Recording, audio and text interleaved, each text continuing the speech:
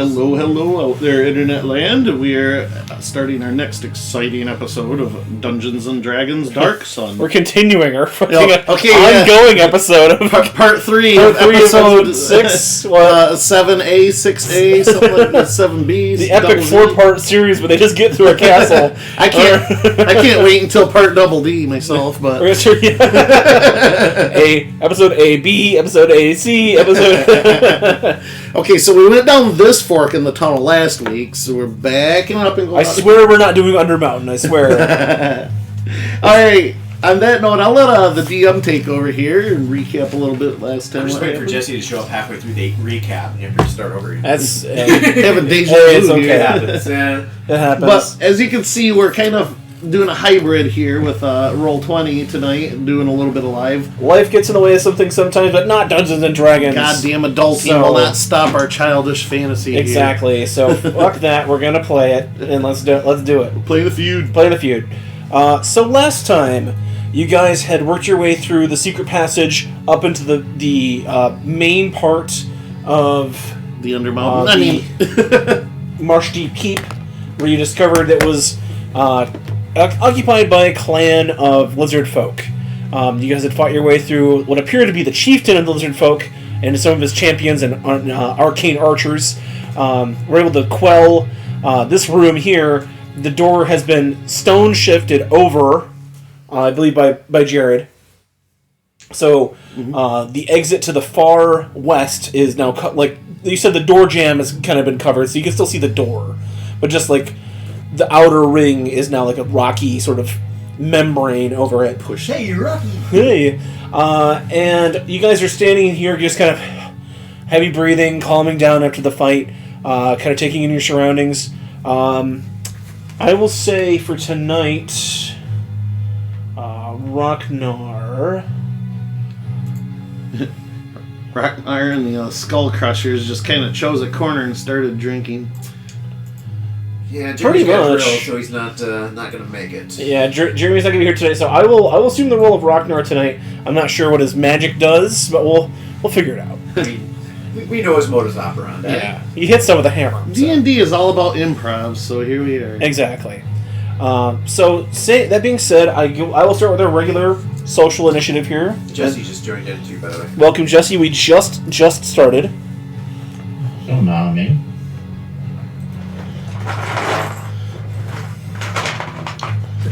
You get a pencil here. I'm in person, damn it. I'm going to roll actual dice. Do it. Last week was not very good. This might be a controversial stance. I cannot stand virtual dice rollers. I'm usually kind of the same. Yeah. Virtual dice rollers. There's a certain satisfaction of rolling. You're absolutely right there. Don't get me wrong. Yeah. But the 5+ years of playing D&D through Roll20 with another group, it's not too terrible. Some nights are just awful. Like last week, it was just like almost always awful. I mean, just call me superstitious, but I feel like the spirit of the dice has to be like. You're superstitious. I am very superstitious, especially with my dice. I can blame myself for terrible rolls if I'm the one actually touching it and rolling it. That's also true. All right, so we'll do our social initiative for tonight, just cause I like doing that. Jared, are you gonna take the one once again? Yeah, I like to react to things, plus I'm setting up some last minute stuff here. Okay. So, Micah, go ahead and give me a d20 roll. I got an 8. Ooh, all right. But if I ever go back, I rolled a spectacular 3. 3. If I ever go back to Captain Thunder thing, though, I'm gonna be taking them 20s. Damn! I just rolled my other D20 out of kicks. 3. Hopefully that's not an omen for tonight's proceedings. Oh shit. Jesse. I rolled a 1. Ooh, okay. So, starting with Malagaz. This is a bad omen, guys. So, starting with Malagaz, you see the room before you. The fresh battle being over. What would you like to do? Blood still cooling on the floor. My guess is there anything in here other than fresh lizardmen corpses? Go ahead and give me a perception test. Okay.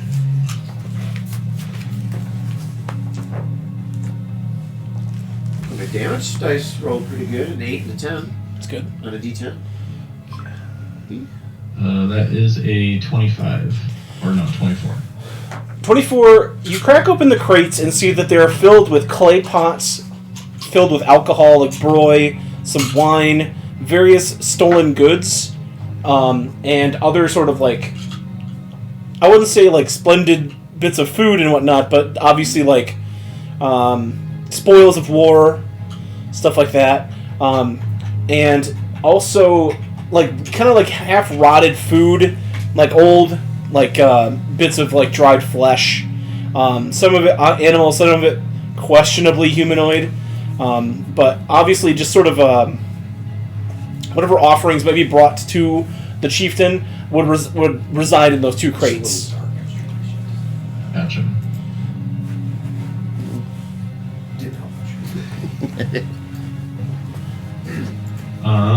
Well, I was kind of just seeing if there's anything useful in here, and if not, then, yeah, I'm ready to proceed on. Okay. Jesse, how about you? Do you want to hit the big light? Well, if we can avoid it, I'd like to burn the hole in my head. Oh, okay. I got light-sensitive eyes, so if I can Well, we're avoid still it, I'd fighting, like aren't we? No, you Oh, no, you that guys have don't killed the work. last of the lizard folk. At least in this That room. was all of them? I thought that was just this room. Oh, this room, yeah. to. Yeah. Okay, well, that's what I meant. Okay. Well, I can't do the things I wanted to do. I guess I will tend to the wounded. Okay. I believe, just for the sake of whatever, because I don't have Ragnar's sheet, I have it. I'll say he's okay. Oh, you have Ragnar's character sheet? I do have Ragnar. Oh, cool, I can just play Ragnar. Here. I should have put two and two together a minute You ago. probably don't have his current damage or health. That's No. But He's only gone one or two meetings without updating it, so it should be relatively fresh. dope. Alright. You top off whoever needs to be topped off. I know Ragnar says he kind of gives a thumbs up. He says he's okay. Did you need any hit points, Micah, or Minor, or Jared? I shouldn't. I've been. No, I'm good. Okay. I mean, I'm down 9. Woo. Not that worried about it. Not that. I mean, he could top you off, and it's I'm at 118 of 127, so okay. I should be fine. All right. I appreciate it. What about clamps? Clamps is good. Now you call him another name. I can't think of his actual. Gar kind of just says he kind of shows like he's got a cut, like a crack along like the carapace of his claw hand. It's like it's just a scratch, but he says if you would like to give me a bit of assistance, and he kind of holds his claw forward. Yeah, I'll show him. I'll show him the good graces of Al Hydra. Okay. He was down 6 HP, so he's back up to full.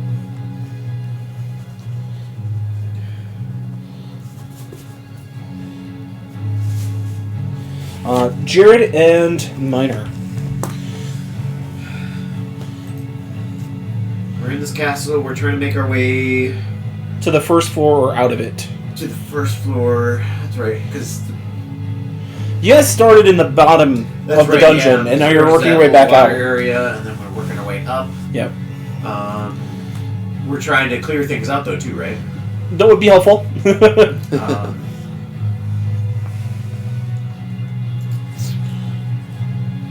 And our next route is this door over here. Or is that the one Jared walled up? You can see through it. Jared didn't like wipe the door completely. He extended the door jamb out so it wouldn't open. Is that our route that we gotta take? There's two doors. There's one kind of center south, and there's that one to the southwest. We checked either one at any point? No. Well, I mean, I guess I can stealthily check the one south center here. Okay. To at least prep for the next move. Okay. My stealth.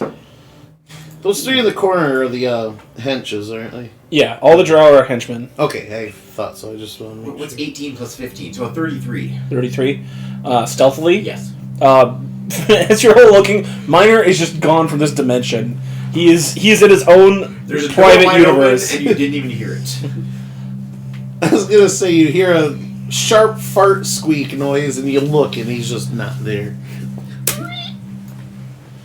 As you open the door, you can see what appears to be a hay straw bed with a crude cover over it, like a crude blanket. You also see another chest in the corner, and what appears to be piles of blood, like sort of like blood and bone, kind of like off in the other corner. Look at the bones! Well, behind the rabbit. It is the rabbit. So there's just blood and bones? And a little bedroll? And chest.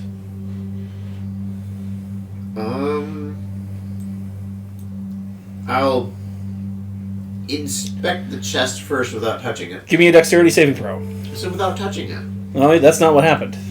I know, I moved in. There was probably something else going on. A dexterity saving throw. All Yes, right. sir. That's a 19. 19, so you take half. As you step over the threshold, your toe triggers a tripwire. And from that, a bucket can be heard overhead.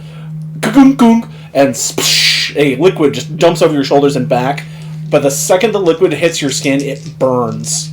You've been covered in acid. Oh my god. I think you got half damage. You might want that healing now. 20 points of acid damage. That's after the... That is after having 20 points of acid damage, as it eats through some of your armor, and it'll give it the armor a strike even. So your armor has one durability strike taken off, and you take 20 points of damage. So you don't see a door or hear a door open. You don't see snafu. Just a second or so later, you hear fuck! Ah, shit! All right. So other than that, after you kind of wipe off I'll say you throw your cape off for a second, just sort of dry it off, and then like get whatever acid you can off of your body. Boggle it up, throw it away. You proceed to the chest. Alright, so back to what I was originally saying, inspecting the chest without touching it. Okay. Although I'm guessing probably now the trap has already been sprung. Give me an investigation. Alright, that's a... Oh, the nat 18 plus 0. Well, looking over the chest, you can see that there's no other like wires or like strange holes. It doesn't look like there's any sort of specialty traps attached to this chest. Alright, let's open it up. You open up the chest. Inside is a smattering of coin, copper, some ceramic pieces, a couple gold pieces. There's 20 points of platinum. We're just going to use the in-game whatever. So 20 platinum, 50 gold, and 20 silver. Oh, yeah. 20 plat, 50 gold. 20 silver. Okay. Also, you are able to find what appears to be the only steel weapon that you've seen any of these guys have is a steel dagger.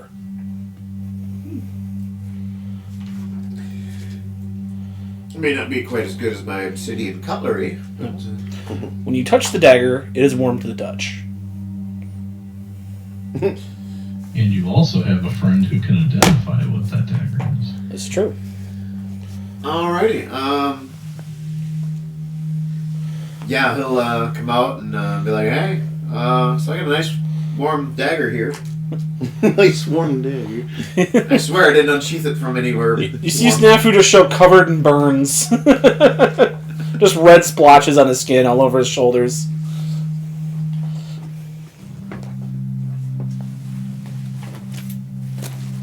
And he's like, well, if it's warm as a touch, that means that it's probably magical. You think it'll toast bread if I cut with it? What was that? You think it'll toast bread if I cut with it? Or not that one? It could. It could do a lot of things. Be a nice butter spreader, if nothing else. Do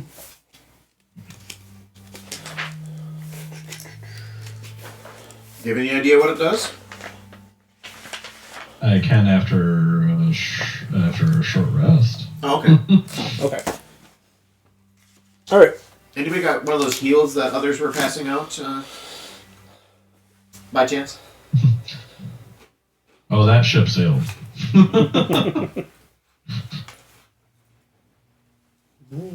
Do you have any heals on deck at all, Jared, or does it all require a dead body? Well, my mass one requires bodies, but I could use a couple healing words, I suppose. It's up to you. It's not super crucial, but... Could have been 42 points of damage. That would have been... Or 41 points of damage. Yeah, that would have sucked. I'll figure this out. You can keep going with the plot. Okay. I'll give his number. So as you sort of heal up, you see that door leads to what appears to be the chieftain's private chambers, and the only other door leading out is the one that is partially stoned over.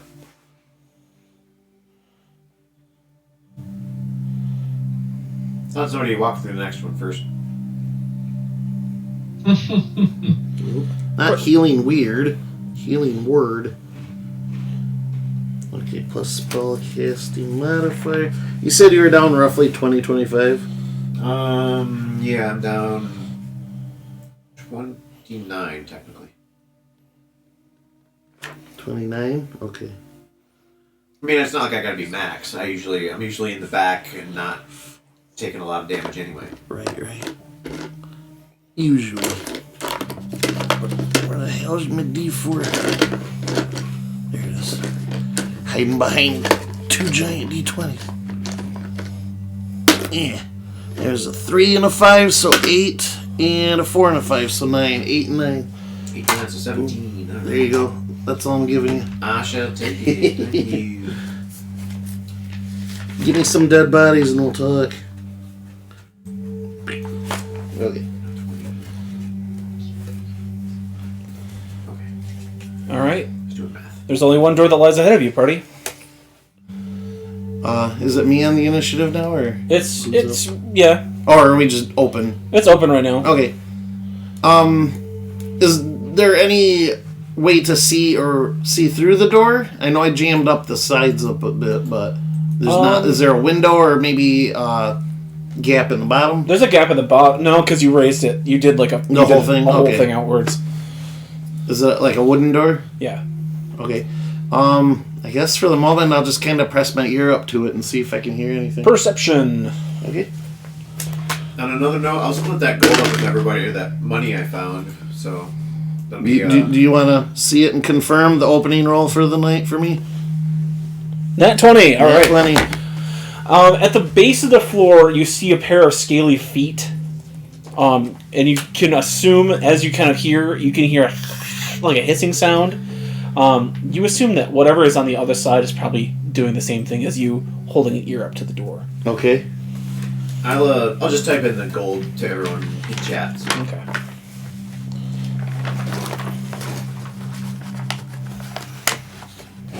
Let me see here.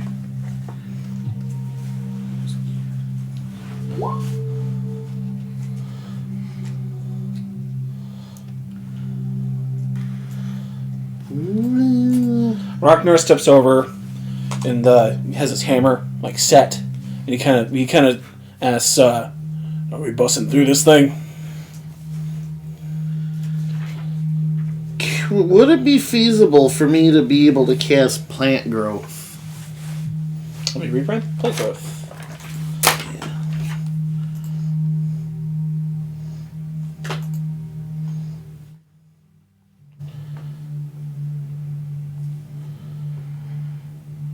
150-foot range. All normal plants in a 100-foot radius and around that point become thick and overgrown. If you cast it for the 8 hours, you can make things grow. But the 1 round is just you grow existing plants. Okay, so there probably wouldn't be anything over there then, because we're... You see some hanging moss and like a bit of roots, but nothing like... You see like deadly piranha plants, you know. Right. I was looking to do the, make it so they have to take extra rounds and move and all that. Yeah, I'll kind of signal to Ragnar and kind of get everybody else's attention that we're going to bust this door down, and I'll inform them Okay. of the lizardman. John Q Lizard. Okay. Yeah, I'm not sure what I can do about the audio. It's about as good as I can get it right now. Can you turn up the sensitivity on your mic a little bit, John? I have no clue how to do that, I'm sorry. Yeah. I could try. Well, you're right here, John. Make sure it's on your far left light and then just crank it one or two. Yeah, I don't know if it's the mic or the connection. It might be Discord doing what it's been doing to me this whole time, like of previous meetings. It's the same exact thing, like it'll be lighting up on Discord, but no audio comes through, and then maybe after 10 seconds it'll start coming through, but... Oh, no, it'll like come through when it lights up, but it comes through and it's kind of like garbly. Yeah, I don't know. Yeah. Sorry. I can't really fix it. Yeah, I kind of stumped for ideas, too. Yeah. We're using $150 mics, so... Rocknord kind of... I don't know if it's... Go ahead. Go ahead. No, go ahead. It's fine. I was just going to say, I don't know if it's Discord or if it's all audio. Like, I check with the stream probably, too. Okay. Yeah. Well, I'll check that. You can keep going. Let's just do that real quick. I'm going to step away for just a second, and then we'll get right back to it. So while he checks this audio on the stream, it just leaves me to check. Minor, read our ad read. Right. Today's episode is brought to you by Stouffer's Chocolate Animal Crackers. They're not paying us, but damn, I do love eating them. Unless they want to. A whole bucket load. Let's see. Alright, stream, I'm sorry. I'm gonna put you on hold for just a second. We'll be right back. Goddamn technical issues.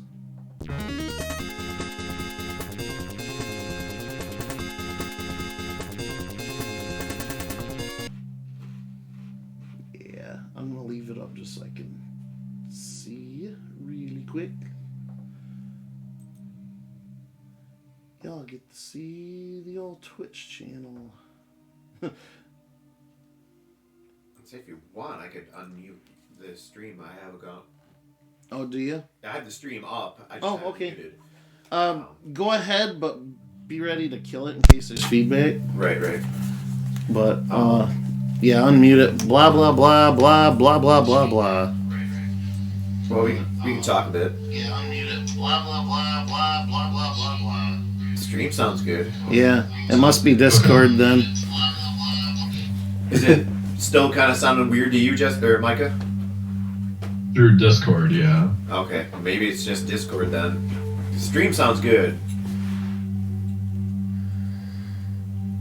I mean, I can unmute it and we can talk a little more and, you know. Yeah. I don't hear any garbling on there. No, it sounds... Yeah, I think it's Discord. Yeah, I don't know.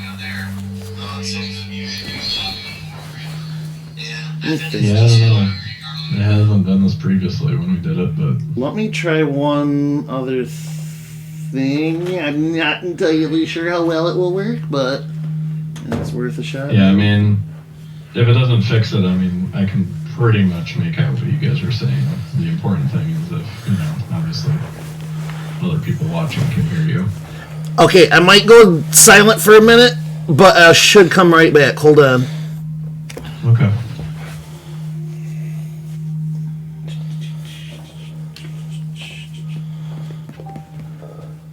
Okay, can you hear me now? Take that as a no.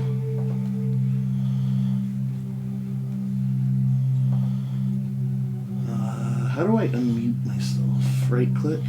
Yes. Can you hear me now? Okay, that sucks. I muted you. Jared's. Try it now, Jared. And you just stay with calm. Can you guys hear us okay now? Can you keep talking? Yeah. Check 1 2 check. Hello out there, internet land. How are you doing? 3.14159623. Yeah, that is perfect. I don't Cool. know. Okay. We'll roll with The it then. differences, but yeah. We're just using Jared's laptop now, so that's all good. You guys are sharing the stream mic now, so. Hell yeah. Okay. Yeah. Well, if it works, it works. Yeah. So Rocknor kind of says like, Jared, your stream is still on. Oh yeah. Oh, okay. yeah, we gotta get straight Cool. back up. Thank you. Much appreciated. Okay. Thank you. All right. Think we got it. cool. Rocknor says if we're, I think Jared, he doesn't speak with an accent, so I guess I No, would he have doesn't. to. I'm You gonna have have to to speak define like Jeremy. Rocknor. You have to talk like Jeremy does. All right, let's everybody get into a formation if we're gonna go through this door. We're gonna show. I was just gonna say Rocknar wouldn't give consent. That's true. All right, everybody roll initiative. We're just doing it. Rocknor's just doing it. We're doing We're it doing it live. live. We're doing it live. He's gonna throw up a YouTube video and kick down the door. Once we smash that like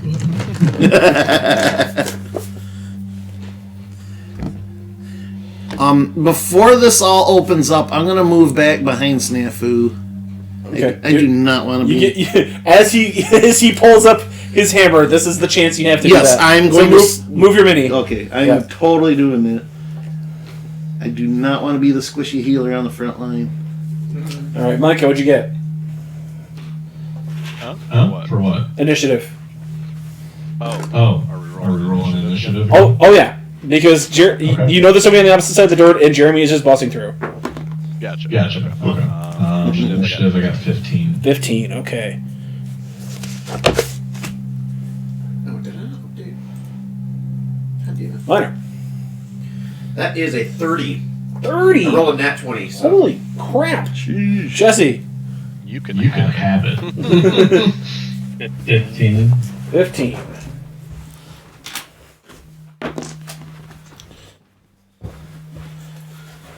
Hey, Minor, can you pull the stream up again real quick? Put these on. Oh god, I gotta put your headphones on? Ew. Oh. They're good. Ew. I like jizz in the I left was like, one. Wait, what? I got headphones. Wait, they're out. That's why I call them headphones. Cha, cha, cha, cha, cha. The fidelity on them is great. Well, if we didn't lose listeners with the last couple jokes, we definitely lost some.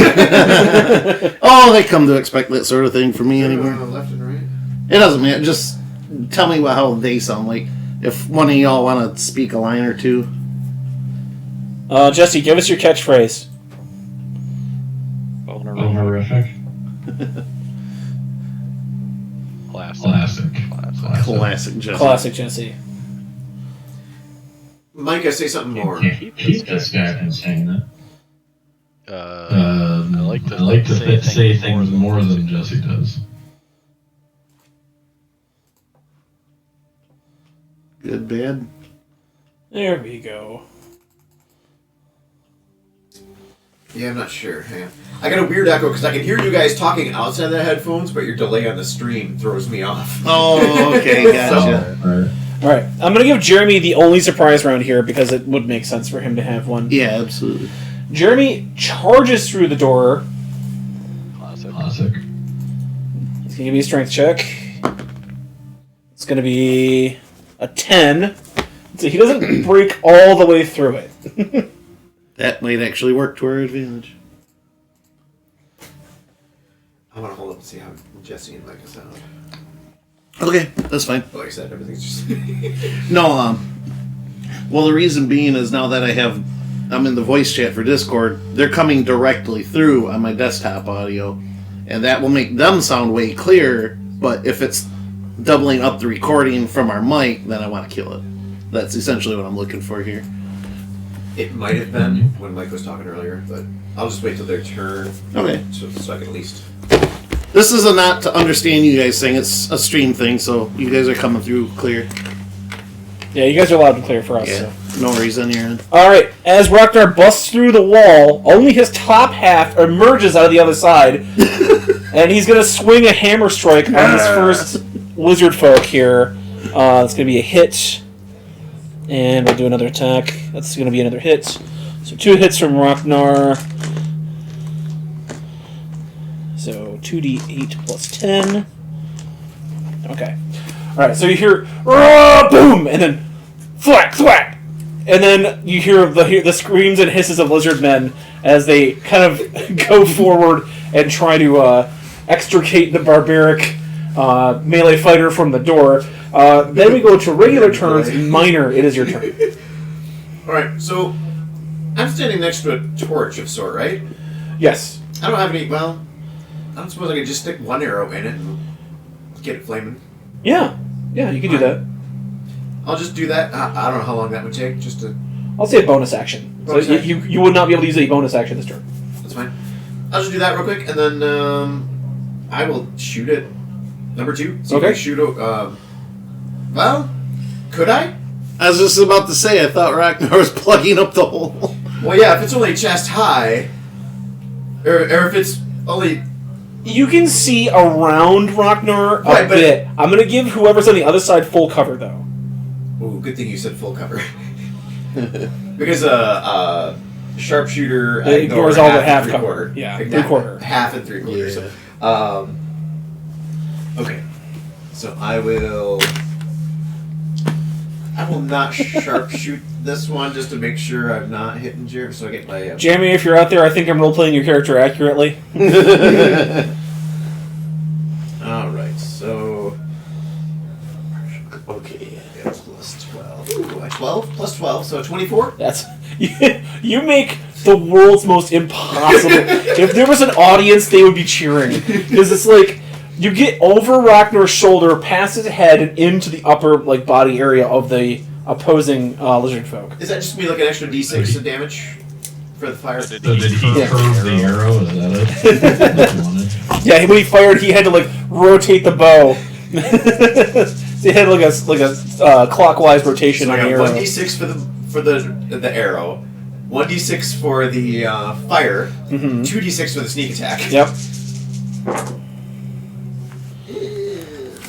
Plus your dex.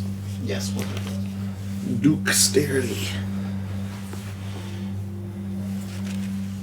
Yeah, it was only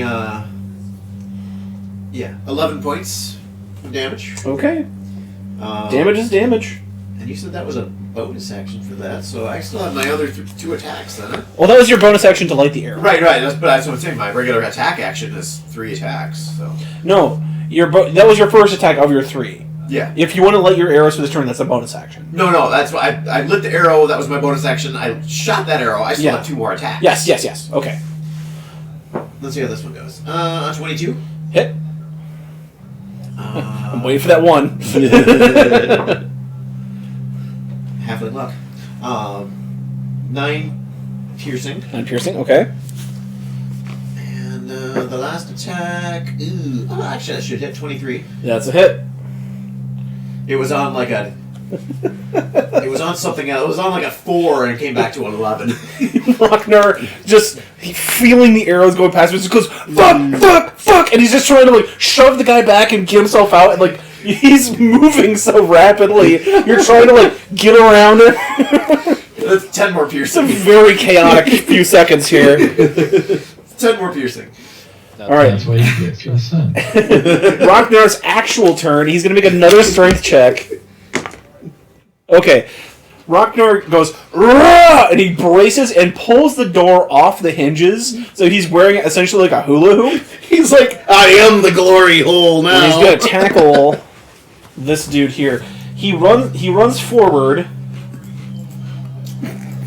What's the Jack Nicholson one? We should get his head through the door. Oh, yeah, here's Johnny. Yeah, here's Johnny. And you see Ragnar move ahead here. Here's And he's going to pin this dude against the wall.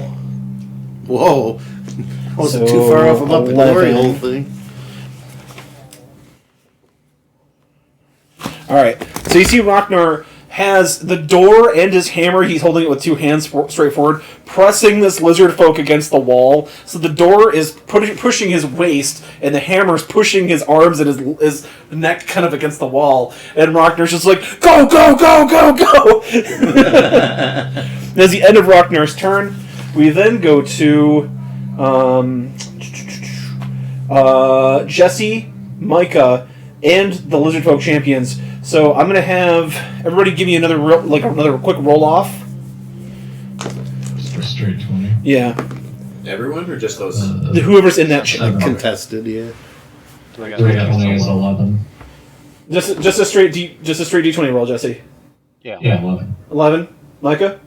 7. Okay. So it's going to go Jesse, Micah, and then the lizard folk. Lizard.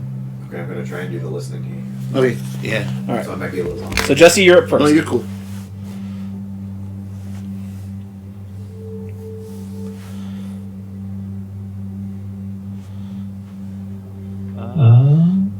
Okay, just a sec.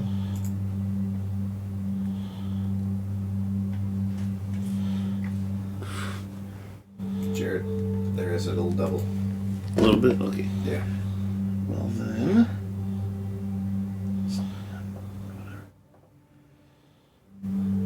We'll kill the desktop audio and then let me know how they sound.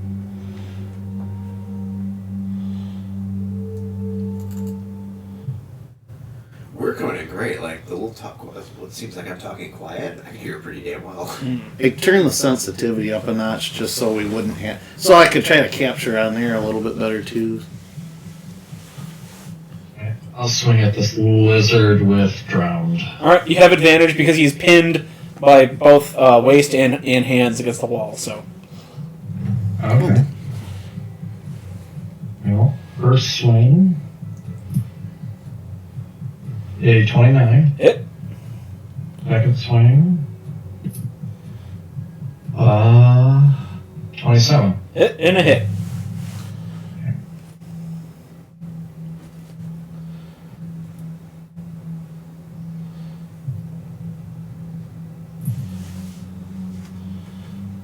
Yeah, I'm not getting the double now. Okay, just as long as it's yeah. I'll double check with Micah, but should be good.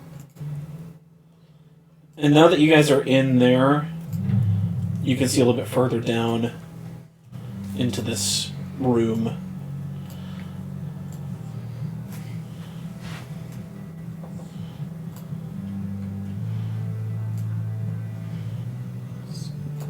Just a smidgen. Okay. Oh man, we could have had a lot more room to fight. Well, you entered the final boss room at first. And we're backpedaling. Now you're backpedaling, yeah. Yeah, we're not exactly conventional. No. In my 20 years playing with you folks, unconventional is the most accurate adjective I would use. He takes 42 damage. Oh, that is enough to end his lizard folk life. And as you stab, drown into the lizard folk, Jeremy just gets drenched in like the spraying black blood of the lizard folk. He's just like, as it like splashes in his face. He's trying to like get it off there. Anything else you'd like to do on your turn there? No, that's it. Okay, Micah.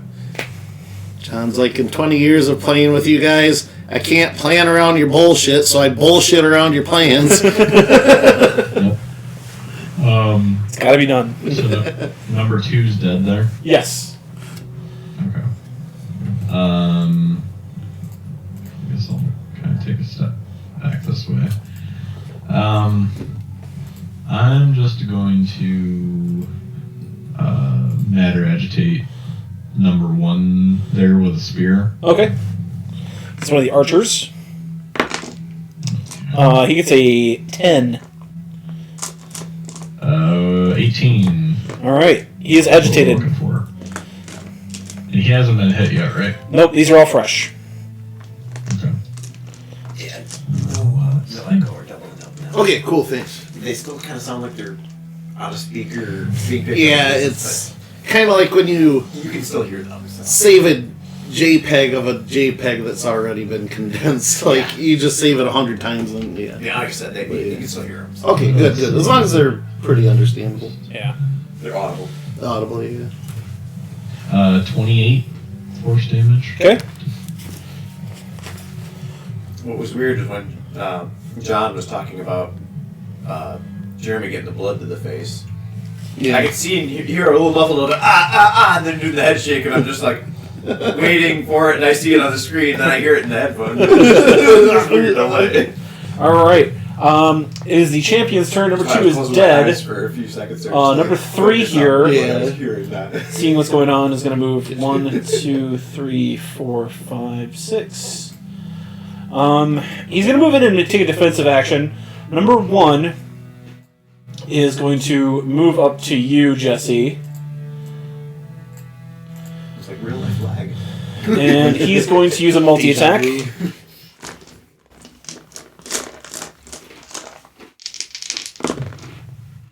And roll 2 3s. So as he swings in, you hear like ah as the lizard folk runs in, but you're able to block both strikes with Drown pretty easily, and he just kind of rears back for another attack. But that's the end of his turn.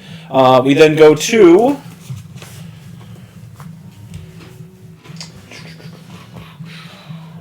Just read something that pained my heart. the Longbowman. Somebody's saying Bioshock Infinite is the worst by a landslide in the series. Yeah, that seemed to have been the popular opinion. Ugh. I couldn't disagree more. Right? Right. The gameplay is fun. The story is pretty decent, but I think a lot of people, it went too big. Whereas, like, plot-wise, previous installments were a lot simpler, yet engaging. Yeah, that's fair. I suspect too that everyone was so used to being underwater that the change in being up in the sky was just too much for them. Oh, that didn't bother me at all.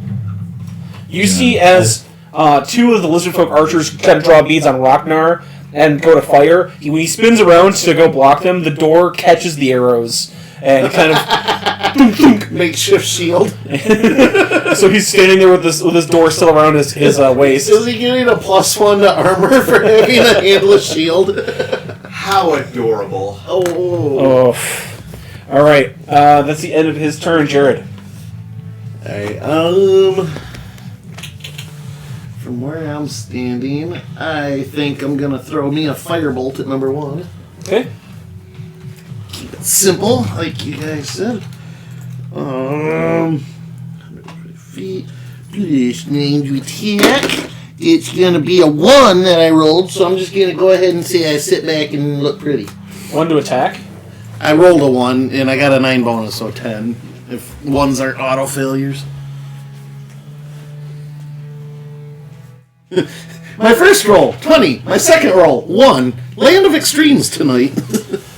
I'll say it hits the door that's around his waist. Okay. And it like kind of bursts open, and now his hula door is no more. So Hula door. R.I.P. Hula Door. R.I.P. hula door. I still did something. I'm participating. Rocknar looks and like gives you the thumbs up. He had no idea if that was intentional or not. She's up to something. I'll just trust her. Top the order. Then we go back to Minor. Ooh, that's me. Unless somebody else beat a 30. I thought I was impressed because Rocknar got a nat 20 for his. Like 22. Who's going first? I got a nat 20. Just gonna plus 10.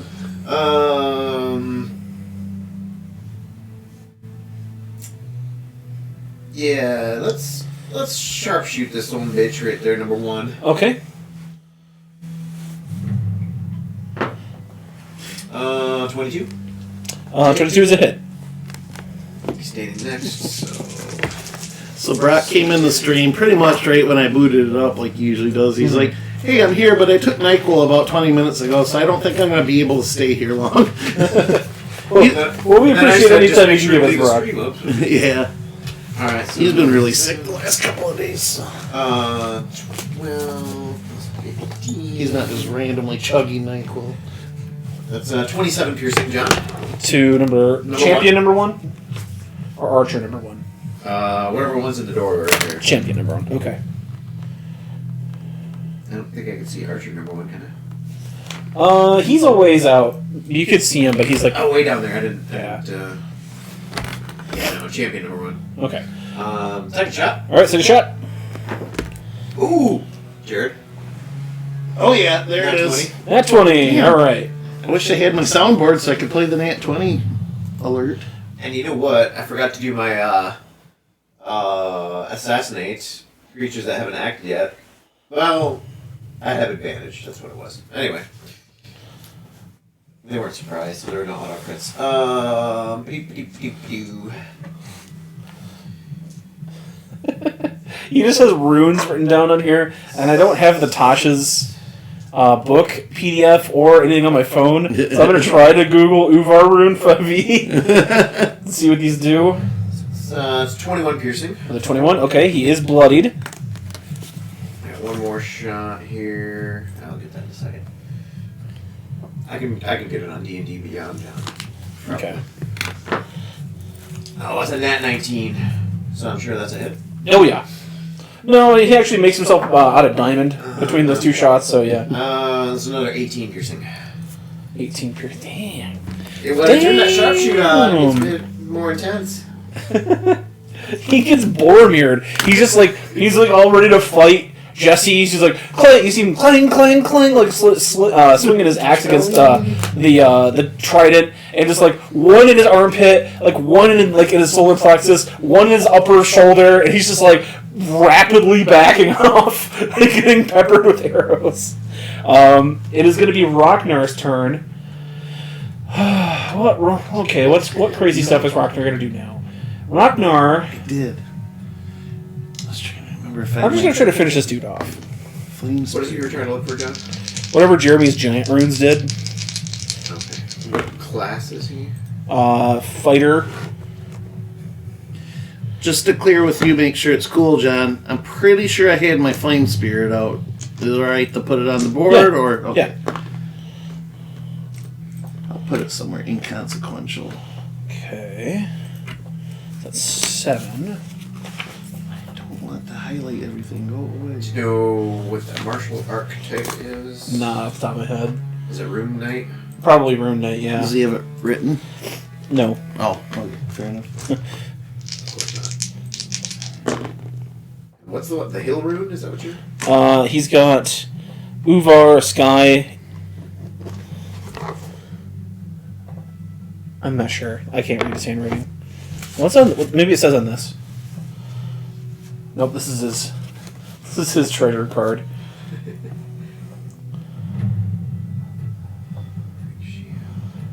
He wrote Ballista with 12 steel harpoons on his inventory card.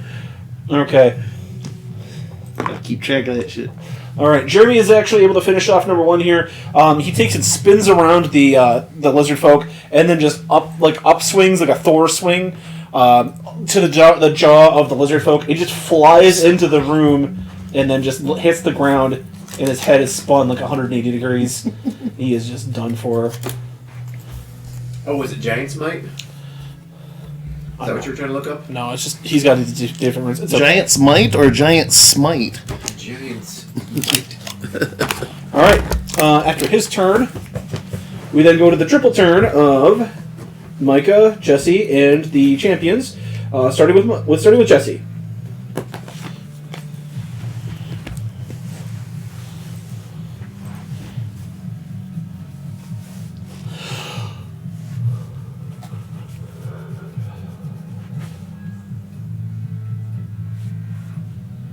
Alright, I'll come down here and I'll attack this guy.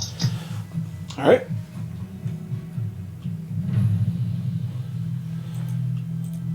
I got a 14 and a 29. 14 is your total swing.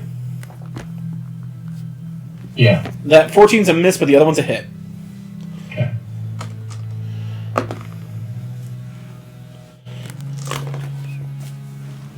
John, did you want me to try and decipher? That's okay. Improv. Yeah, it's all good.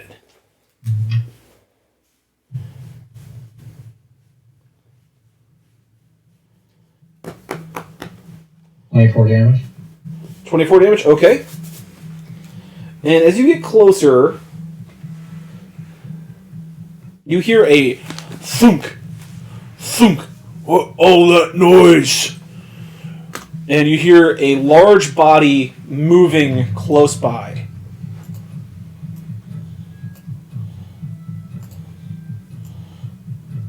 Okay, good.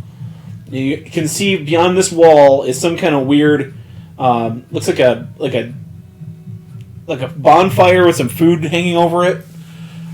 It's coming from the dark space to the kind of just to your right, behind the wall. There's food. There is food. After you, it is Micah. I will move in there. Right here. And I will try and stagger some of these. I'm going to matter agitate on number 3 there. The champion, I think those are. Champion 3, okay.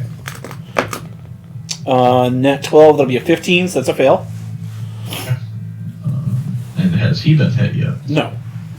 Okay.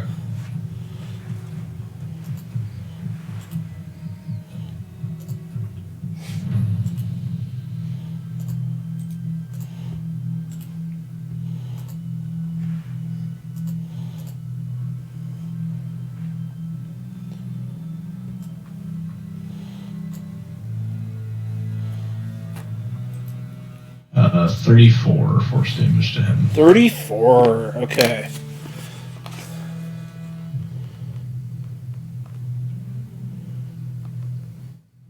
Alright. You see as this sort of energy builds across his body and just, like, vaporizes, like, part of his top skin, some of his muscle mass just gets vaporized. He just gets covered with this charred sort of look as he squeals in pain, and he just sort of, like, grits his teeth and sees you and starts to approach.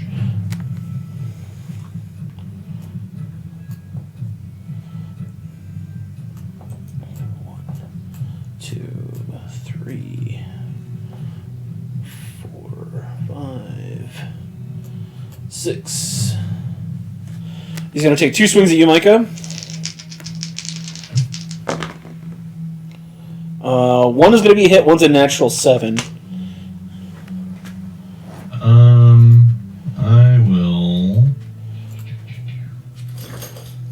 I will use shield as a reaction. Okay. So that will put my AC up by 5.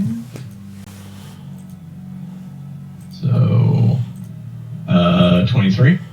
It just edges him out as he swings down this axe. You can see dripping with like his purplish, poisonous saliva. It just sparks against this purple energy shield you're able to pull up in front of you. And he kind of growls.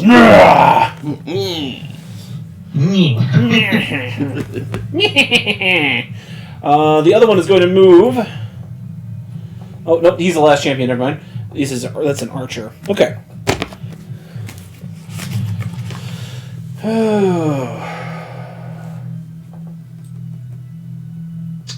Yeah, archer's turn.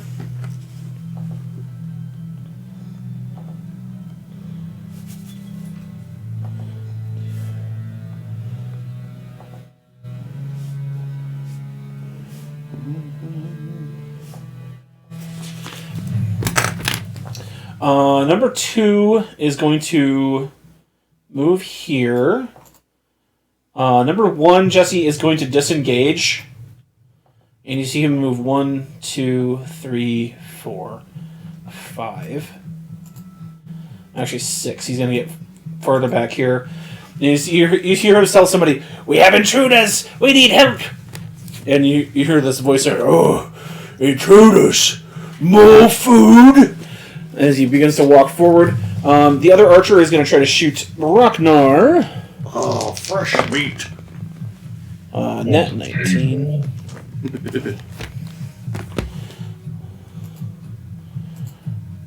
I love that thing I posted that meat's back on the menu, boys. Did you see that? Yeah, that thing I posted.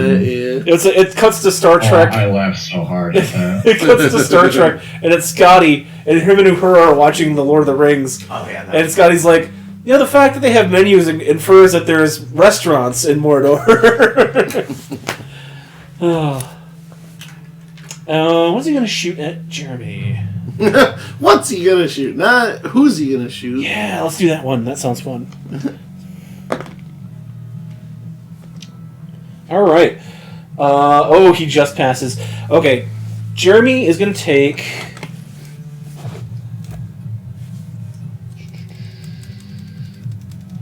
15 points of damage.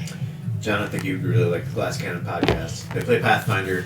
But the banter between them and the DM, he's always, man, I was really hoping to kill you guys this time. They're always kind of at odds a little bit. Alright. In a playful way. You see the lizard folk draws an arrow, and it's kind of glowing with this sickly green sort of aura around it. It hits Jeremy, but Jeremy's able to break it off and pull it out before it can affect him.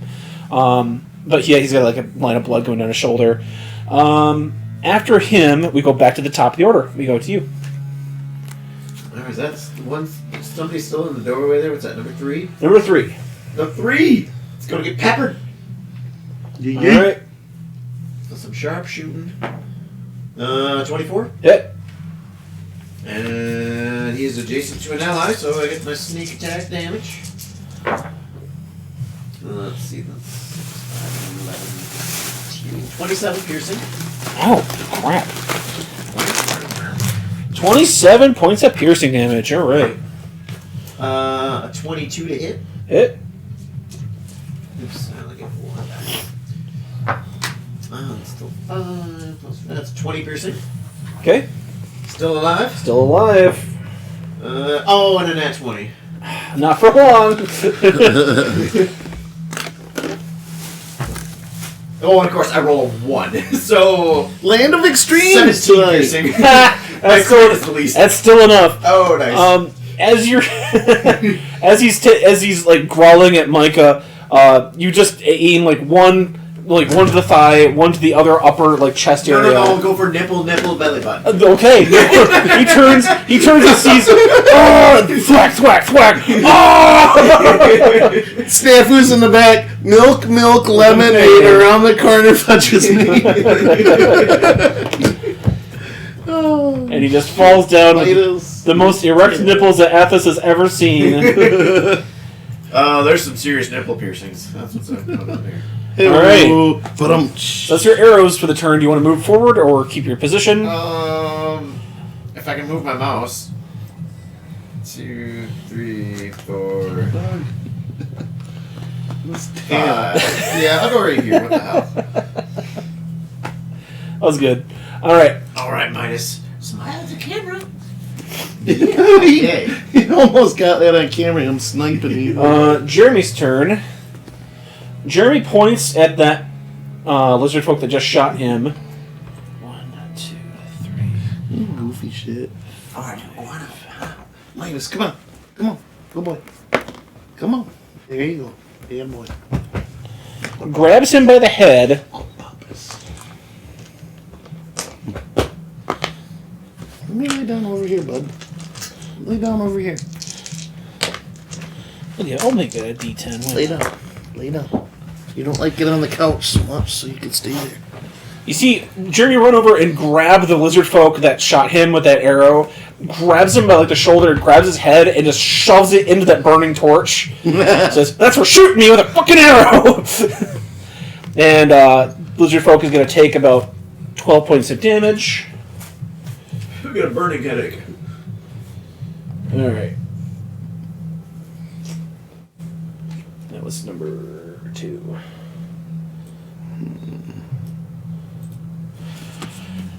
Now, normally, I would say, Jesse, it is your turn. However, 1, 2, 3, 4, 5. Everybody 6. in the shit. A large, burly ogre wearing a crude leather apron covered in bloody rusted knives made of stone, some metal, carrying a large, stone meat tenderizer, looks at you and says, "You must be dinner!" And he's going to bring down that big hammer on you, Jesse.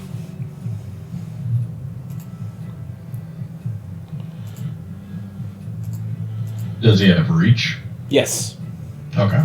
He's an Agra. Alright. I think that's profiling, Jones, implying that all ogres have reach. I'm just saying. Yeah, okay, you know what? I did read. I am wrong. He does not have reach. He's going to bump up 1 extra. Hey. There you go. Goddamn rules lawyers. Jesse, that's going to be a 24 to hit. Yeah. Alright, you're going to take 14 points of bludgeoning damage, and your next attack is going to be at disadvantage. Next weapon attack or Yes. next attack? It just says next. The target gains disadvantage on their next attack roll. No, okay. So as you block it, but you're still going to take the damage from the swing as it just like drives you down a little bit, and you kind of just drives the wind out of your lungs, just trying to last minute stop this thing from bonking you in the head. Now it is your turn.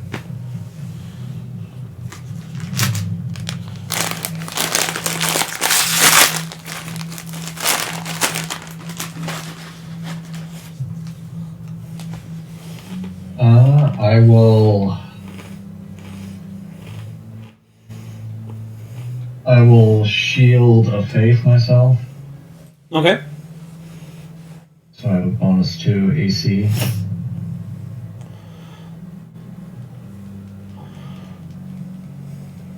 And then I'll swing twice at him.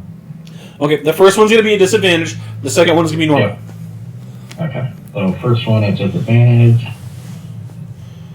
He got lucky, a natural 2. So the first swing, you're still a punch drunk. It was just a wild stab that just goes wide. Yeah. Alright, second swing. Natural 4, so a 15. 15 is a hit. 15 is... I guess because he's so big. Okay. Yeah. So monsters are easy to hit, but they're HP sponges. So. Oh, yeah. Well, he takes 28. Alright.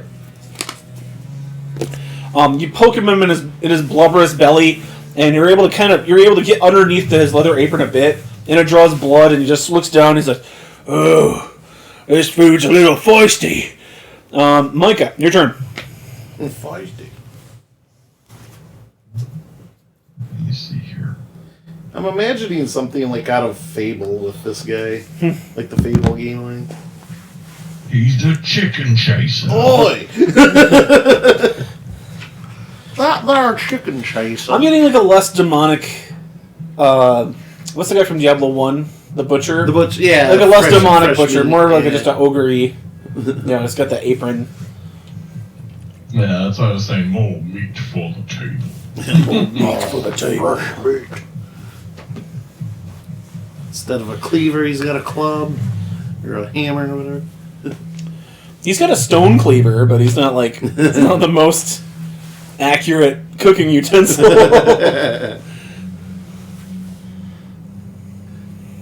What if he had like a giant mortar and pestle, and he just threw bodies in there and ground them into soup? Grind your bones to make my bread. Now that's giant racist. Yeah, right there. that is, yeah. Or that all ogres live in the swamp or smell like onions. There's a Darkest Dungeon boss I'd love to throw at you guys in D&D. Maybe one of these. Now that I'm moving into my house. I'll have to DM a game so I can actually play Dungeons and Dragons with my friends. Yeah. I got some organizing to do in my house yet, but that's next on also on the priority is start prepping for some sort of either werewolf or D&D. Yeah. It is your turn, Micah. Yeah, I'm just trying to figure it out. Okay.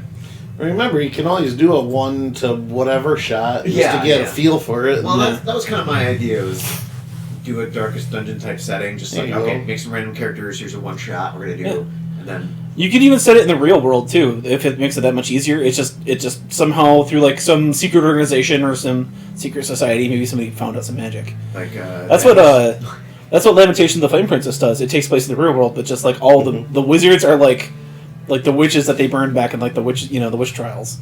So I don't think I need to keep it real world. So gotta roll Piper into that. oh man, I wouldn't wish Piper at a first time Dungeon Master. Mike Piper, if you're watching, I have learned to DM for you. But you need to experience Lamentations of the. He does. Yeah. That would be something to stream too. Just I would for the love to do sake that. Just for the sake Like I of said, how I'd love to see low him in it it, is. get Grohl in it. That would be Yeah, interesting. Grohl would like it. Okay. But Okay. I don't know who we'd do for a third. Huh? I don't know who we'd do for a third. Who in this group hasn't played it? I thought we only had a 3-person group for that. You, me, and Micah, I think, did. Yeah. So Jesse or Jeremy. Yeah. Or one of us play again to kind of help lead them. No. I mean, I would play again. I just wouldn't take charge. I'd be there to back up, maybe, but. I had something that was like magic missile, but maybe I'm missing here. Eldritch Blast. A mental missile? There's Ego Whip. That's like an auto damaging spell. Do you have Ego Whip? Sounds like some sort of. Yeah, I do. I thought it was something that didn't consume anything. Oh, That did. I don't know. Sounds like some sort of random Star Wars character, Ego Whip. I thought it sounds like a dessert. See, to me, it sounds like an 80s song. Whip it good. Oh. Okay, let me actually read this real quick. Okay. So we're having fun just talking about Just bullshit. just bullshit. Yeah. Here, kill that monster. Okay, what did we see on YouTube last week? If I played in a Darkest Dungeon style adventure, I would want to make like the crazy old man who like lives on the edge of town, but he's actually like an arch wizard. Depends on what level you want to do, but he'd be like, all of them laughed at me. All of them called me crazy. And then he's gonna like fight demons on the edge of town. Like he's the only defense, you know. Like this town would have been dead if it wasn't for Mr. Withers on the edge of the forest, you know? It smells like cat pee, but he can cast magic missile. Get off my lawn! Get off my lawn! That cat pee smells actually all of his components he's been hoarding over the years. I don't own any cats! What's in this jar? Oh. Moose piss. Oh, that's the chloroform jar. Oh, I can't believe Gertrude saved that for me. How nice of her. Oh, man. Or it'd have to be like what we. Try one thing here. Okay. I'm gonna use my Elder Brain Mind Stone Okay. to try and dominate person on the ogre. Okay. I'm guessing that's a wisdom saving throw? Yes. That is a nat 1. Woo! His mind is like an open book, and it was made by Fisher Price. More work. So if he gets hit, he gets another opportunity to save it. Okay. He's charmed. As long as we're on the same plane of existence, I can issue commands to him with telepathic link, so I don't have to say anything. And it's simple commands. And then if I don't give him anything, he kind of just stands there and defends himself. Okay. It's concentration for up to 1 minute. So, Alright, 10 rounds. I guess I don't know. Yeah, I don't know. Huh. It doesn't say what kind of action me telling him to do something. Just basic stuff like attack this, move here, open this. Oh, it says no action required Yeah. for me to tell him to do something. Yeah, So- it's just going to happen on his turn. Yep. So I'm gonna tell him to kill the lizard folk, basically. Oh, okay. Guess you're next. He turns around and points to the lizard folk. And he's just like, what? All right. Not his turn, but that you see him approaching the lizard folk. Looks like alligator bites tonight. Yeah, he takes another wisdom saving throw every time he's hit. Okay. Does he get one at the end of his turn? I believe it's just when he's hit. Let me see. I know a lot of them do, but this may not. You can can use your action to take total and precise control of the target. Until the end of your next turn, the creature takes only the actions it chooses and doesn't do anything you don't allow it to do. During this time, you can also cause the creature to use a reaction, but this requires you to use your own reaction. No, I'm reading the same spell. I'm reading the same spell, Micah. He only gets it when he gets hit. Okay. I just thought I'd ask. So he is dominated until something attacks him.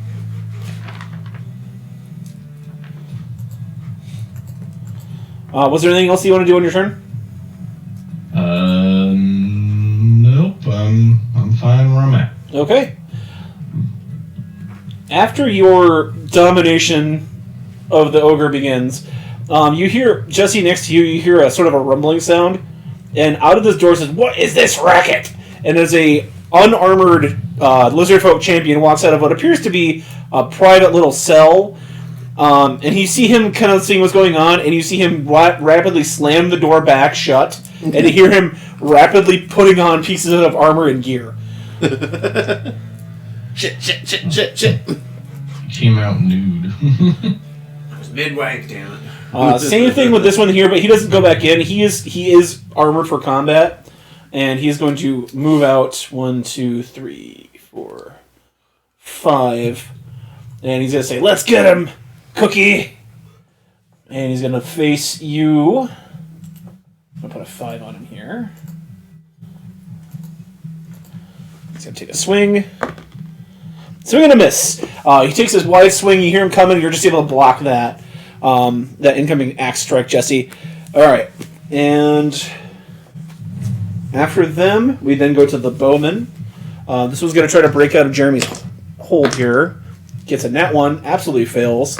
Takes another 3 points of fire damage as his head begins to encompass the torch. Let's see. Number 1 is going to frantically run away into the corner here. He's going to try to fire an arrow at the ogre. It's a hit. Ogre does not make his save, so he is still dominated. Oh. Alright, and ogre should take 7 points of damage. Alright. Tap the order. Alright, so am I realizing this What ogre about is... me? You see a purple aura come over the ogre's head. What about me? Oh, sorry, sure. I am sorry. Sorry. I frankly only knew because I was last in the lineup. Back last Canon podcast, there was a scene where they had some red caps encounter them, like little dwarf people or something like that, but they put their hats in their enemies, their foes' blood. That's why they're red caps. Mm-hmm. But somebody did dominate monster on one of them. They called him Razzmatazz. The DM's like, "Hey guys, how's it going? You know, it's funny, like 5 seconds ago I was hell bent on killing you, but now you guys seem pretty cool." You guys seem pretty cool. I'm gonna ping something north of what you got displayed there. Oh, sure.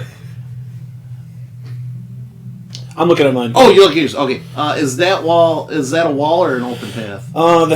You cannot see, but you can... I'll say it's an open path, you know. It's just you can't see. Alright. I'm gonna move and kind of peek around the corner at the same time. Okay.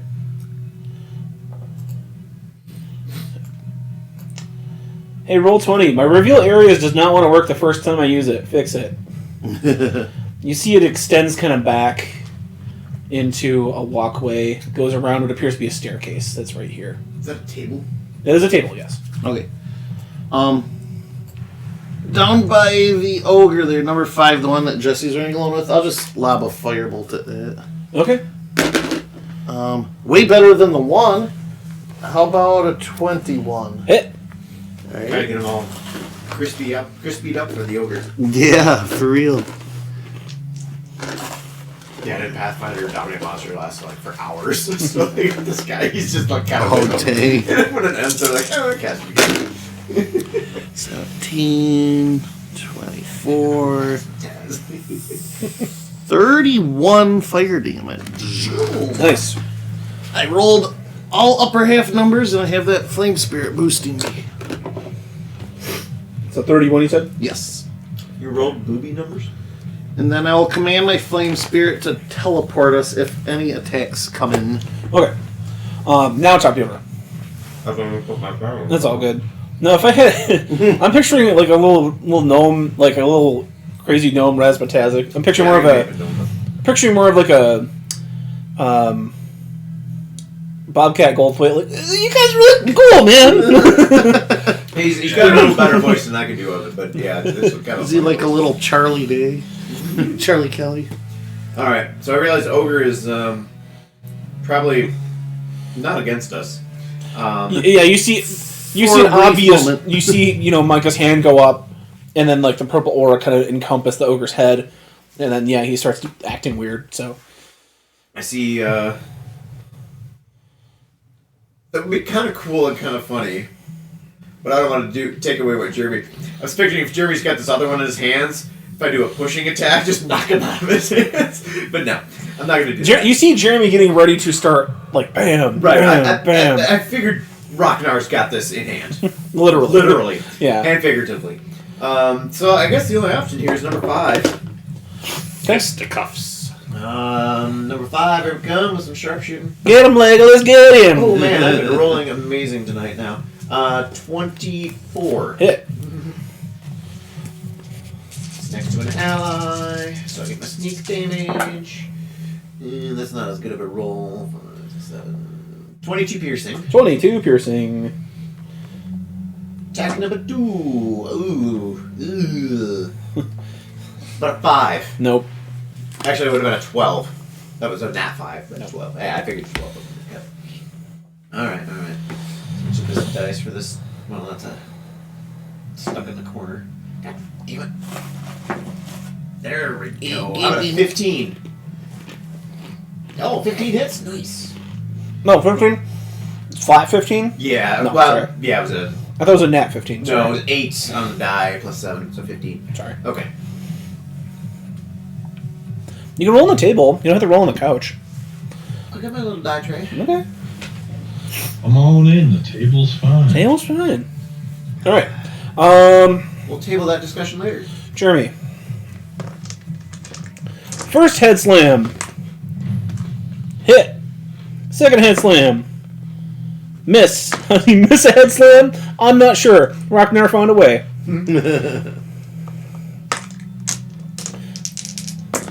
Picture maybe like he just kind of like resisted just slightly, so he kind of just like loved the shove. It like hit his hand, like it hit the kobold's hand instead of the wall. Yeah. Not a kobold. He's a lizard folk. He's just manhandling him like a kobold. So he is bloodied. All right. And in his turn, we then go to the ogre. Ogre's gonna walk on down. You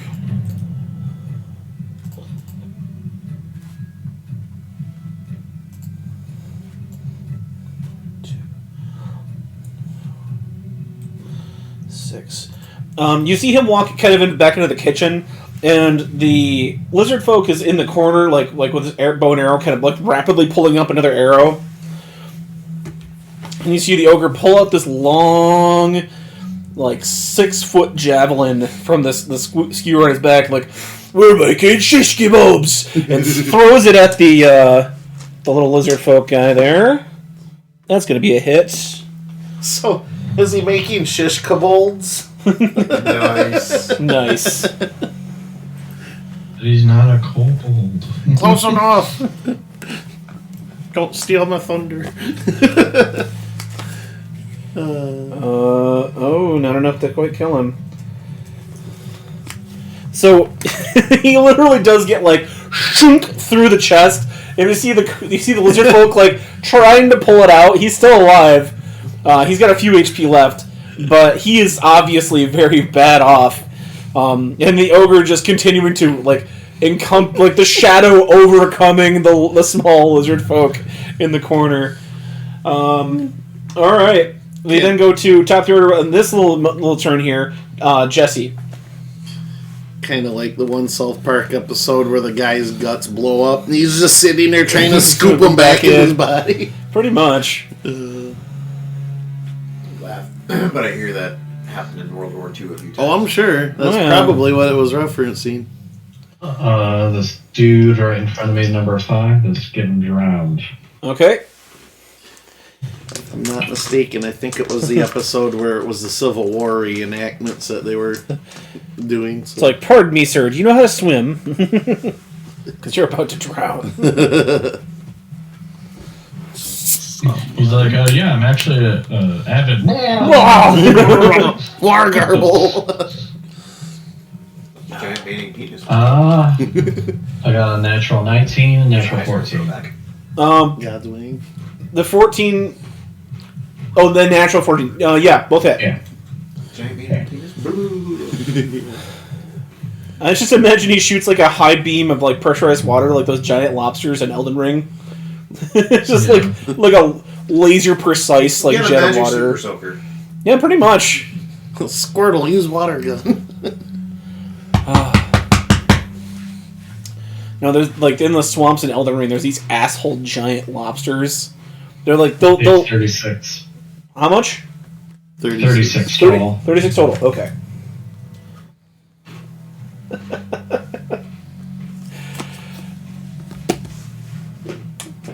Jesse, high or low? Oh, hi, baby. Hi.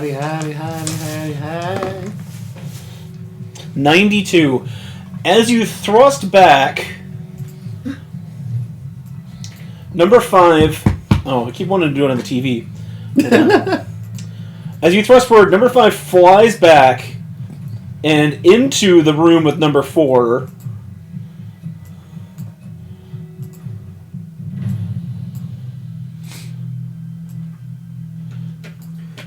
I haven't tried my water yet, so. He falls down dead, but he knocks number 4 prone. Nice. As he's just getting to get through to get into the fight. So you thrust him back, and he falls, but and his dead body is laying on top of Lizard Folk champion number 4 as he's trying to get him off him to get back into the fight.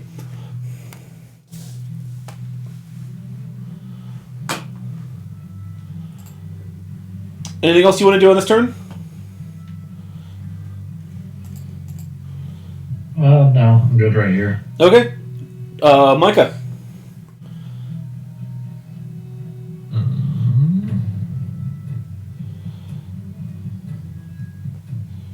Jeremy hasn't even got that Archer bloodied yet. Oh, he is. I just haven't marked it. Sorry. Oh, okay. I'm controlling so much. Our God is slipping. I'm lagging. Need more donations. I need my mega church in order to operate. Mega Church is just a Taco Bell. The Taco Bell party room in the back. Taco Bell or Qdoba? Oh, man. Yeah. Qdoba's for the fancier times. Yeah. And here I live just 2 blocks from, Oh, Truro. yeah. Oh, true, yeah. might be like 3 blocks. I'm just going to matter agitate number 4 there. That's Pretty prone. close Okay. either way. We're just on the corner, opposite corner of one. Natural 7, so that's a success. Go ahead and Okay. agitate his matter. You definitely need to get a good bike if you don't have one already. Yeah, I got a bike. You'd make good. If I lived closer to town, I probably would bike just about everywhere in the summer, I'm sure. Where the hell am I gonna go? Find out. To El Patron. Yeah. Hop on your bike and go downtown. 33. 33. Okay. I need a lock and a chain. All right. Jesse, you see now as he's trying to push the corpse off, there's this purple blast of explosion, and like so a lot of the skin on his arms is just now like sizzled. It's like ah! He's trying to lift off this other lizard folk. He's not having a very good day right now. It is his turn. He's going to stand up from prone, and God, what else is he gonna do? Has he shat himself yet? Let's see. Roll Constitution save.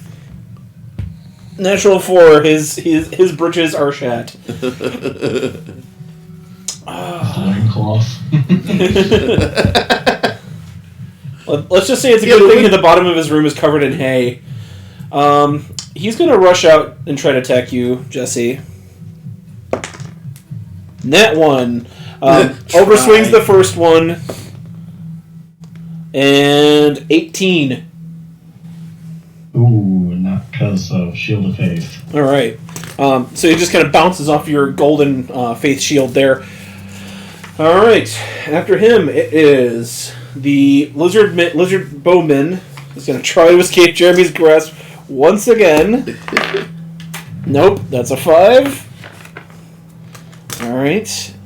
And this one's going to shoot the ogre again. And he's going to hit. Ogre will save.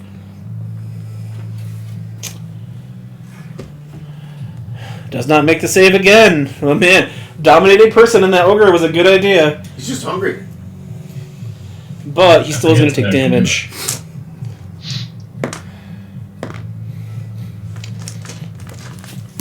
Alright, so 13. Okay. You hear the ogre say as he's walking closer, "You're just making it worse for yourself." This is the end of their turn. Jeremy. Or no, excuse me, Jared. Okay. Oh, double of 150, 300 feet. Cool. Okay, so I'm going to... Oh, I could do that from here. I wouldn't even have to move. Sweet. Alright, so a 20-foot, 5, 10, 15... I am going to cast... I gotta plot it out real quick. Draw a shape. Hopefully this do it. Oh, cool. That'll work per... I want to say I'm surprised you don't have a mouse, but you probably don't have any USB slots left. No, I don't. That's why I have to use this, yeah. Get yourself a dongle, boy. That still takes up a USB slot. No, multi-part dongle. USB port. Yeah. Oh. Yeah, I got one down there, but it's fine. I've used a mouse pad for so long, I don't really care. It's just drawing and stuff. That Just like saying dongle, Jared. Dongle. Okay, so anyway, right there. Spike growth. You need a ding dang dongle. Right? I mean, if somebody walked up to the dude, A dangling dongle? I just got a dongle. Wait, like what? Okay, I cast that, and I will tell the Flame Spirit the same as before. Okay. Any attacks come in, get us out before they hit. Alright, so I have the order. What'd you put in there? Spike growth. A spike growth, okay. It's like I heard it, but it just didn't stick. Again, everything seems to be at hand other than, was it number 4? Mm-hmm. Papa. I've been rolling a lot of 17s tonight. So 24 to hit. Yep. Same thing if you listen to 20s. from my perspective. It's only 2 20s. And this is not the best of rolls there, so that's only 5 plus 15. So there's 20 piercing. Okay. The mostly naked bad critter. Oh, there's a nat 2. 16 to hit? Nope. Okay. Alright, one arrow catches him, but not the other ones. Let's see. Do I want to move anywhere?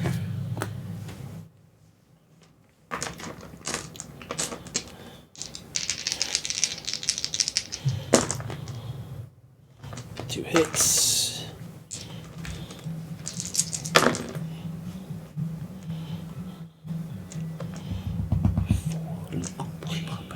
Plus 9. 23. Shoot, these are here. I kind of want to see if I can find him doing Razzmatazz voice. Alright. So finally, after 4 or 5 slams, you hear a sick crack sound as the lizard folk number 2 skull finally caves in from the constant slams against the wall. Rocknar is then going to move 1, 2, 3, 4, 5.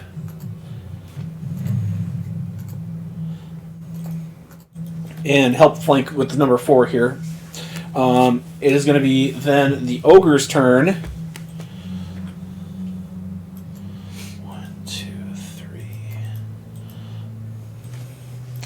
And he brings down the club. Oh, yeah. Now I'm going to roll. As he brings down the club, you can see... Oh, now stop wiggling! Crunch! And you see him lift up the skewer javelin and then adjust the lizard folk on there so that he can cook him more easily on the spit he just put him on. And he begins to approach the fire to start roasting the next dinner. Jesse, give me a perception test.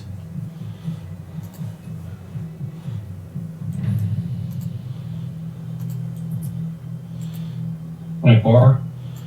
You hear a large crack when he does that. That is not the sound of the lizard folk like breaking into pieces. And when you look at the hay, you can see there's a little crack in the wall that leads to another area.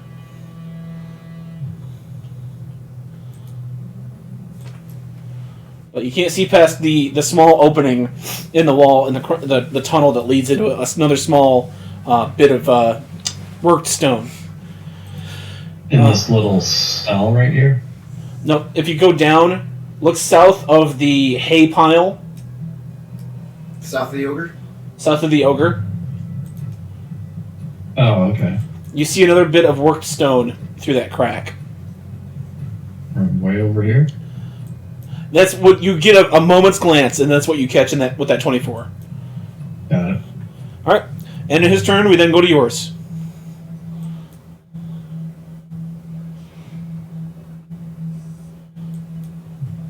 I'm gonna hit this lizard guy. Okay. I have advantage, right? You do. Okay, the first attack. A 26. Hit. Second attack. A 30. 2 hits. Go ahead and roll damage. So mad. I've rolled 2 natural 19 so far, and they aren't criticals. You'll need to be champions to turn 19s into crits. Well, if I was using the Hexblade Curse, they would, but Hexblade's Curse only works for one target. You can't bounce it around Yeah. like other curses. Curses. Curses!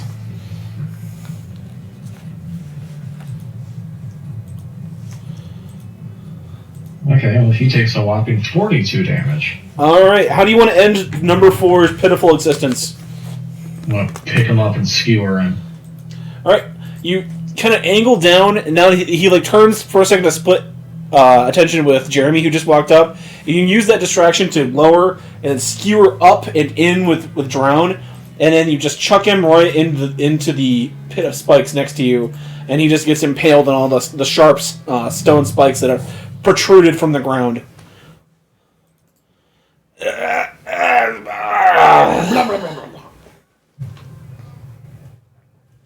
All right.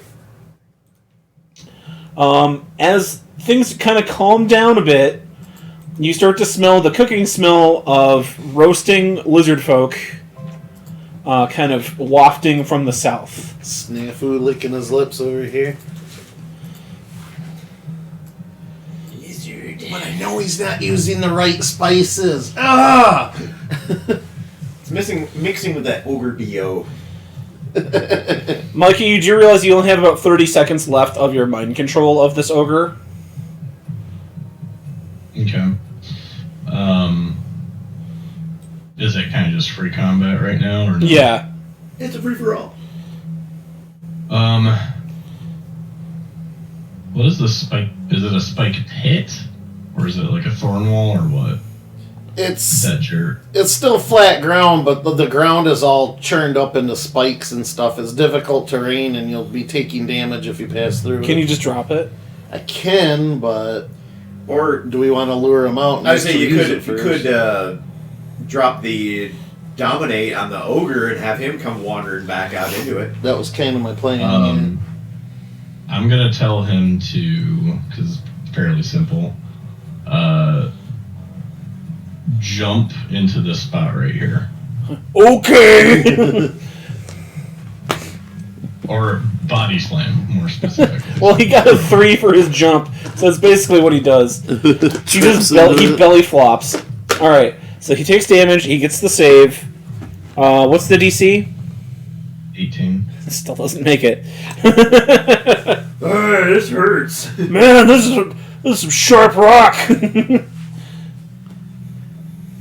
Some shoddy bricklaying. Alright, so for the first 5 foot of movement, it'll be 6. If he continues on, okay.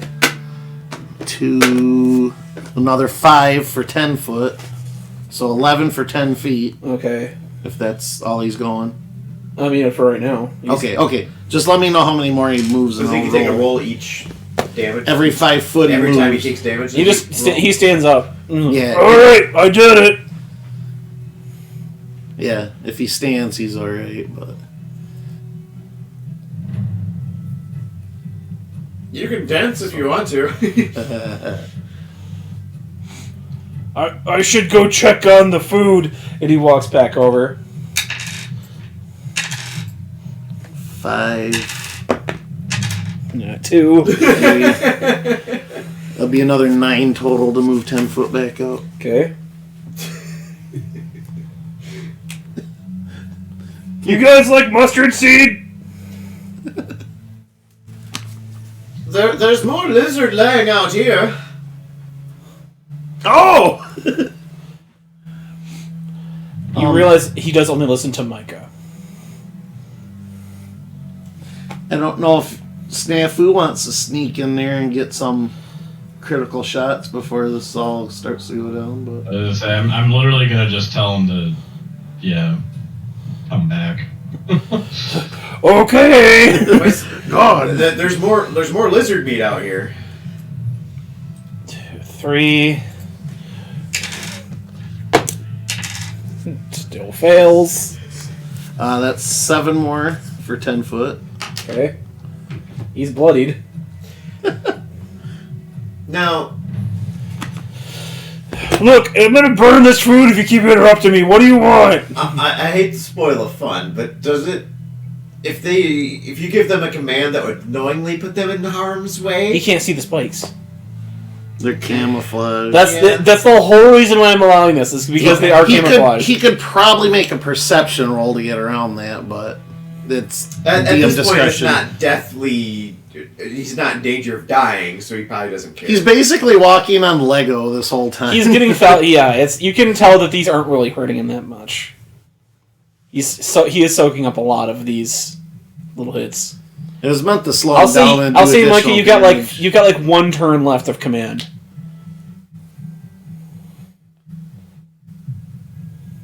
I say light him up because it's still difficult terrain. Yeah, I mean, now everyone should be shooting them. Okay. Just occupying What's them. your last command? You get 1 last command.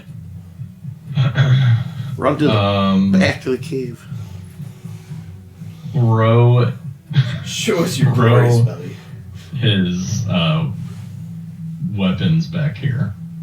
Can't cook without my things, but okay. And he undoes his apron and he lifts it off, and all of his knives and his meat tenderizers and all of his other things just tosses in a large cluttered pile to the south. And he's just wearing just a loincloth. You can still kind of see his balls, but it doesn't really cover much. But he's like, all right, and he just sort of stands there, like with his hands on his hips, like, well, now what do I? Hey! And he starts to move forward. Okay, now sit. Nope, that was the last command. Oh, my balls! No, all right, he is unarmed. He's gonna walk forward 10 feet. That's gonna be another 6. 6. All right. So we'll go back. We'll say that was the end of your turn, right there, Micah. As we're just kind of going through. Then we'll go to the archers are dead. Jared, your turn. I was kind of neutering that. Oh well. He's gonna take a punch at you, Jesse. 21. Woo. Hits. Alright. Take 6 points of damage. I'm not gonna take it back because it's my fault, but I was actually neutering that spell pretty hard.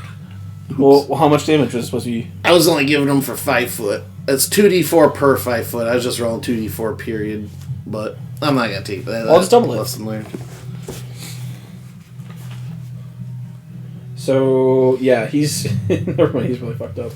All right, so you see his feet are like red, raw, like he's like up to his knees are just like bloody cuts, and now he walks into Jesse and just like goes to punch him. He punches Jesse, but Jesse is able to kind of dodge it a little bit. Doesn't take the full hit. It is your turn. Okay, I scored a 18 to fire bolt. All right, go ahead and roll damage. I'm the ogre. The ogre. Alright, and... Alright, here's my damage file. 16, 17, 18, 20, 21 fire damage. All right, he had 5 HP left. Woo! As you hit him full chest, you just like, heartburn. Falls back Now you're the cooked meat. and stops moving.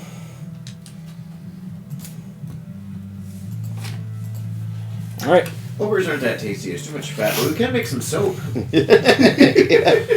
I'll tell you that lizard folk is probably getting well done right now. It's been about a minute. You gonna drop that spike trap or spike growth? Yeah, I mean, if I might as well if there's nothing else threatening us. I'll go check out the meat. Make sure it's. Give me Yeah, let it go to waste. Give me a perception test with, I with bet advantage. I bet he fucked it up. 15. It is past rare. We're verging from medium rare to medium. By the way, except for 2 and 3, because I was out of range at the moment, any of the other dead bodies are now healing fires if anybody wants to touch up. Yeah, the ogre is healing fire. Is he 4 of them now? Big healing fire.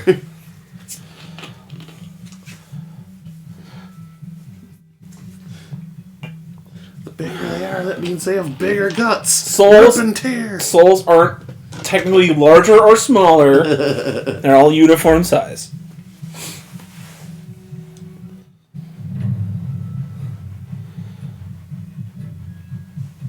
As you approach closer, though, Miner, it is obviously easy to see now that there is some kind of other passage in the wall.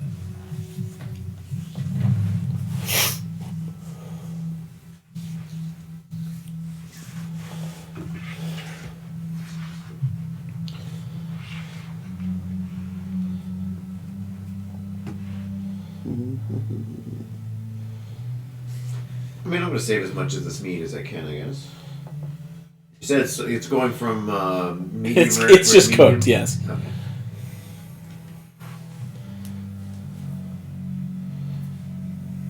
I should probably start munching on some of them now. I'm guessing there's probably not much. It's not cooked the way I wanted to cook it for my beasties or whatever. So. It's not going to last much more than like a meal. Yeah, so screw it. I'll just So gamey. 12 temporary HP. You got the tastiest slice. It's all in the tail Yeah, that's meat. too bad. That ogre actually had some potential there. Oh, also when you round the corner, you see his pile of butchered beasts and other humanoid folk. Juicy. These lizard people were eating good in the neighborhood. I would like to go down to where he threw all of his equipment and kind of paw through and see if there's anything interesting. I'll say there's a okay, so it'll be non-magical +1. Non-magical +1 Warhammer club and what does cleaver be? I'll say greatsword because he'll use it like a knife. Okay. And then 6 Masterworks of non-magical +1 javelins. Okay. I'll kind of just draw the attention of the group to it, and I'll leave it be. If you want to loot it, it's just free money. Yeah. It'd be like trash looting on Right. like a video game. I'll still leave them. That's alright. If anybody else wants to grab them for trash loot or use otherwise. Yeah, I mean, there's a pile of trash loot weapons in the corner. You can use them if you want, but they're not metal. They're stone. I almost forgot to write down my enchanted dagger. Yeah. Oh yeah, the warm dagger. All right, so the combat has calmed down quite a bit. You have gorged yourself on lizard meat. Not bad, not good. Just sort of meh, not spiced. Gonna shit like a goose later. What would you all like to do? Mustard seed. I want to check out that tunnel. Yeah, there's plenty of undiscovered directions here. I'm guessing like Snafu kind of walks back out into here with like a lizard kebab. They're like, hey, looks like there's a little secret passageway down here too. Gar immediately like, oh, because you're eating like a sentient creature. Was a sentient creature. Gar gets a net 4. You see him like, oh. He's like, oh god. By the waters. So Gar is having a moment. The skull crushers are kind of poking around. They'll take the trash loot. So the skull crushers will outfit themselves with the trash loot. Jesse, if you involve the skull crushers in fights for the rest of this place, go ahead and just add a +1 to their attacks and their damage. Nice. I'll go ahead, Jesse. I was just saying that. Okay. Jesse, once you poke your head in that room, it looks like it's a vertical shaft that leads down from the surface level. You can see a sort of a hatch, but you can tell that with the complete darkness, there's no light coming through wherever the hatch leads. And there's a carved stone ladder that leads down further into the foundation.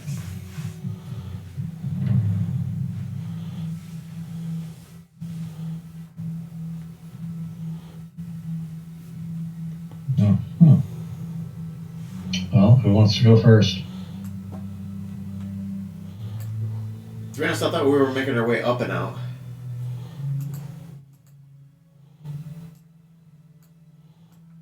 Well, I mean, do we want to check the rest of this before we just decide we're going somewhere? Yeah. Yeah, that's fine. Probably wouldn't hurt to at least poke our head in there. Yeah. Take a peek around. Okay, where are you poking your head? I mean, I'm not leading the charge, being probably... Well, I need somebody to tell me what they're doing. That's what I'm trying to say. Gotcha.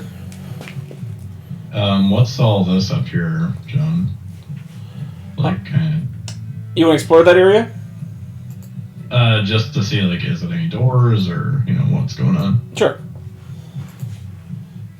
Just kind of fill out the map that we have immediate access to. You can see that this area is a staircase that leads up and kind of more toward the center of whatever the keep would be. Is that center blacked out part? That's the staircase? Yeah, I'm getting there. Okay, no, I just... Leads up and in. Give me an investigation check, by the way. Okay. Investigation. 25. You see perched above this part of the walkway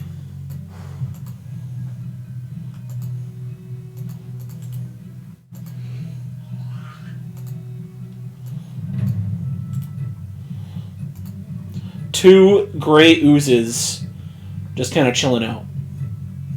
At the top of the stairs? No, this is the back end. This is like under the stairs.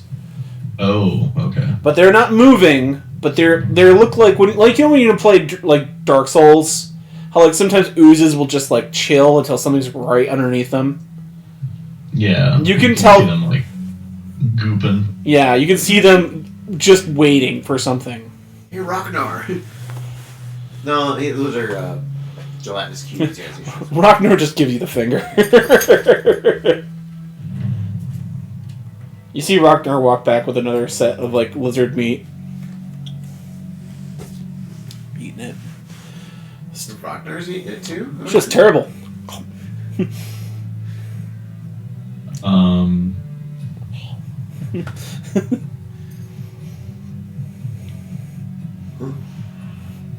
So that hole in the wall leads to a trapdoor, you said?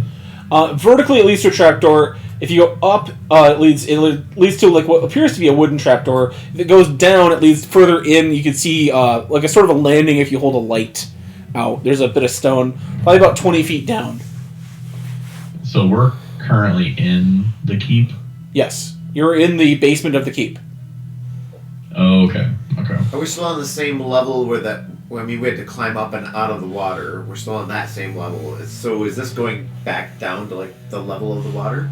Yeah, it's nothing. I wouldn't separate it by an entire floor, but you're like that was like B1 East. This is like B1 West. It's all on the same plane, like vertical plane. This would technically, I guess, lead you to like basement 2. And that's what I mean. The water earlier was basically basement 2. Yeah, but there's no water down here, so at some point there's a division somewhere. Correct.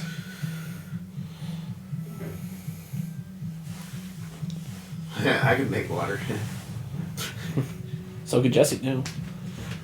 I mean, we all can take a piss. I'll make the land wet. So what would you guys like to do? Make the land wet. How do you want to make the land wet? Foreplay. You play with the land's boobies for a while. It's not amused.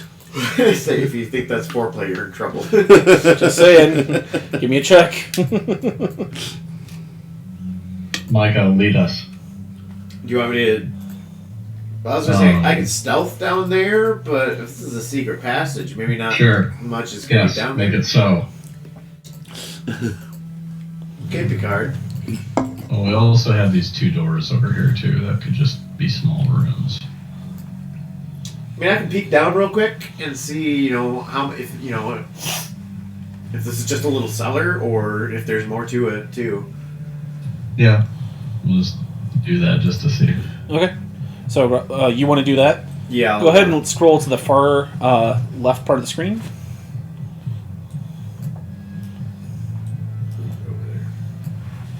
You see that the natural ladder that's carved in kind of leads down into what appears to be an ancient bit of stonework covered in dust and cobwebs. You can see small bugs kind of crawling around, like very subterranean bits of creatures here. No light other than like whatever light source you take with you.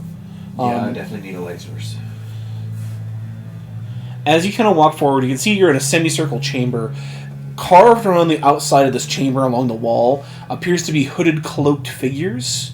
They do not look malevolent like an evil cult. They look like sage-like, almost like wise. You can see faces and bits of iconography you can't quite identify.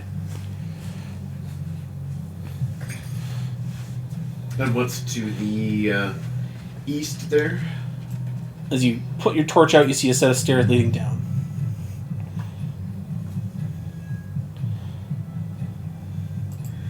I'll just, I can't really, with just a torch, I probably can't see very far into it. Who dares disturb our rest? And I'm gonna climb the ladder, back up and out. having some shades of Elder Scrolls. Yeah. Good thing Captain ain't here. I'll say, well, there's little stairs that lead down and from the circular room into a larger room that I shined a little bit of light in there. I couldn't see very far, but it asked who dares disturb its sleep, so here I am. Peek my head down there, something threatened to crush my bones, left. They just left them on red? That's kind of rude. Yeah. You did ghost it.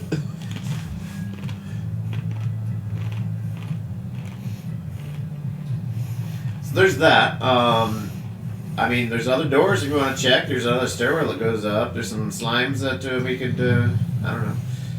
If we want to go down here. The slimes seem docile. You can attack them if you wish, but they're more of like a natural hazard.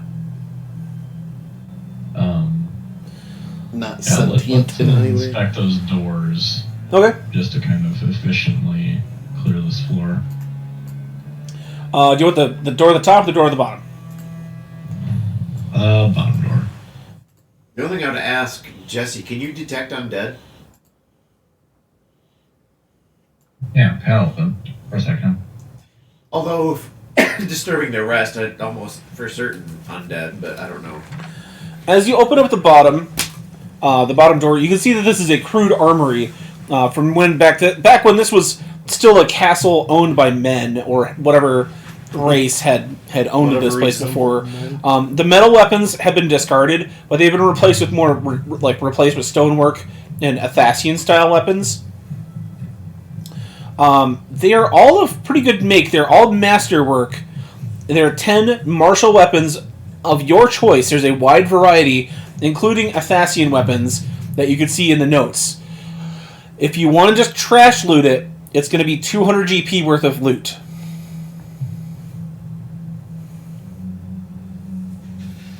It's up to you. I'm not necessarily concerned about it as much. I don't really use weapons, so that's all more or less Up to everyone else, I the guess. same to me. I'm just Whatever gets me more money. looking at the list of Athasian weapons. Because their arrows are different. They do have some unique properties. There's some that are defensive that you can use as both as a shield and as a weapon.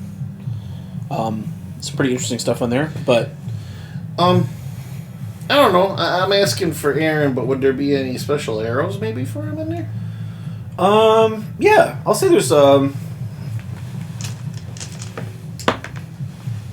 there is 4 masterworked arrows in there, so they'd be +1. Non-magical, but still. Every little bit helps.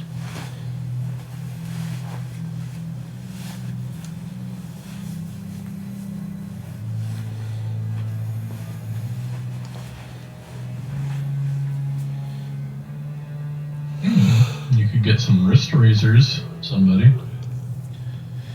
They don't count as a weapon. Or they don't occupy a hand. Yeah. So these slimes, you said, more or less are not sentient. They're just... They are, but Oh, they're they not. are. They are. You can tell they're waiting for prey. Oh, okay. They're just there. We can leave them.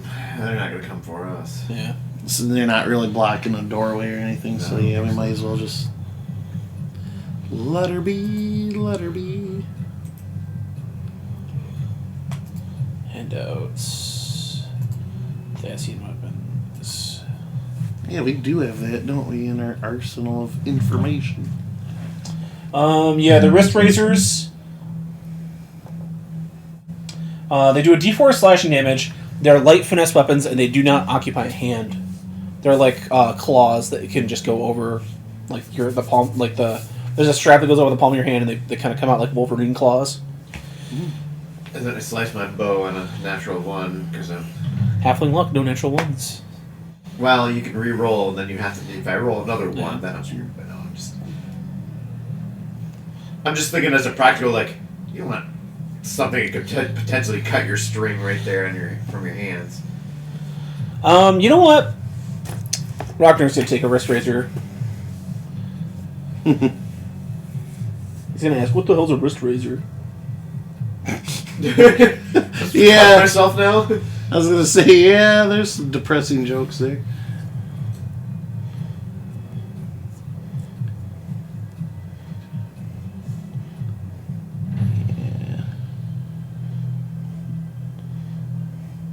Dinging sticks. Yep, there are carved sticks that you can use to intimidate attackers. You get advantage when using them to try to intimidate foes. They make kind of like a screaming, like whirring sound when you spin them around. He's got a deadly fidget spinner now. Can attach it to an arrow. Well, like So I just read the Gauntlet Axe. That's badass. yeah. So I'm rewatching Xena again because my cousin comes over. He hasn't seen it, and every time something gets thrown in that show, specifically her chakram, it makes a screaming noise just like that. As it goes like it's the most ridiculous thing, but that would totally fit in that world. If you notice, it also has the defensive trait. You may use both ends of this weapon as a one-hand... Or no, excuse me. You may take a dodge action as a bonus action when using that weapon. That's pretty nice. Yeah, that's like the wrist razors. Yep. Well, wrist razors doesn't have the defensive property. Right, but I mean, it doesn't take up like a hand like slot. occupy a hand. Yeah. Basically, a gauntlet axe is it's like a leather bracer, but it's got a blade on this end and a blade on this end. So you just chop with your whole Nice. arm, and it just it's sharp. So Bladed tonfas. It'd be nice if we're making salads.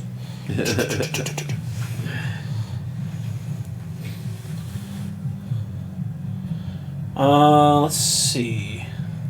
There's Putchicks. They're high crit dagger punching daggers. It's like a, slips over your hand. It's got like a blade here. It crits on 19s and 20s. I don't see Snafu looking to get into melee anytime soon. Do you I'm at pretty least sure. have something though in case your bow breaks? Yeah, I got my obsidian cutlery. No, yeah, I guess you use it. Yeah. Okay. Always good to have a backup plan. And I got a masterwork sling as well. Oh, and you got a magical dagger now of some sort too. What's Well, the you range? could get a Dejada, which is a large basket-like sling worn on the back of the hand, capable of throwing stone bullets harder than a traditional sling. Yeah. What's the damage in your sling? It's gonna be 1d4, but it's a masterwork, so 1d4 plus 1. This is a masterwork. It does 1d8 plus 1. Yeah.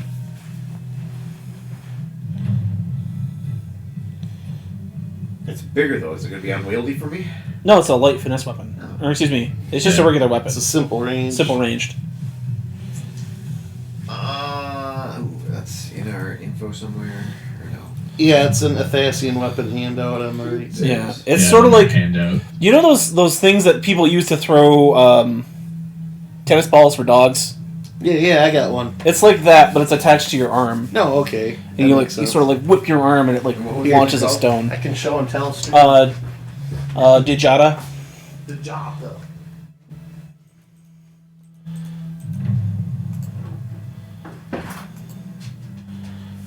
So a masterwork Dejada? Yes. Yeah, I know what you're talking about, dude. What's Ninjada with you? I don't think I'll have it worn anytime soon.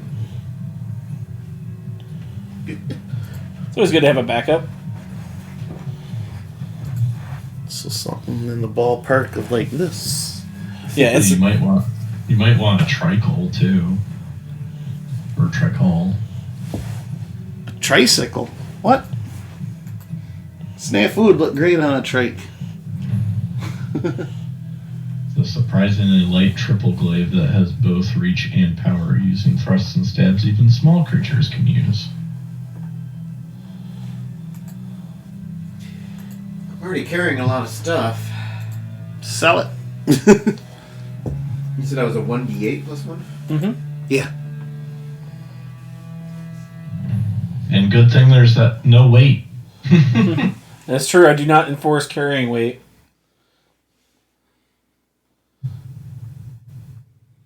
Oh yeah, the tricol. It's got like it is like a trident, or a glaive. It's got a bladed end. It's like a pole arm. It's got one part of the handle that's covered in like outer spikes. So like you can both slice with it, but if it get close, you could punch somebody Yeah. like close range. Ooh. But yeah, just take like I said, Athassian weapons available for purchase or loot. Here they're not metal, but they are masterwork. So available for the taking. yes. After you guys loot that room up, though, I'll say taking whatever you would want to take. If you want to just trash loot the rest of it, I'll just say, because you guys took some stuff, it'll just go to 180. So 180. If you just want to add 180 gold to your trash loot, it's your gold fund. Go for it. Okay. I'm not going to enforce that. We check that other room right to the north. Sounds logical. And to the one room to the north, you see this is their more traditional food stores. Not rotten, more just wild berries, bits of vegetables and fruit. It's going to be 3 days worth of food. So, what's your group? For the it'll be for the party food though. So, is what 6 people? It'd be 3 days, 6 people. 18. So 18 pounds of food. 18. Okay. Micah, you keep track of party food for the whole. That was for the Okay. Just want to add that to your list then. It's how many pounds? 18 pounds of food. Okay. Good call. Yeah. Because my stuff's a little bit more specific, or I'm Buffing. making concoctions and stuff over Yeah. here. So There's also, Micah, there's also 10 gallons of water. Okay. I mean, I could throw that. Arguably, I could put that in the bag of holding that I have, but as long as you Gar, might be easier for you to write it down. seeing the food, though, he hasn't eaten, well in a few days, immediately, takes 3 apples out of, the thing. Not enough to, fuck you out of a day's worth of food, but, he immediately throws 2 in the pocket and just starts going to town on one. He's gonna be Jesse's butler for a while. He may as well be well I think fed. there's some lizard bugs over there. He's just like fucking halflings. Look, I didn't kill it, I didn't cook it, but it was already done. I didn't want to let it go to waste. At least not wanting that. It was okay. Did Jesse ping if there was undead below us or not? Did you ping Jesse? I ping. As you direct your divine sense downwards, you can tell that there is an undead presence in the very base of this fortress.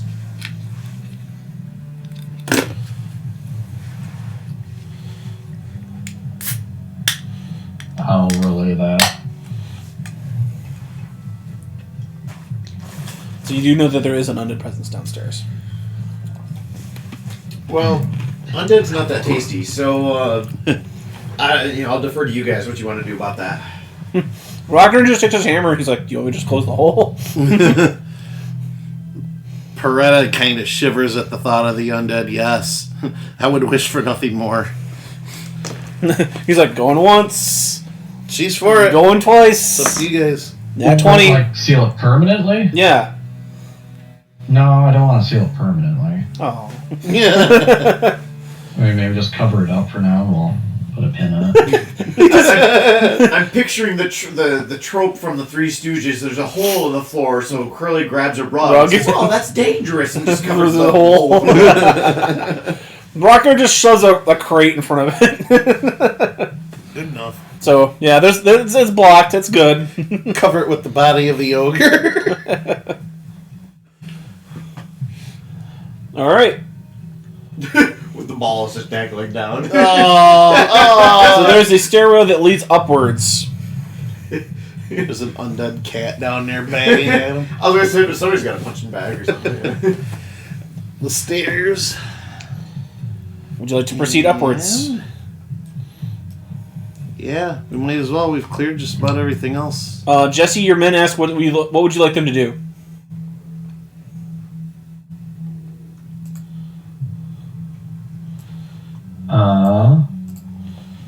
I want to secure that secret passage. Just make sure nothing comes out of it. Okay. And everyone else will come with us. All right.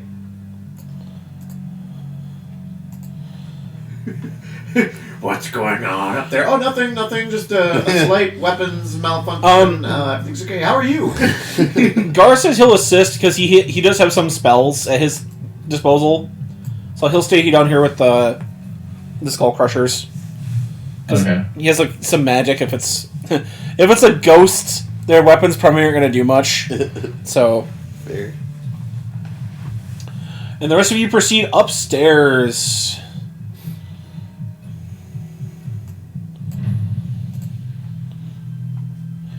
You see that there is a lone staircase that has been illuminated on the screen. If you would please place your characters upon that. There is no preset grid for this map. So it's going to be free movement. You're just going to have to count out squares. Why is Micah so small? Yeah. Oh, I'd like to know that too. I shrink you. Well, no, this is just ass backwards. Right now, We just entered backwards day or some shit.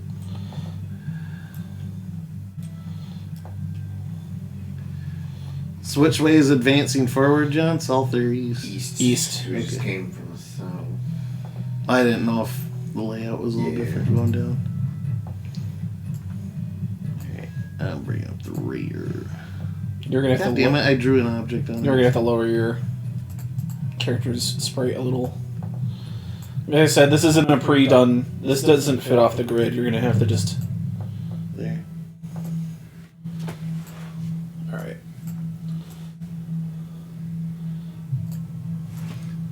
This Put you in actual squares here.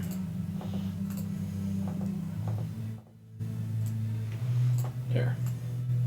Okay. You see that the room, the stairs lead upward and to the right. There's open air above you. You can tell that you're in what appears to be a larger grand chamber, about 30 feet tall. You can see that there is sunlight beaming through cracks in the roof on banners. You can smell what appears to be the smell of burnt wood, like smoke from like a campfire of sorts. And you can hear kind of shuffling around. Like Shuffling. shuffling. Like clawed feet. Okay. It's a souffle. As you start to move up a little bit further, you can see that there is a campsite of some kind where the lizard folk have been keeping watch.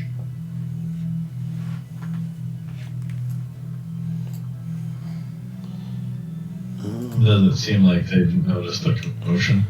No. All of their attention appears to be on the... Or no, you haven't seen anything yet. So all you've seen is that just there. If someone would like to go up the stairs to actually look around, I will reveal more of the room. Is it lit? It is daylight. It is not low light. It's just sort of like an indoor, kind of dim with no lights, but you can still see around and everything. I mean, I can stealth up there. So the fire pit is completely extinguished? Yeah, there's no fire. Okay. Like I said, you can see daylight beaming through some holes in the roof. Like the room is illuminated by daylight. I'll stealth up there. All right. That is a 27. You want to just kind of crest the stairs? Yeah. Okay, so I'm gonna move you right here. And Snafu, you get to lay the room here.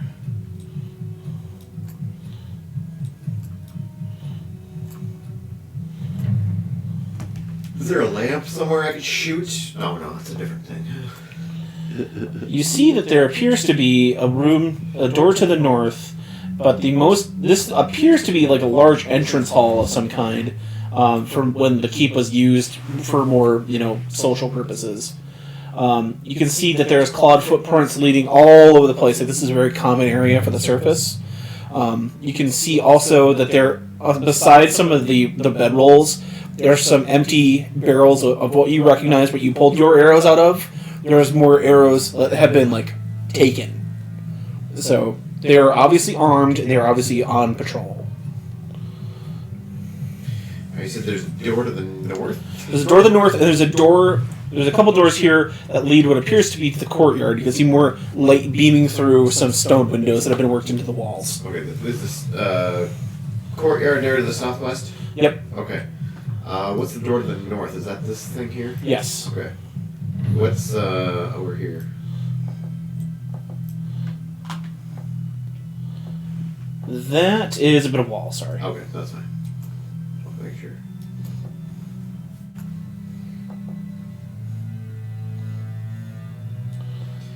Nothing. What is the big table?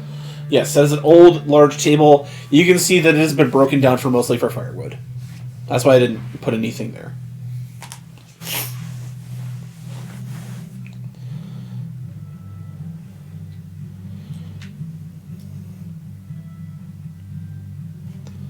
I'll just kind of whisper back, I guess, that, hey, there's a bunch of bedrolls. There's a door over there, and it looks like the courtyard down to the south here. But I don't see anybody.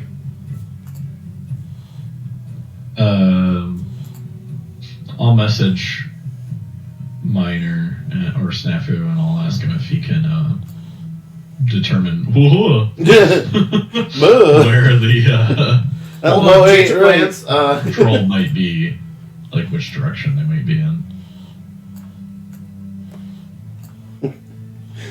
Let my You know, give me a survival monster test. grow.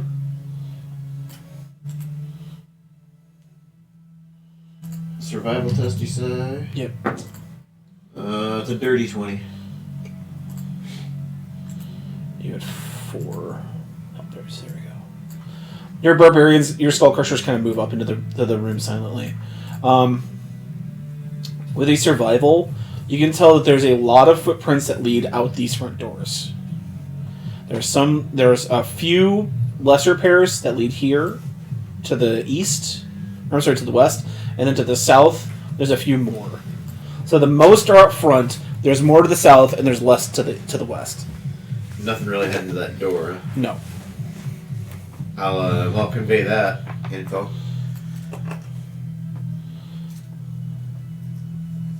Mm-hmm. Are there pillars or columns or something along the southwest? That's just the separation between the doors and the ceiling. It's 2 single doors that lead out in the courtyard. Okay, these 2 brown. Yes, 2 doors. and those 2 grays are 2 windows. Are those doors Closed. Closed? Yes. How tall are the windows, or how high up are the windows? Could I walk up to it and look out? You could walk up to it and look out. I'm not Yeah. too sure. Okay. I guess I'll. Wait, you said this is a window here? Yes, that's Okay. a window. I guess I'll head over to that one stealthily and take a peek. If you want me to roll another stealth or no. Yes, please. 31. Jeez. You see everything.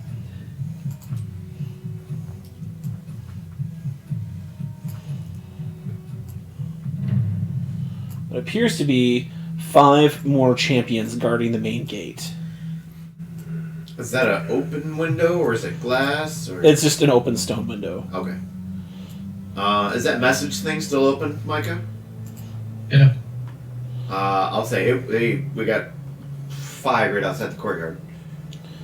You can see that the stone courtyard is pretty open. There's a pair of double doors that have been knocked down, and a crude drawbridge kind of open. Beyond the drawbridge, you can see 3 more guards. With a 30, you can make all that out from where you're standing.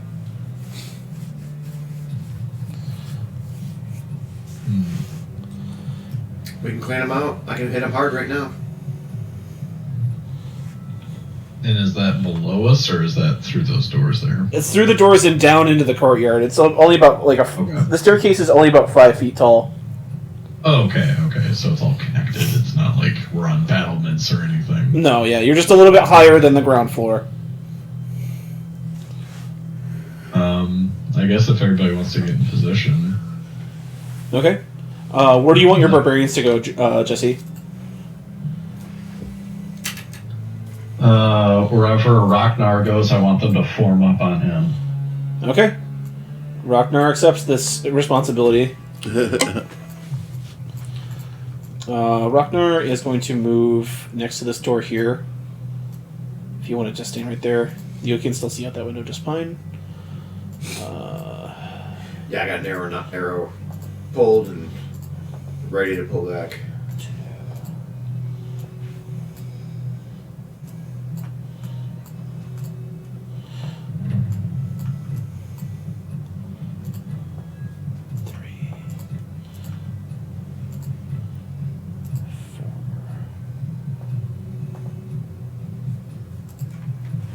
Okay. Is that where everyone's going to be in position here?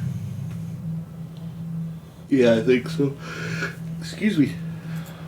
I will say from your current position, Jared, you're going to have a hard time seeing down into the... You can see anything on the stairs. I think beyond the stairs is going to be kind of tough for you to see. Okay. Just as a heads up. Okay. Alright. Ragnar says, I'm going to bust down the door. I'm going to flood them. Me and the barbarian's going to flood them. They'll go on his initiative route. And then we're going to try to push them as far back as we can to make our own wall against them. So just peppering them with arrows. Exactly. So. I'm gonna push them against them with a wall. You fire over us to hit them, so they're not going to get through us to get to you guys. All right. Everybody roll initiative. Then we're going to go surprise round on party. What's on either side of the stairs? Like this way or this way? 2 more windows.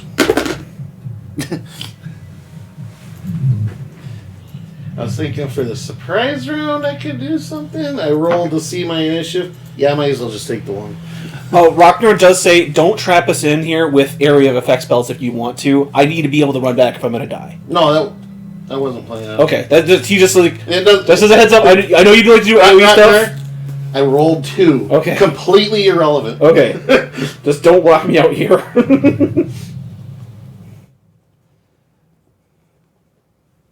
Okay.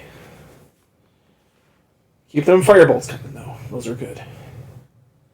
Can erase the ogre's HP.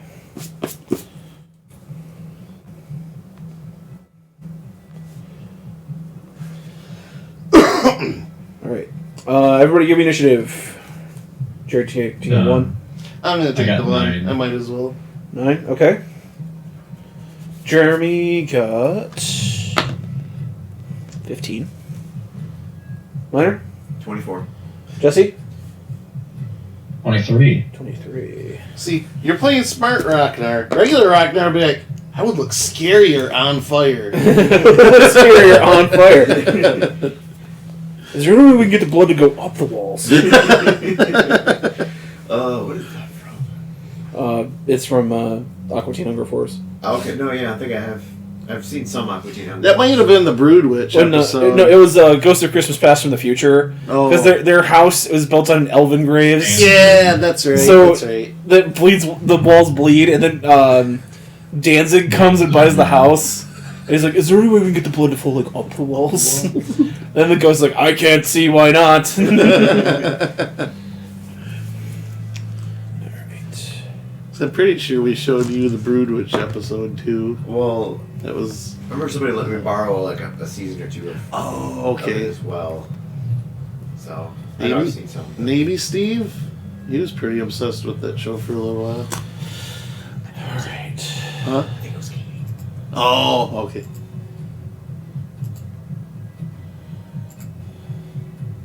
Sorry, this map is kind of big, so it's taking my computer some time to Yeah, render everything.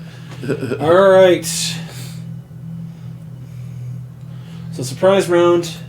We get numbers on these foes too, by the way. Yeah, sorry. No, that's fine. Just figured it'd be easier so I can tell you who I'm shooting. Every day I'm shooting in. So 3, 4, 5, 6. God damn, flesh out the world even faster. 8. Okay. So starting off is going to be Jesse, but if you want to hold off your surprise round until, you and then Jesse. If you want to hold off your surprise round until after Ragnar and the Barbarians go, that could be something. It's up to you. How much? Yeah. How disruptive is it if I just start peppering them with arrows while he bursts through the door? Not very. It's just the well, no, yeah, because it's a surprise round, so they have no. They're not gonna have any reactions to get up to the stairs to you. So it's up to you. Because I also get advantage and auto crits on surprise. So Right. you don't want to lose that. Okay. All right, I'm just gonna open up on number 4. Okay. I'll make this a pushing attack because it's an auto crit. Advantage. Well, if it's auto crit, I just automatically hit, right? You just have to hit. I just have to hit. Okay, that's fine. I roll a nat 16, so that'll be a 23. Hit. That's number 4. Correct. And it's gonna be a pushing attack, so it'll give me a strength save. Net 1. All right. He's gonna get pushed back 15 feet. Okay. Oh, this is a nice. Oh, 3 6s and a 3. So that's You demon, you. Hey, it's part of my phone number.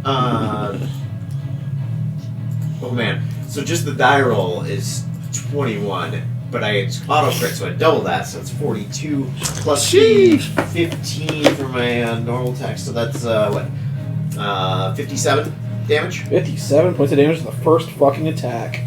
Alright. That's the doozy. I don't think it's gonna get that good on the next ones, but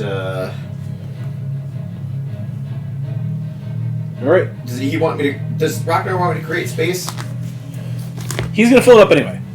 That's true. I don't want to waste all my superiority die on that, but so I'll just aim. He's gonna, like, you can tell his plan is he's gonna occupy the base of the stairs so that nothing can get up to you guys. If you guys want to stand at the top of the stairs to fire down, you can go ahead and do that. Okay, I'll shoot at number 5 this time. Okay. Ooh, there's a next one. I get to reroll that. Ooh, that actually turns out better. Dirty 20. Hit. Still on auto crits. 23 piercing. Okay, that is... On number 5. The number 5, okay. And then I'll stick number 5 again. I like focus fire. 19. Hit. Ooh, there's a 6. 27 piercing. Oh, damn. Okay, they're both bloodied. Opening salvo. Alright. Jesse, it is your surprise round. Did you want to hold off until Rockner, or did you just want to go? Good action surge. I wouldn't waste it. What? I wouldn't waste it here. Those are 3 more down at the bottom that are like reinforcements, right? Wait, so Yes. 3 more auto crits? Yeah, I'll hold off. I can't. Okay. Rockner goes, oh! And rushes out. The lines are drawn. Actually, he's going to take center because he'll take the most attacks. If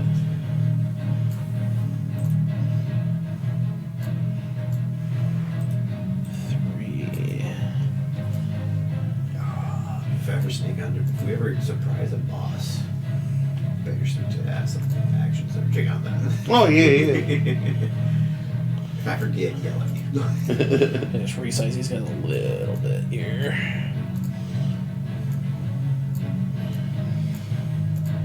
Alright, Rocknar sweeping down, and the number 5 has been bloodied. It's cocked. It's a hit. It's another hit.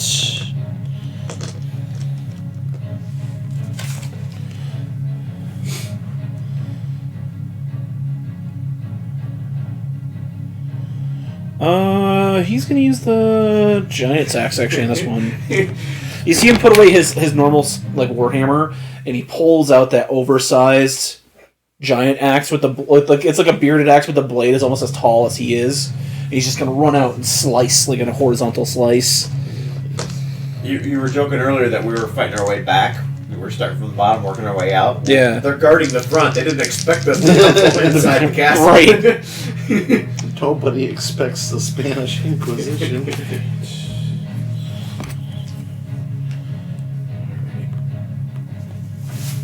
Okay, not enough to kill that one, but that's okay. Jesse, did you want to roll for your barbarians?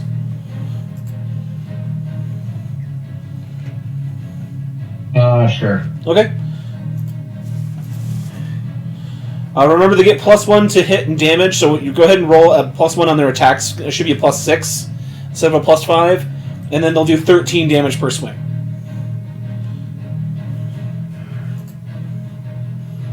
Okay. So I'll start with number 1. Okay. You got a 14. Miss. Number 2. If he's gonna multi-attack, he can take 2 swings, Jesse.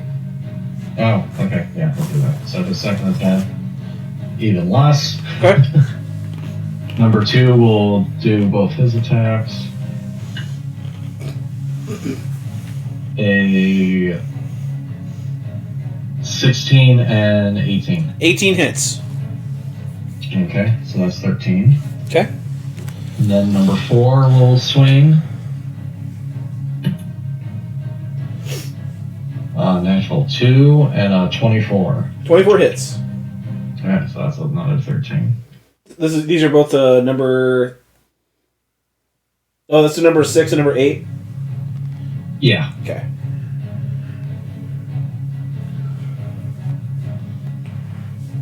Alright. Did number 3 go? Yes. Wait. No. I only rolled 3 of them. Okay. That'll go real quick. 16 and 13. Okay, yeah, 2 more misses. You're able to deduce that their AC is most likely 18. Alright, after their surprise round, it's up to you, Jared, if you want to go, or Micah. Micah can go if he wants.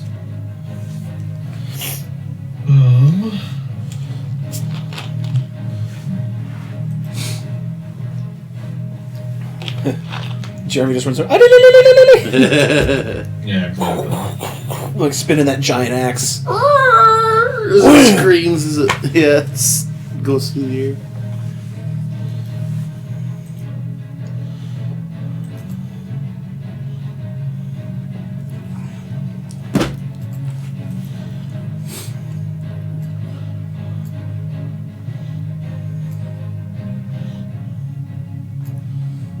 Reveal the outside area here.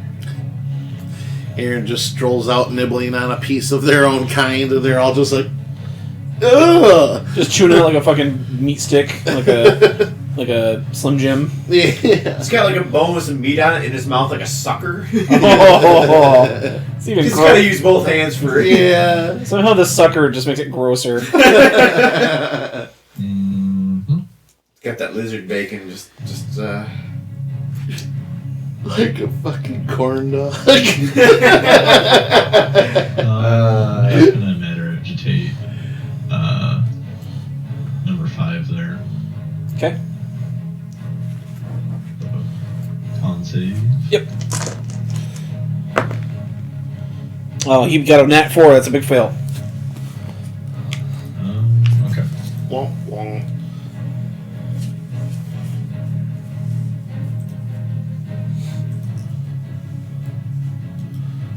Uh, 24 force damage. All right. You see most of the lizard man's flesh just erupts into this like sizzling fire for a moment, and most of his a lot of his outer layer skin gets atomized. He is still standing, but now you just see like patches of bare muscle as as the sizzling sort of psychic attack pours over him. Which one was that? Number 4. Okay. Yeah, pardon me. All right, Jesse.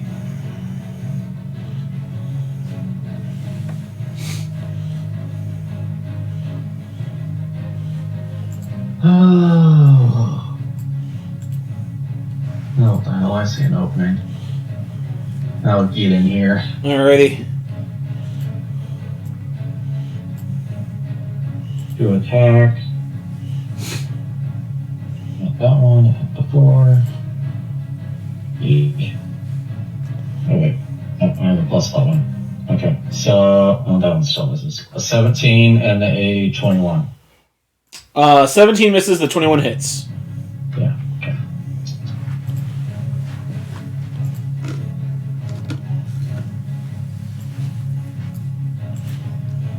19 damage. 19 damage. All right. To number 5.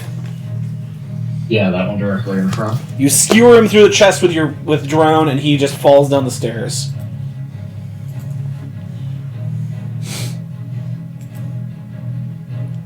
All right, Jared.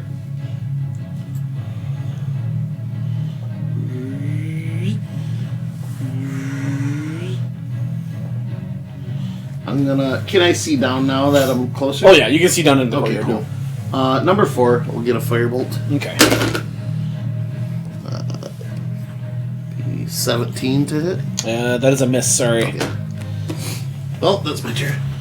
All right, top of the order, regular turns. Surprise round is over. We then go to Minor first, then Jesse.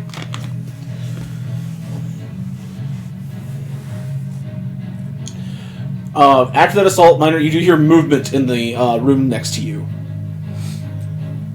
Would I suspect that's to go like to my north and to the west to get to that room? Probably, yeah, around the corner. Can I see down there at all? Or? You can see down the hallway, yeah. Actually, yeah, you can see down the hallway now. You see... Yeah, I'll probably peek around that corner as well.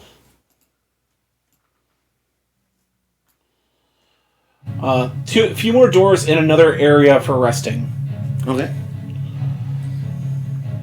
You also see what appears to be, I'll say from the angle,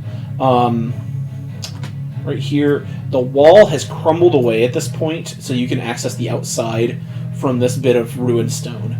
Okay.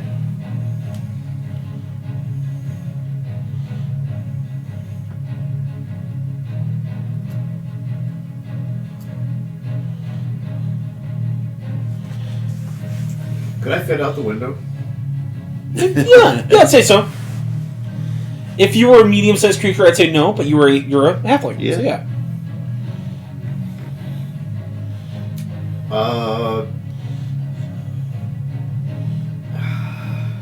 Would I have any reason to believe from where I'm at that... I mean, I can see the window down... the side window down here. Would I have any reason to believe that there's one across the way matching? To the southwest, to the southeast? Yeah. Yes. Okay. You can see it. There's two that look down into the stairway. Okay, well, I'm just... My thought is... Let me know if Snafu would have the wherewithal to put this, like, hop out the window and, like, start shooting in through here. Yeah, absolutely. Okay. You see that there's a lizard man looking out this window. He sees and starts to turn to look, and then sees your arrow already, like, poking at him. Alrighty.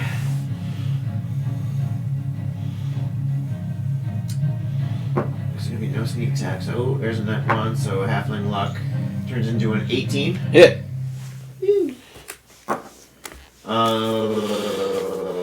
19 piercing. 19 piercing. Okay. Next attack, damn it. Same thing, 18. Yep. 18 piercing. Okay. And last attack. Damn it, keeps getting in the corner and getting on a side. Alright, fine. There's a net 16, so that's a hit. Yep. This was so... Oh, God. When you see this ambush, oh, my God. 21 piercing. 21 piercing. This was going to be fucking so brutal. It was or is? Was. Imagine coming from the south and seeing the 5 guards, like, oh, we'll sneak in. Alright. Yeah. Jesse.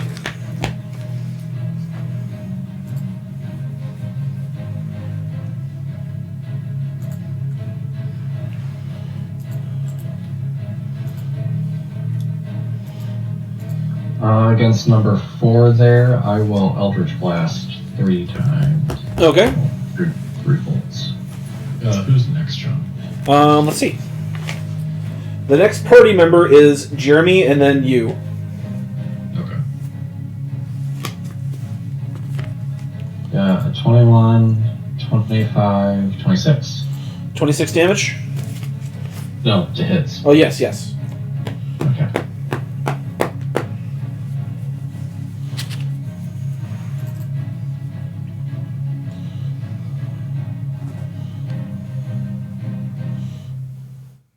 Total 30 damage. 30 damage. Alright. Number 4 just gets shot down in a hail of fire from the Eldritch Blast by Jesse. Alright. Anything else? That's it. That's it, okay.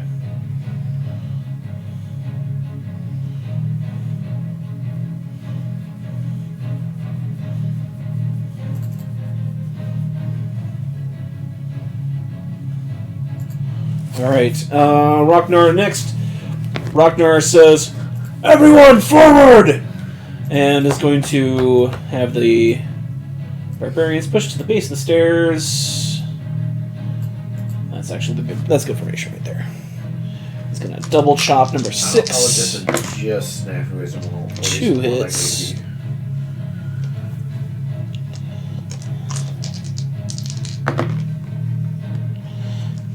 That's shit for damage of that attack.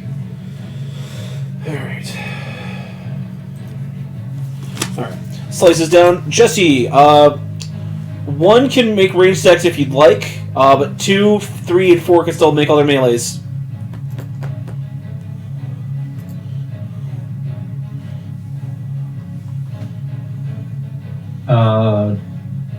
Yeah, let's do that. Okay. So I'll start with 1, because he's doing ranged.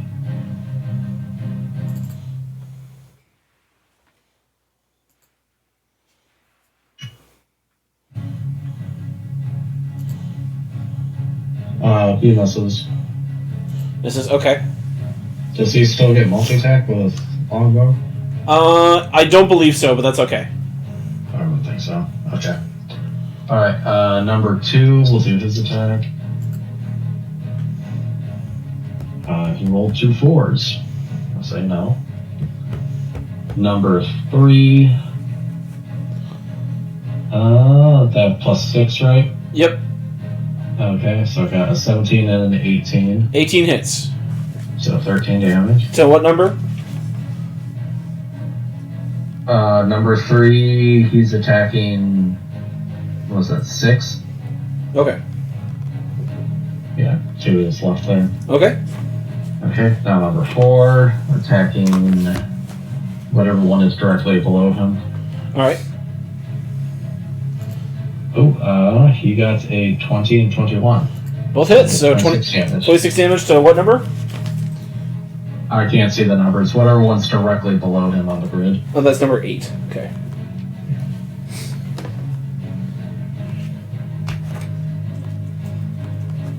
Alright.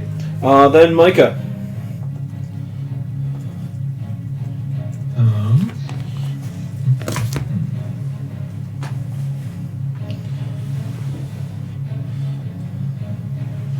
Is this like a hallway down here, John? Yes, and you can see down it.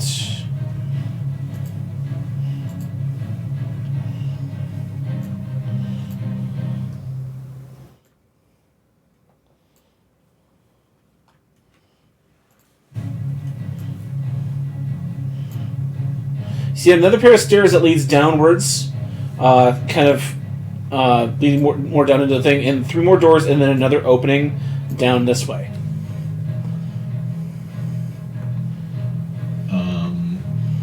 I guess if it's a free action, can I perception to see if I hear any movement that way? Yes. That is a 16. You can hear creatures, obviously from this spot here, also from some of the doors, like here and here. Okay.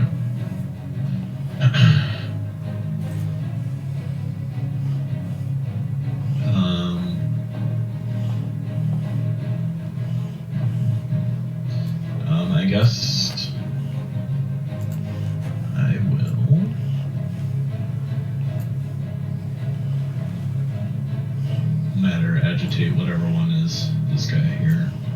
Okay. Number 8. Yep. Okay. Nat 1. Go ahead, roll damage. Alright. Has he been hit yet? Yes. Okay. Not bloodied though, right? I'm sorry. He is bloodied. I just haven't had a chance to mark him yet. You're good.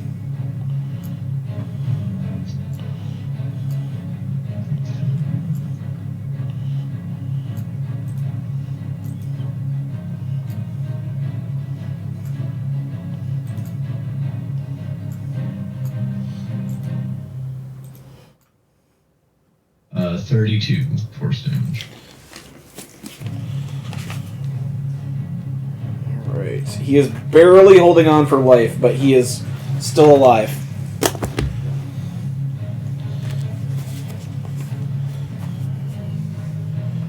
Anything else? Nope. Alright. The bowman, seeing that there's an assault here, 2 are going to round the corner. Here.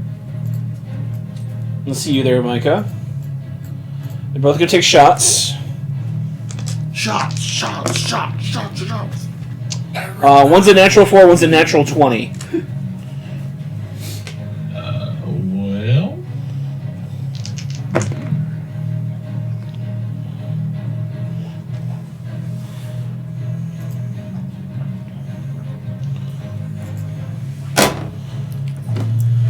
Well... And then you only have one more actual hit. So you have a crit and a hit coming your way from their volley. Yeah. Okay. Gonna take... Alright. They did not have time to ready any magical arrows. These are just mundane arrows. Tell me how mundane Just another manic Monday. Luckily, the crit is only going to be a 6 points of damage. The regular hit is going to be 11, so you look at 17 points total. There go my 10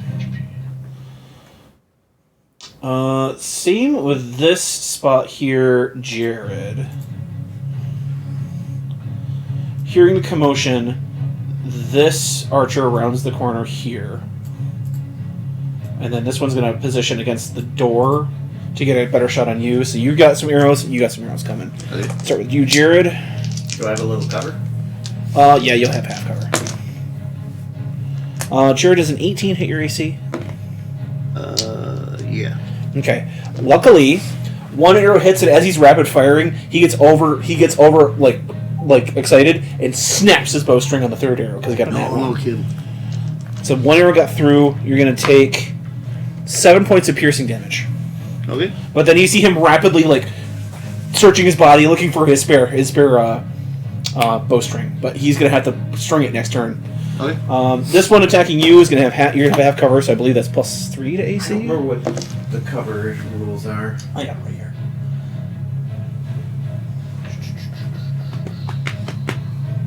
Cover, half cover, +2 to AC. +2. Yep.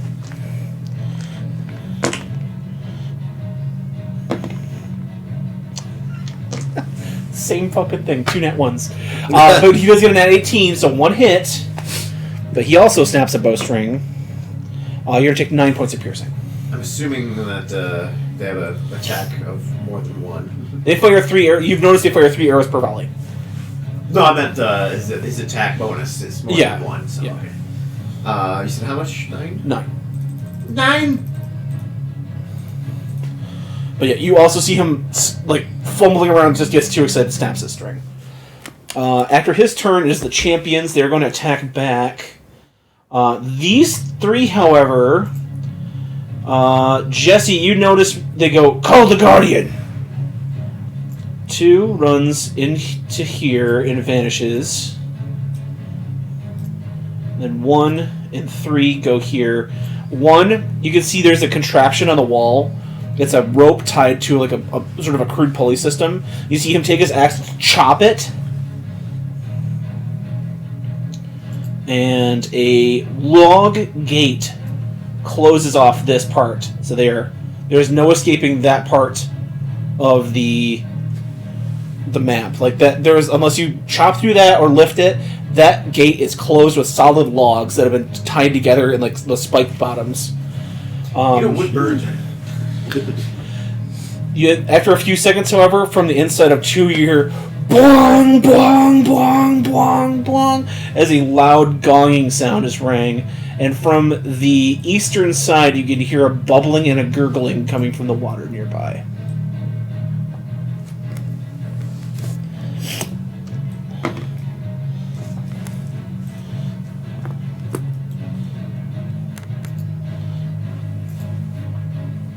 Alright, that's the end of their turn. Oh, they can attack. Sorry.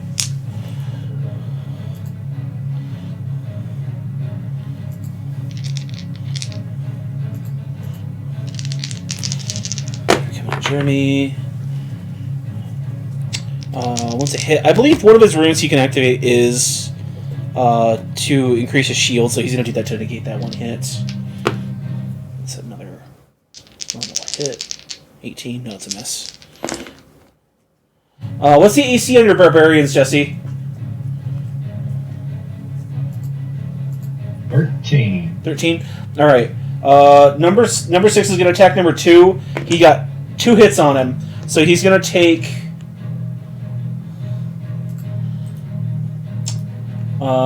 16 points of damage, so it'll be 32 points of damage to number 2.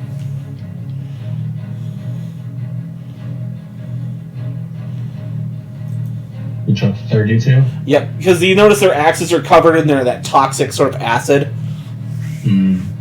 So they're doing both slashing and acid damage. Yeah, he's about to die. Okay.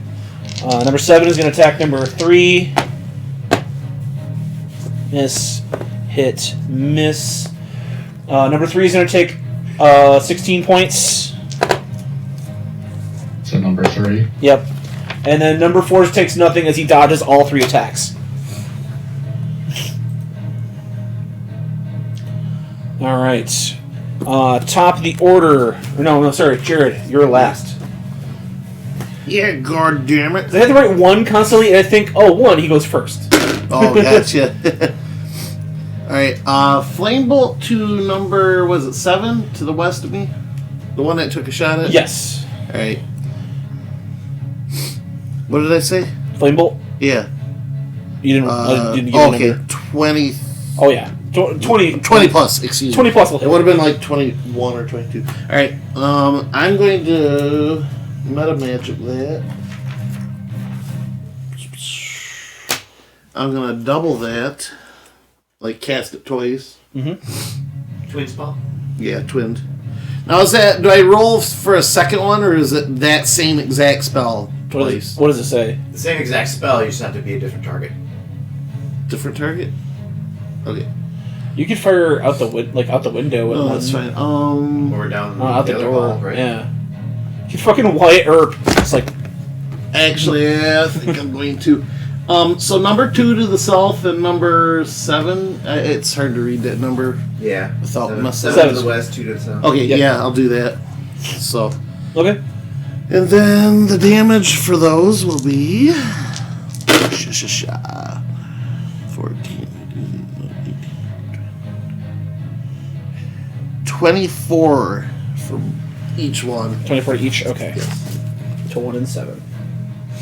And then 2 and 7, I think. 2 and 7. Okay. 2 and 7. Yes. Okay. And then I'm gonna go ahead, pop over here, and as usual, tell a flame spirit if attacks coming our way, teleport us out of the way. All right.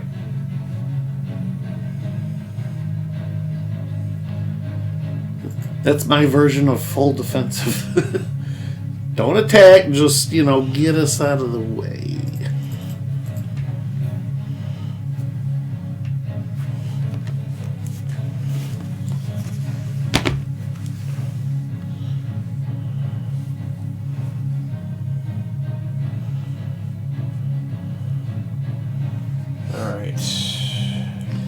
Alright, alright, alright.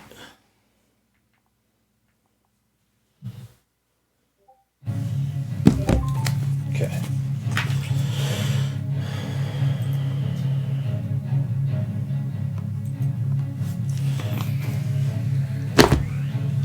All right. The bubbling, the gurgling. It's Can not be something you want heard. to hear in your guts.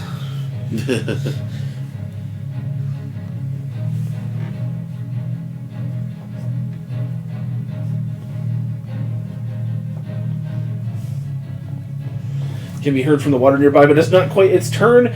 Minor. Alright, let's see if I can finish up. Whatever, this is number 5. Number 5. I'll, no, I'm not gonna do that. I'll just... Number 5.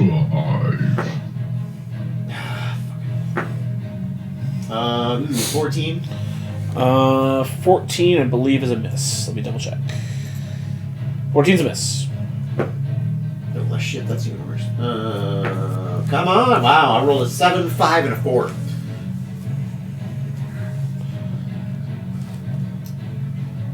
All right. Yeah. Okay. He's just dodging those shots. We go to number 2. It is going to be Jesse. Making him dance while he strings his bow. Damn good multitasker.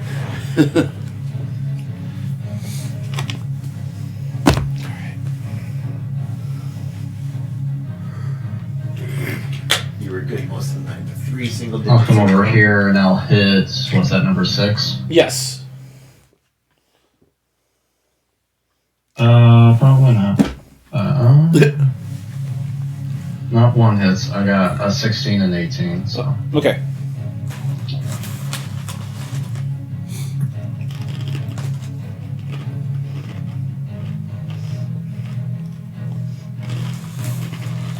He takes 20.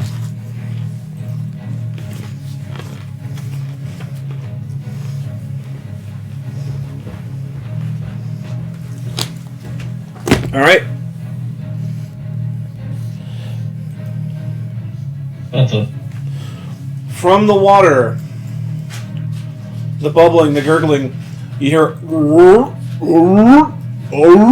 sound coming from the water Is it a magic seal? as leaping forward a large monstrosity, a 3-eyed, long prehensile tongue, tentacle-armed frog leaps from the water. That's what the frog you made. Yes, it was.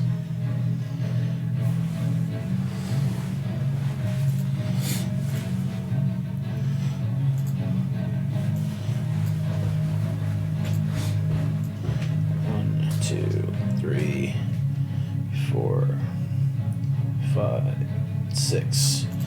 Leaps out from the water. You see he's just sort of like blinking, scanning everything, kind of taking everything in.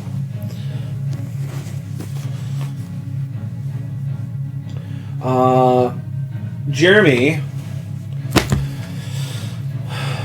is not going to break ranks. He's going to still fortify. He's going to move forward on number 6, so they have advantage. What a man. Excuse me.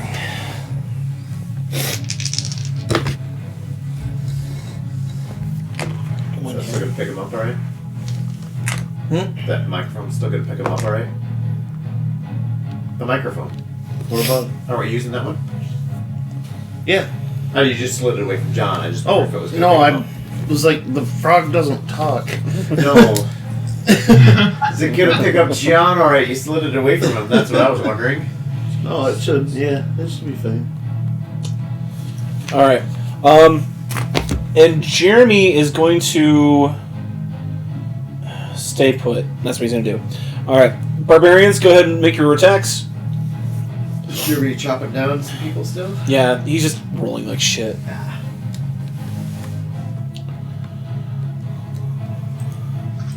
Barbarians. Striked. I'll start with number 4. Okay.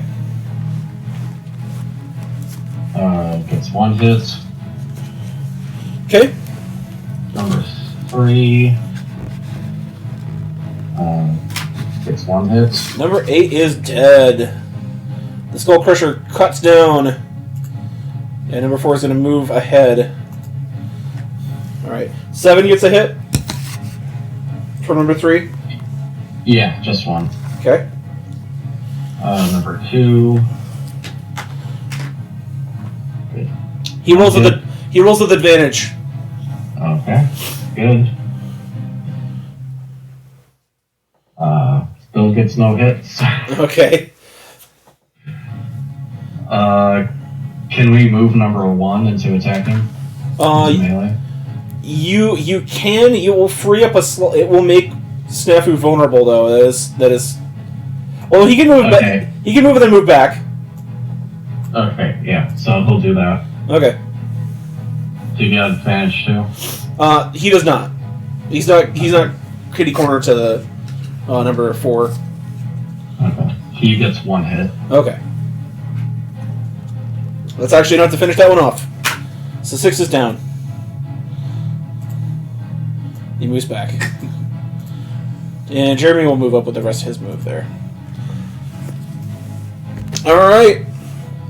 Showing off your fine creation to give everybody at home Well, thank you. an idea of what this critter looks like. Alright. As the stairs become more secure, the creature rears its ugly head, kind of moving forward in. We then cut to Micah.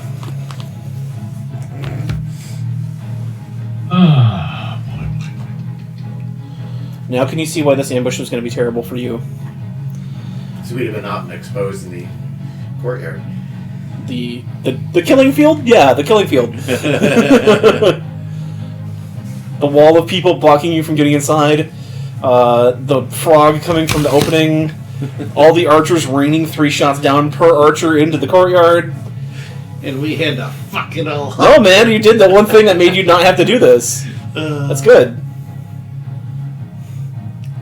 I'm not trying to kill you, I'm just trying to make it more interesting. No, I'm not Which could saying also it's end in you dying. So the frog hasn't made a move yet, right? Nope, he's just kind of scanning the whole situation.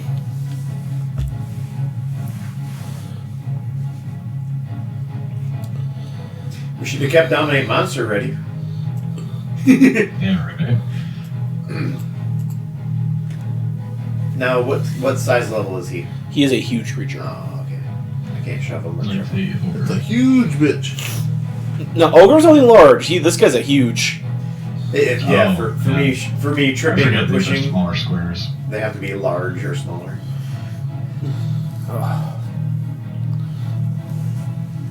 That is great, John. Thank you. I hope I did it a little bit of justice.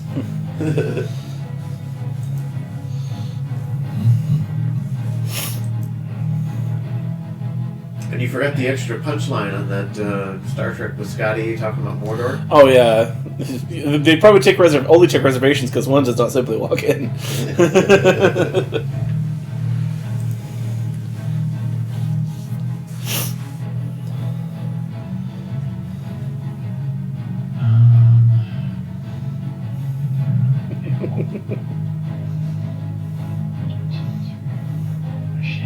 Okay. I told you these lizard folk were lethally clever. Okay, actually. They I'll don't do have a a survive. different move. Well, until now. They were expecting from below. This is going to be a weird question, but do I hear anything else over here besides these two? You can hear some stuff, yeah. Okay. Fuck it. Yeah, I'm just going to do it. Let me check the range on this. For some reason, this battle theme is very much reminded me of like the Final Fantasy VIII battle music, like when it first leads into it. Yeah, don't be scared or whatever. Yeah. That might be something I try to stream for my channel sometime. Get that remaster so it looks a little cleaner anyway, but What's this here, John? What's what? What's this? Behind the lizard folk there. Oh, south, probably. Yeah. Oh, that's the barrier that they cut down. That's all the logs. So that's impassable. Gotcha. Oh, yeah, down there. So yeah, it's all.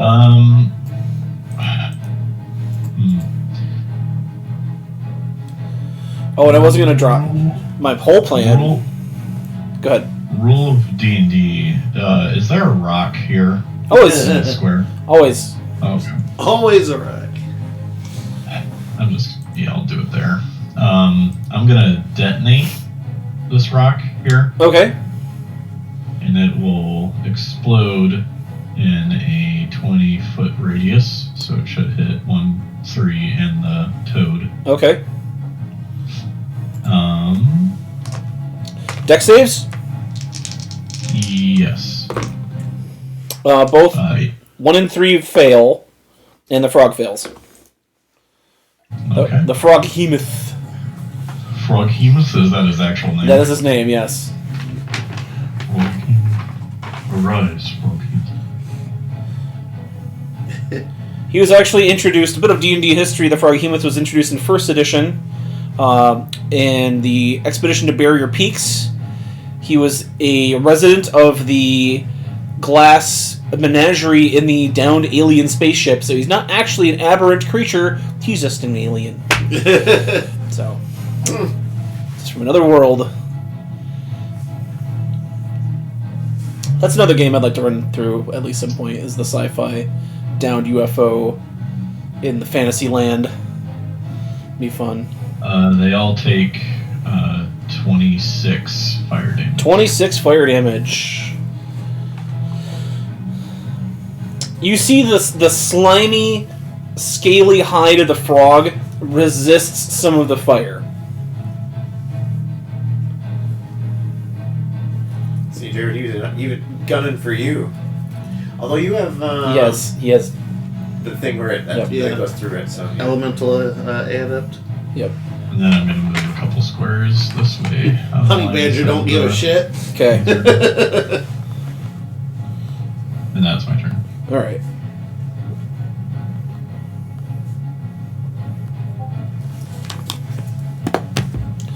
Okay. The bowmen. So 5 has to restring, 7 has to restring. They don't take an action. 7's actually going to retreat back a square.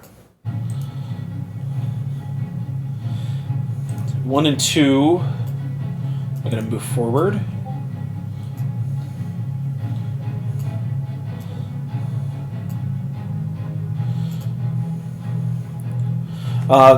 Jared, you see 1 and 2 move forward around that corner, drawing bow on both you and Micah. Okay.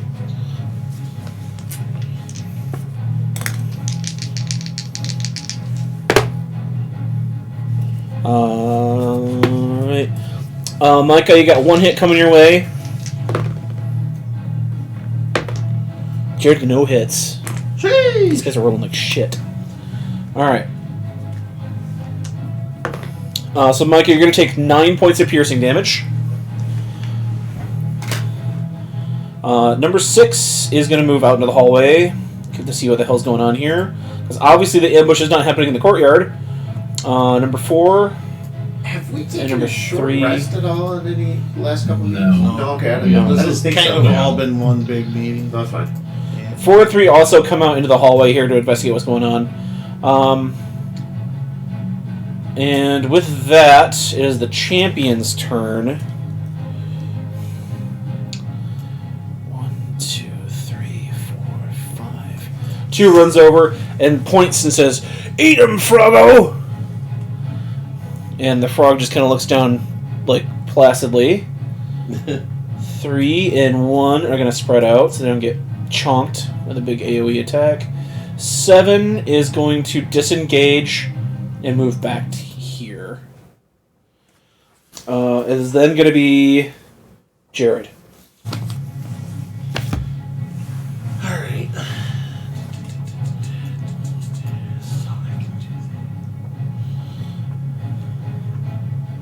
Alright. You know what you need to do. Your mother. You're gonna have to kill him. Yeah. You have to kill him. Kill them all, boy. Alright. I am going to... Yeah, that'll hit. Right here. Fireball! Fireball. Say the word. I was gonna be greatly disappointed in you if you didn't. Yeah. Get enough critters together. Bowling for buzzards. Leaping lizards. They're gonna be leaping. I might actually... Is it level 4? I'm gonna bump that up to a level 5. Alright. Dex saves. Okay, so 2 more D6. 1 and 2 don't make it. 3 and 4 don't make it. The highest I got was a 7. Woo! Alright. So we got what? 10d6 plus my d8. There's a power in Celasta called Arcane Might. It's a I think it might be a wizard thing or it might be an elf thing. You pop it, and for the until the beginning of your next turn, all of your spells you add your casting modifier to the damage. Ooh, that's pretty nice. Yeah. The magic missile is nice. Oh, because that it just chunks with every big thing, but magic missiles pings with every single one. Nice. So Now here's a question: when 7 turned and ran, did he drop his tail? turned it. He's a lizard. It's bigger tail, maybe. 44 fire damage. 44. Okay. Ignore resistances and any cover. Well, full cover will count, of course, but... and then... What's going on around here? yeah. 2 immolated.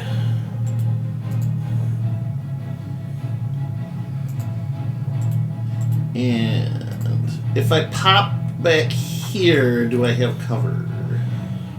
4 immolated. No, you're popping back into the stairwell. Yeah. Or no, excuse me. 2 is immolated. Actually, I could. Or just damaged. Go. You said 26? Huh? You said 26? 44 for everybody, yeah. 44. And then half would be 22. I would assume, Jared, you could just be right here because there's got to be a wall along there. Yeah, but if they That move, Okay. they're archers. Alright. You hear whoosh, ah! And you see one just fall down, just a smoking, charred wreck of a Awesome. former archer. Alright, and then if you didn't see, I ducked behind the stairwell to take some. Okay, now that is around a corner and down, so you cannot see shit anymore. That's fine.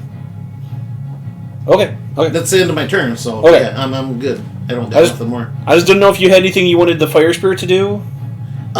Same as before. Basically, unless I command it, otherwise, Well, I if want you're it to teleport if I'm out of range, or if I'm in threat of an attack. Okay. I'm just playing a little defensive. No, I get it. Yeah. All right. Now back to the top of the order. See if I can finish off 5 here. Yeah. There we go. There's a 23. Yep. Oh, 16 piercing. That is enough. You Nice. Good. cut him down just as he gets his bow restrung. All strong. Can I hit the frog hemoth from here? Yes. I was gonna say, arguably. Yep. If you ever want to find out if you take one of the corners from your Yeah. square that you're on, and as long as it draws a non-line through something, you have line of sight. I will. It's also how you determine cover, is how many points you can see on it. If you only see one, it's 3/4.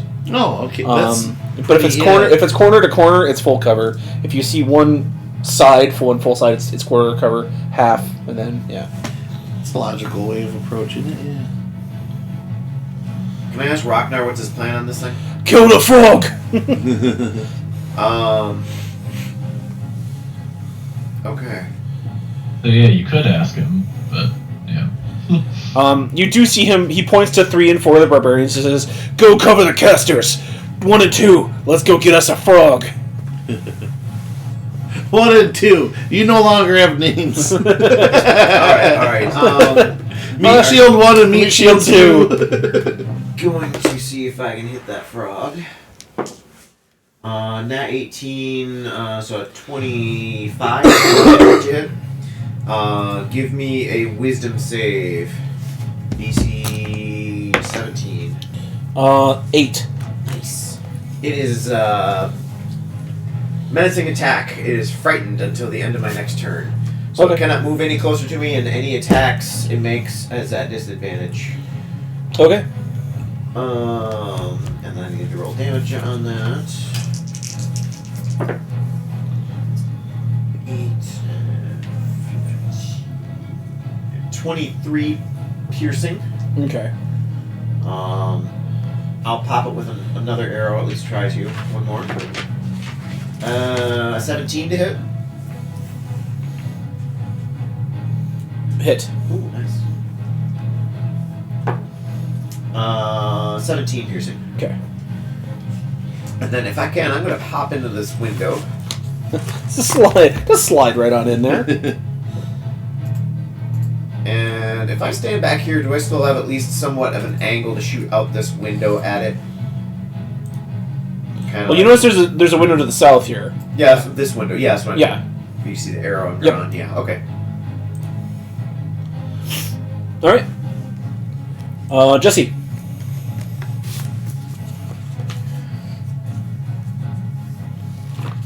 Did Jared's fireball hit these guys pretty decently? Oh yeah.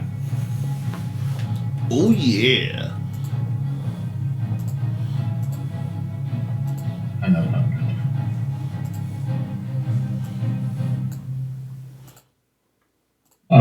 In this hallway, I'm going to do Hunger of Hadar. Okay. So it creates a 20-foot radius sphere. I want to put it like here. Okay, so it'll cover the hallway. Yeah. Okay.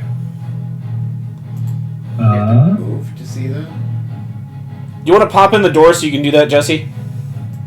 Yeah. Okay.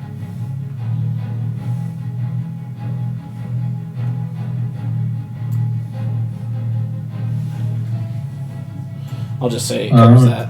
So it creates a void that no light, magical or otherwise, can illuminate. Okay. Anything in the area is blinded. Okay. The area of effect counts as difficult terrain, Okay.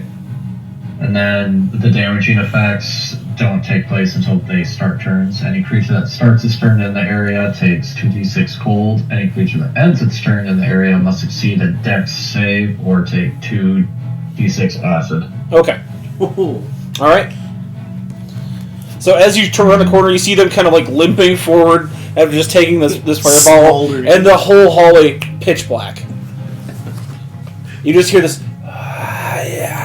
like these whispers emanating from down the hall. Something is now in that hallway with those people. First it too bright, now it too dark. All right. It is the frog's turn. Cannot move closer to me. Can move parallel. Sure. 2, 3, 4, 5, 6, and is going to reach out with its tongue. Has disadvantage.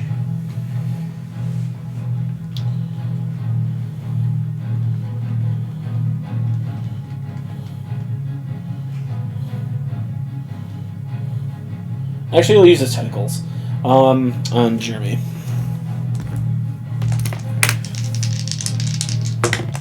His attack's in that 5. Yeah, 3. So you see Jeremy like dodge these like massive tree-sized tentacles sweeping for him. Just the dead eyes of the frog like just radiate hunger. And he dodges both of those attacks. He is going to stay there. Turn number 4. It is Jeremy. 1, 2, 3, 4, 5, 6. 1, 2, 3, 4. Now, Jesse, it's going to be kind of weird. He's occupying the spot, so he has... here. Now he has advantage on attacks there. Okay. And one's going to move here. So they're going to give each other advantage, and then Rockdar's going to get advantage for number 2.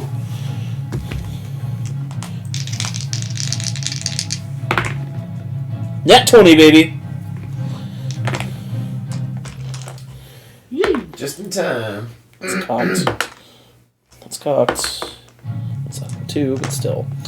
So it's going to be 10 damage for the first attack. Cuts into the frog. You see the frog's sort of blubbery white belly stained red as the axe cuts in. Swings back in for another attack. That's another hit. That one's better. 12 damage on that other one. Alright. So you see Rockdar start to carve in with his axe. The barbarians can go ahead and take their attacks. 3 and 4 are going to move...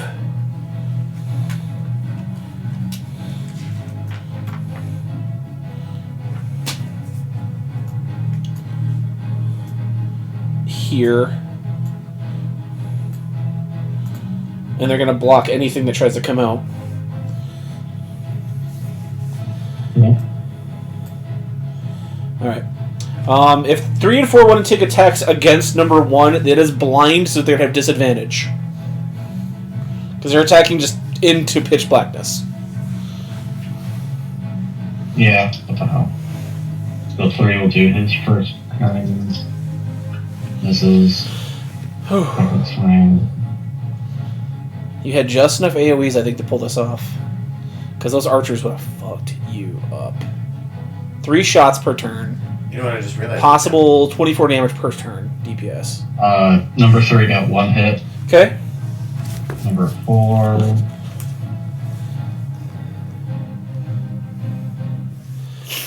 What I forgot is I'm a little higher up than the frog right now, right? Mm-hmm. I have advantage. Number 4 misses both. Okay. How about number 1 and number 2? That's the frog. Number 1...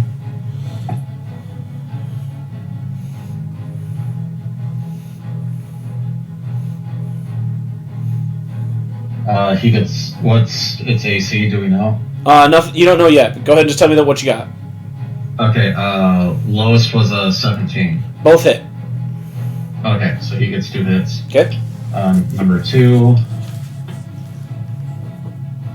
gets a 21 and a 22, so he gets both hits. Okay.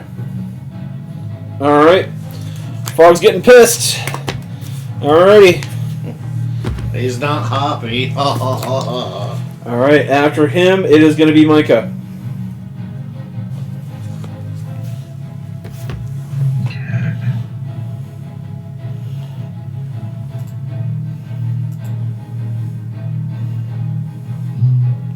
It's our first amphibious assault. We're just on the receiving end of it.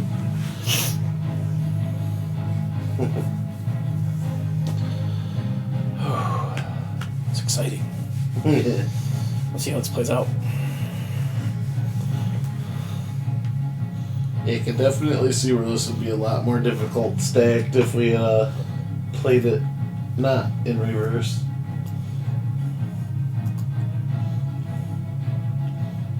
Yeah, this would have been rough. Yeah. Then again, we may have had more of our resources. We've already spent some True. down below. It's true. I'll be right back. Okay. But I still think it's Okay, better that we no. came this way. I'm going to I still think it's better we came this way. Oh, yeah, it was definitely, if you ask me. Should have short rested in the insinuation classroom. on the frog. What's that? I'm going to do id insinuation on the frog. Okay.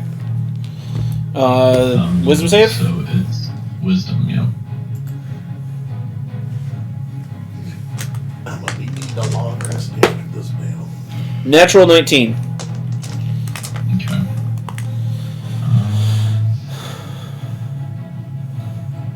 Dude, I tell you though, I've been playing that Celesta game, that 5e like top-down RPG. Mm-hmm. The fucking dice rolling on that thing is.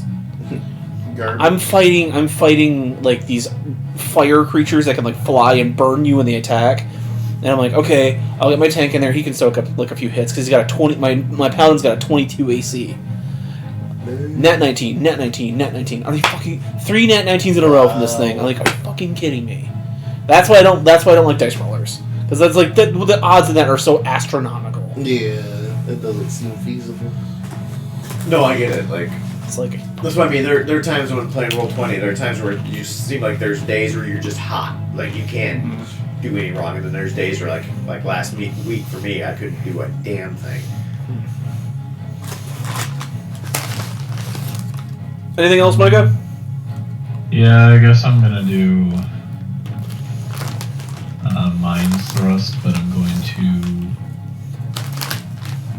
gonna power boost it. So I actually have to do. Oh no, he's within 30 feet. He has to do a charisma save. It's terrible, Chris. -2.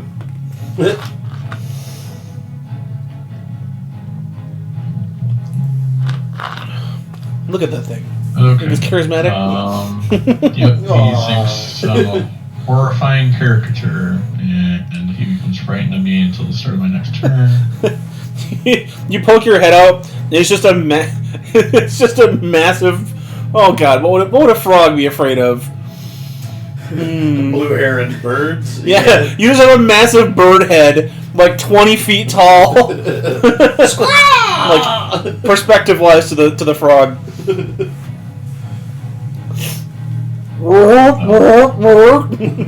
So that way he won't at least move closer this way. Maybe he'll stay put where he's at.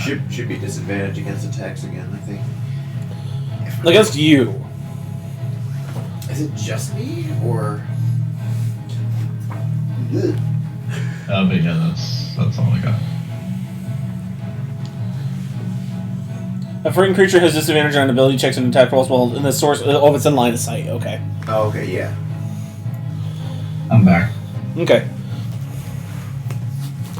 Alright. Micah inflicted fear on the frog. It's then going to be the bowman's turn. Scotty? So they're going to start their turn in the void there, Jesse. Okay, so they take 2d6 Yep. cold. 7. 7, okay.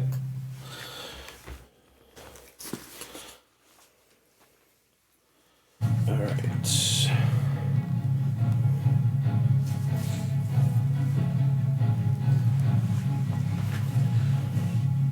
And every square is difficult terrain. Okay. One is going to try to push his way past. Go ahead and give me a strength saving or a strength check from the barbarian.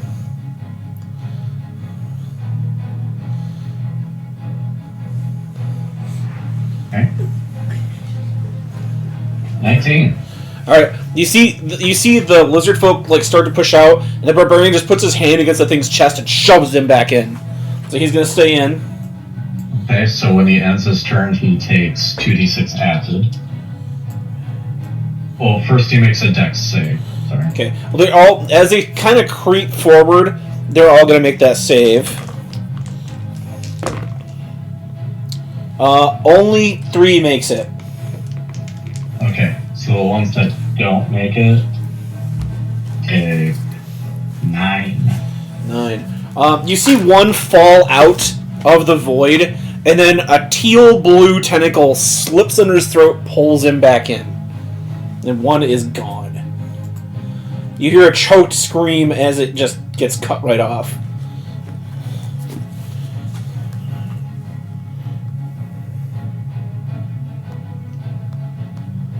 Alright. Number 3 made a save, but does he take any damage?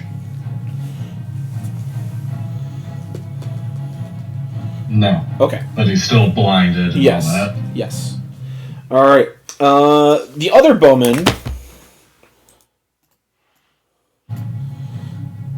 7 is re-strung. 1, 2, 3, 4. He's gonna bust in. He's gonna stand right here and block the door. He's gonna ready an attack.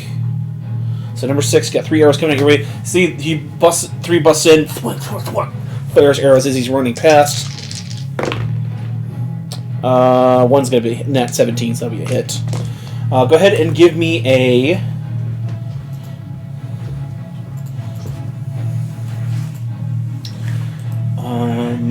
Give me a wisdom saving throw.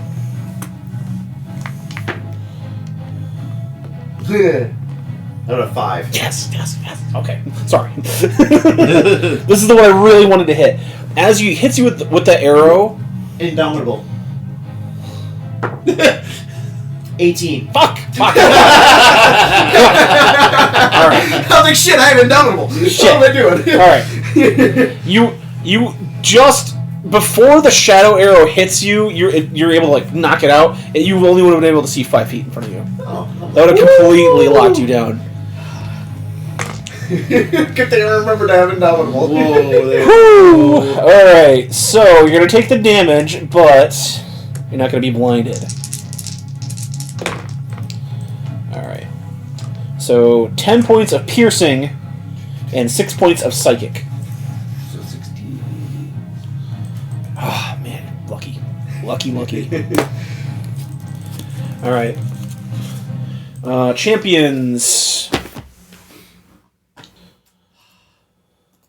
I was so ecstatic for a hot second there. 2's going to move into Barbarian number 2. 7's going to move in on Rocknar. 1 and 3 are just going to back off. So Rocknar's got an attack coming his way with advantage.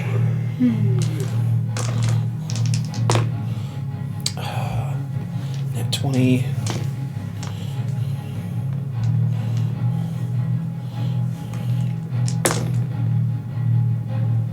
It's 2 hits. So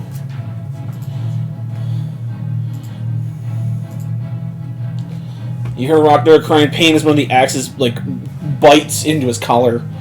Oh, damn, I should have done that. Forget I have those. It's going to be 12, 17. Oh, fuck. 37 points of damage from one attack.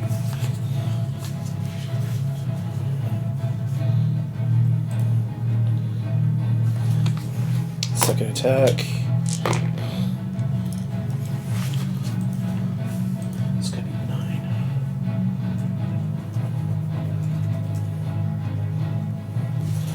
9. You see one of the axemen like swing in and like bury the axe into Rocknar's shoulder. Rocknar grits his teeth as it gets pulled out, and as he goes to block the other shot, it kind of like slices across his forearm, and you see another like not as deep cut, but another cut open up on his arm. Barbarian number 2 is going to get 2 attacks coming his way. Jesse. Damn. I forgot to have gloves and missile snaring. One's going to be a hit for 16. I think you got enough out of that. 16 damage. But yeah, that Yep. was pretty neat. He said he had 9 left. Alright. Skullcrusher number 2 falls in battle. Still not as epic as Jeremy catching an arrow blindfolded and throwing it back. It's crazy. Yeah, that was pretty cool. That was pretty That cool. was bullshit. Only for Jeremy. Yeah. 2's going to move back as well. Actually, 2's going to move up here to try to get in to help with the archers. Alright. Jared. You hear clawed footsteps coming both from toward the stairway and, well, from your stairway and from the one outside. So you hear some lizardmen coming forward into the room. Okay, so I have enough movement to do it. I'm not going to move my character around, so I'm just going to end where I start. You're just going to run back? Peek around the corner, lob a firebolt, and run back. Okay. On what? No, on number 7? Yeah, number 7 down the hall there. I'm hoping a 25 hits. I hope so, because they don't have that AC. Okay. And that's you. I can put the fireball dice away and bring the firebolt back out. Wow. Okay.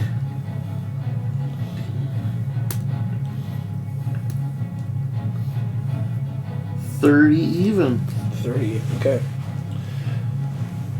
Firebolt hits him square in the chest. He's still alive, but you do his buckler burns the buckle on his shoulder thing burns off and just falls to his back. His quiver drops, so he's got to bend down to pick up some arrows. But yeah, that hit hard. While he's fumbling around, I'll actually have the Flame Spirit do the Flame Seed this time since we're kind of being defensive already. And that uses my spellcasting. Should be the same thing you just rolled for the firebolt. So it's same, just lesser damage. So that one will be dirty 20. Yep. Okay. I believe it's not much. It's just kind of. Yeah, do you have a copy of Tasha's? Tasha's, I think I do. Yeah. Can I get that? Actually, that's actually what I need for Jeremy. Sure. You might be helping him out too. I was gonna say, I'm pretty sure I bought Xanathars and Tasha's. Nice. Yep. Yeah.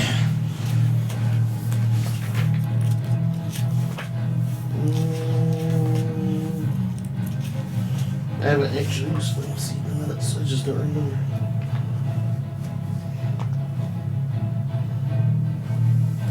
Well, son of a bitch, I've been crippling my healing too. It's gonna be one of these days to learn to spellcast. Well, there's just so much here that there is. it's hard for me to keep track sometimes. Okay, plus 2. So 5 more fire damage. 5 more fire damage. Okay. And then we'll tuck back in the corridor there.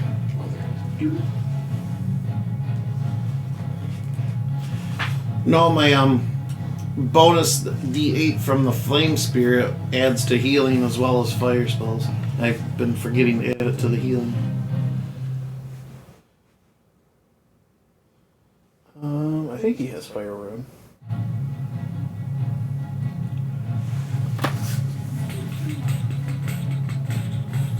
I don't think he actually doesn't. Wow, I'm surprised he didn't take that. It's a good DPS rune. Alright. So how much more damage? I'm sorry, you said 7? No, just 5. 5, okay.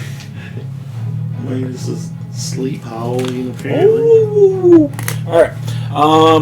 Top of the order. How tall is this room? Roughly the same. I'd say no, it'd be a little bit shorter ceiling in the rooms than from the hallway, so I'll say 15 feet. Do I have maybe time enough, like say a bonus action, to eat a spider cake? Yeah, you could pop it in your mouth. Spider cake. Okay. I'm gonna walk up the wall, Okay. and I'll have bandage, right? Yes.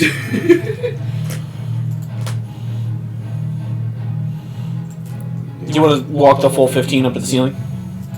How tall are the windows? The windows are gonna be ground height, so I don't know how tall they were, like how they start. 5 feet above. So you can see. I'd say 10 feet out from the window from where your current position is. Okay, that's fine. I think my concentration is gonna be on the dude in the room. That's why I put him in there. Yeah. Yeah, shoot the frog! Shoot the frog! No, he's like, ha ha ha! What? Sliznak, get in here! Look at this shit! What? Oh! Warn me next time! Alright, arrow to him with advantage. Hello. 21. Hit.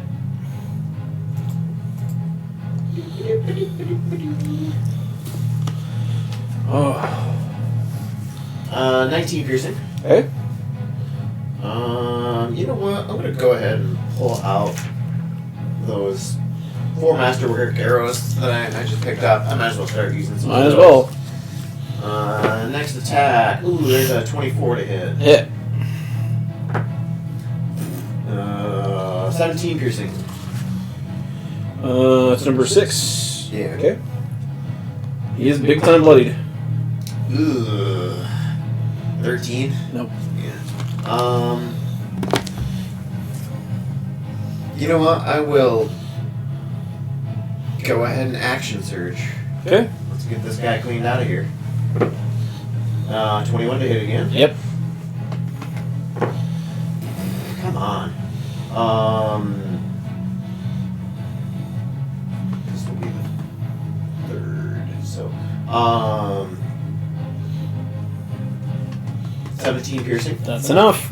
Just as he thinks you fired that last arrow, he goes to raise it up. You put one more out, and then get him right through the head. All right. Can I see the frog from here or no? No. Okay. I'll come down.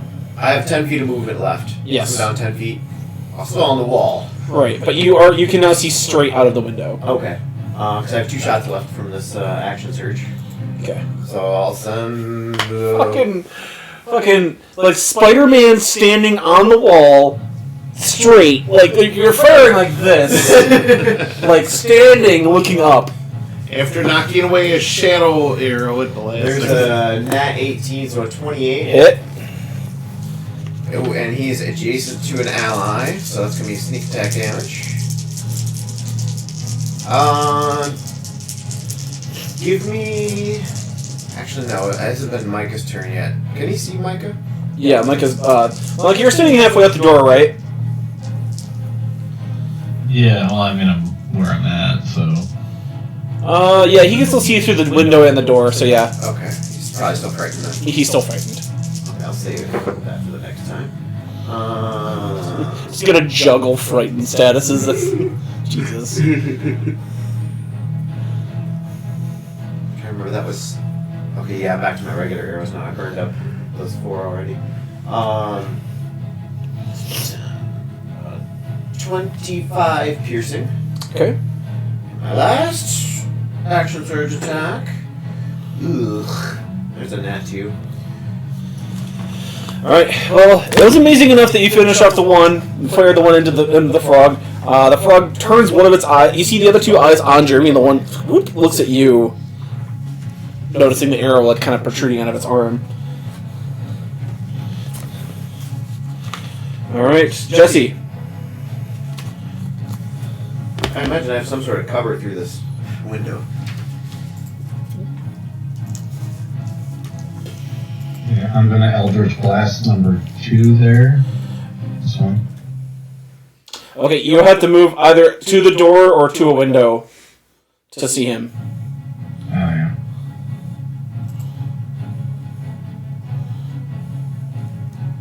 Yeah, you got a window like right here. Or door, yeah. Can I see him from here? Yeah, if you open the door, you can see him. Okay. I'll shoot him with 3 Eldritch Blasts. Okay.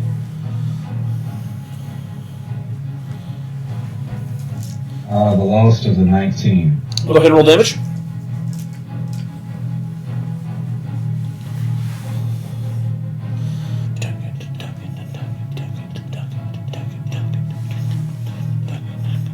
Uh, 25 damage, and each one pushes him 10 feet. Okay. 2. A long ass ways back.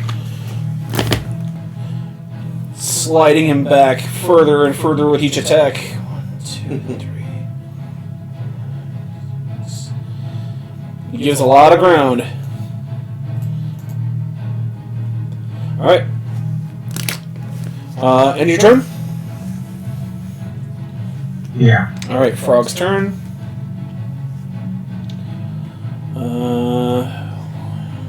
And he's still frightened. 4, 5. Can you see Micah? Unfortunately, I think he still can. Okay.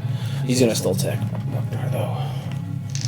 Rocknar's gonna attack opportunity. Nat 10. Plus 10, that's a hit, so you get 10 off on him. sucks. So D12s. Alright. 2 tentacles coming at Jeremy.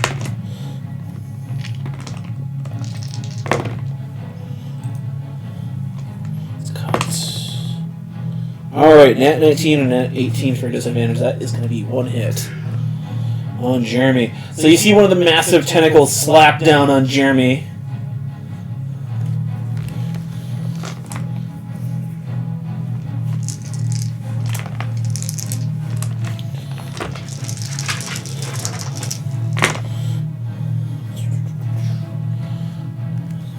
Points of damage.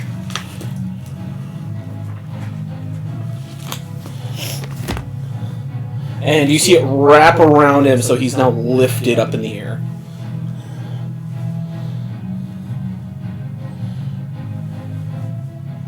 Alright, so you see Jeremy suspended up in the air, his legs kind of kicking around, he's still got his axe free, able to swing, but he can only attack the tentacle, kind of holding him up in the air. So I'm going to give... I'll see he can attack it still, even if at range, but it's going to really bonus AC. Alright.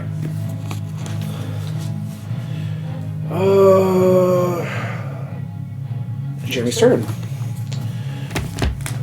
Alright, Jesse. I want Barbarian number 1 to make a Wisdom saving throw.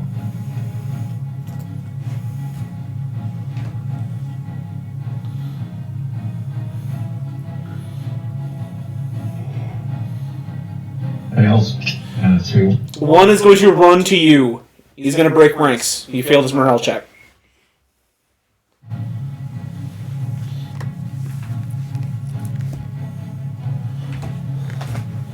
So, what are 3 and 4 going to do? Maintain position. Okay. Alright. Jeremy's going to try to escape the tentacle. We'll use athletics. Is not able to.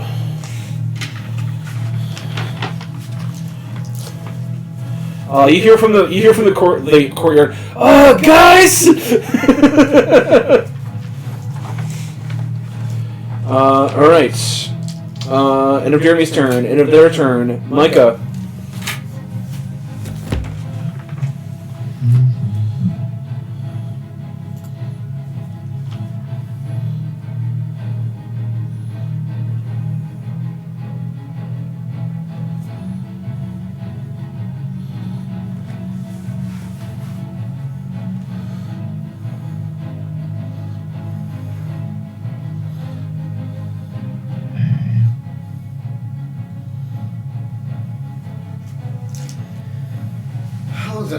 How long does it take to apply a poison?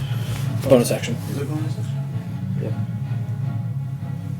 You got your DM's guide real quick? I do. I keep trying to tell myself to, because I have one, I want to swap it out for, well, I got Xanathars in here. I'm like, I don't need Xanathars, I should keep it. I need it for some poisons. Page 258.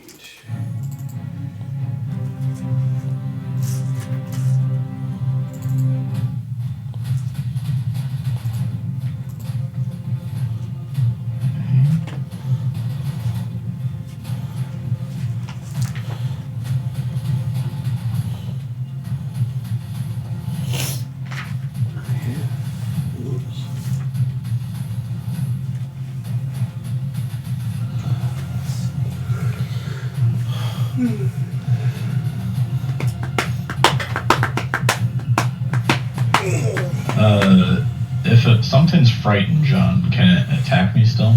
It can, but it has disadvantage. Yeah. Okay. I'm going to run out, and as I'm running,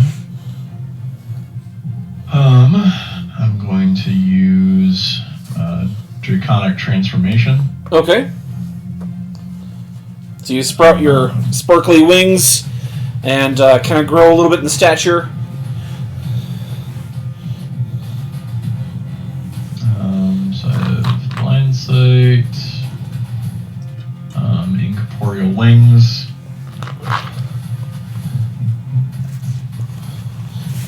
Not really subtracting from the bird illusion here. Right. Oh, that's gone by now. Oh, okay. It's at the start of my next turn, so. All right. However, when I do it, I get to, on this turn and subsequent turns as a bonus action, do my breath attack. Good. So I'm actually going to use Dragon Fear Okay. instead of my breath attack. When angered, you can radiate menace. Your breath weapon trait turns into a roar, forcing each creature of your choice within 30 feet of you to make a wisdom saving throw. I'm guessing the 3 enemies. Yep. The frog at number 1 failed. Number 7 makes it. Okay.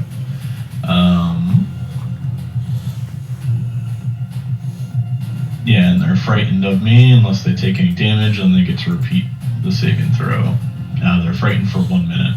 Okay.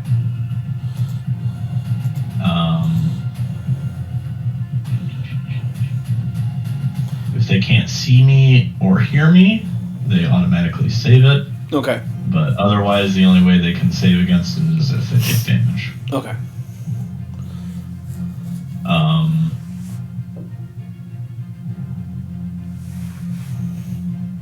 And then, so that was bonus action. Was there some sort of like roof over these stairs or anything at all? Or? No, they're open here. Okay. Actually, John, I'm gonna flip-flop my actions here. I want to end with doing that, Okay. but I want to do my normal breath You want to attack do first. Okay, so yeah, go ahead. We'll swap the order of it. Okay. So I'll do my normal breath weapon. It is... And then end with a roar. Yes. Okay. So it is... It's Katy Perry right now. Wait, no. I'm assuming to be dex save for breath weapon.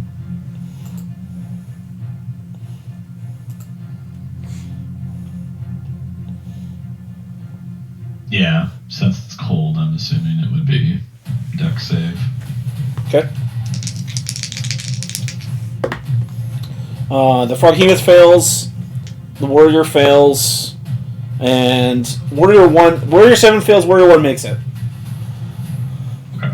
I think Warrior 1 is technically out of the range of that because it's a 15-foot cone. Okay, yeah. So 7 and the Frog will both fail. Okay. So they're going to take 46. Hold.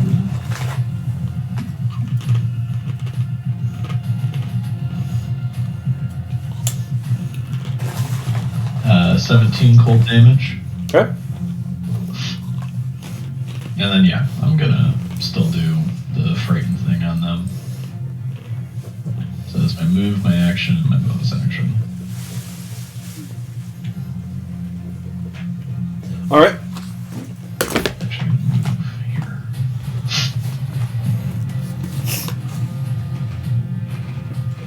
Alright. Bowman. So again, roll your damage on 3 and 4. Jesse?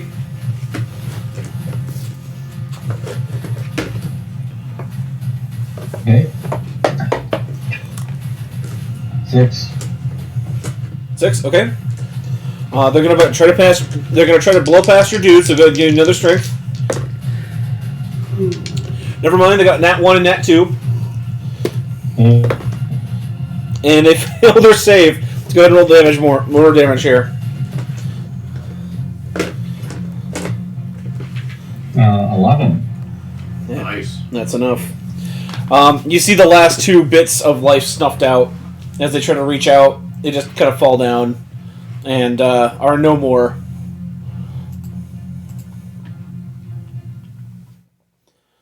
However, number 7 is going to pop in here and do the same thing. as his compatriot once did. Do you have another con save in you, boy? Boy. A what? Save? Con save. Con or Con. con? I believe it was a He's con. like, no, I didn't say Dex. I said Con. Yep. Or, excuse me, wisdom saving throw. It's a wisdom.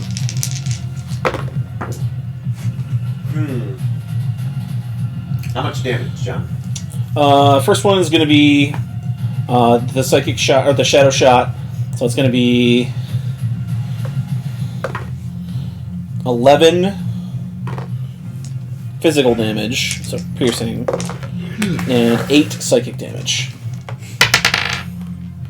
Ooh. Alright.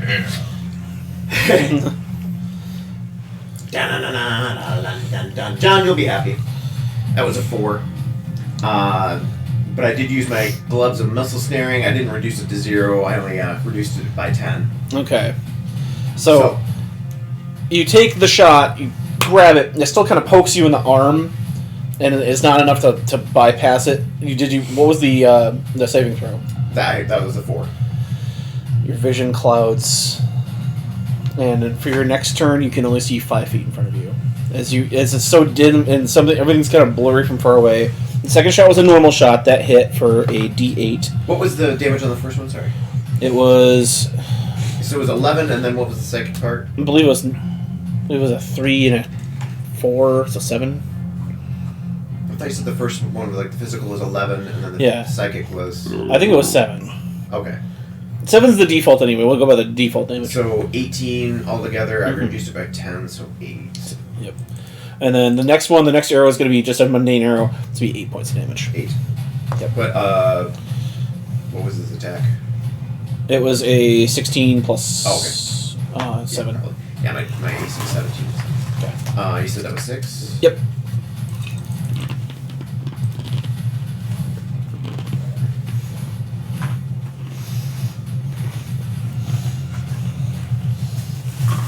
And that is that last just one round? Mm-hmm. Okay. All right.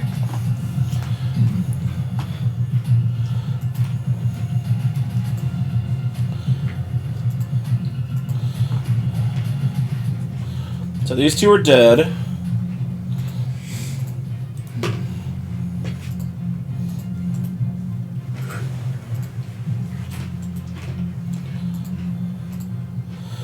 Warrior number 7 is gonna attack Jeremy at disadvantage. Is he up in the air?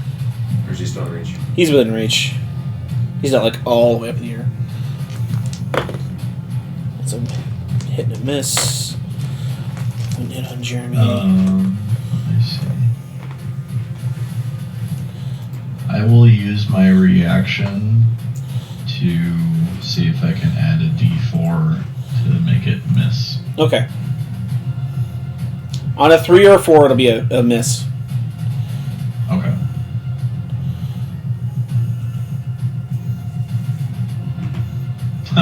It's a 4. Nice. So right when the one axe is going to chop right through one of Rocknar's like shins, that bounces off of your psychic shield. That's my spectral wing, John. Ah. So you block it with one of your spectral wings. The other one's here. One is actually going to back off, seeing that. I think it's like, oh, shit. I think 2 and 3 are going to also kind of go back in here. They're going to double move. So they're going to start running for the door back inside. Jared. So, supposing I move. Yeah. I was hoping I'd reduce that arrow to 0 and catch it. I just turn around and shoot that bullet. Can I see the frog beast from here? Yes. Okay. Jesse's got the door propped open and he's like leaning out because he just shot somebody with his Eldritch Blast. So you can see past Jesse. Okay. Of course, the flame spirit will come with me as well. Alright. I've been saving this one. This seems like an appropriate time to use it now. I am going to cast. I'm going to boost it to 7th level, but Flame Strike. All right. I'm going to dead center the frog creature, so 7 will take the hit as well. It's a 10-foot radius. Okay. 40-foot high cylinder. Do I get a dex save? You do get a dex saving throw.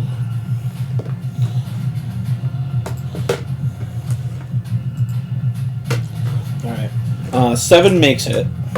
Okay. The frog does not. Full damage. It'll be half damage on a save. Okay. It's going to. Well, they will take. You'll have for Dubrowski there. Yep. Dude, bro's gonna take half.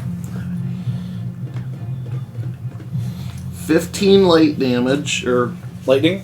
no, sorry, Or radiant? radiant. Yes, Okay. holy damage, whatever you want to call that. Okay. Holy damage. Holy damage. And then on top of that, it's also going to take.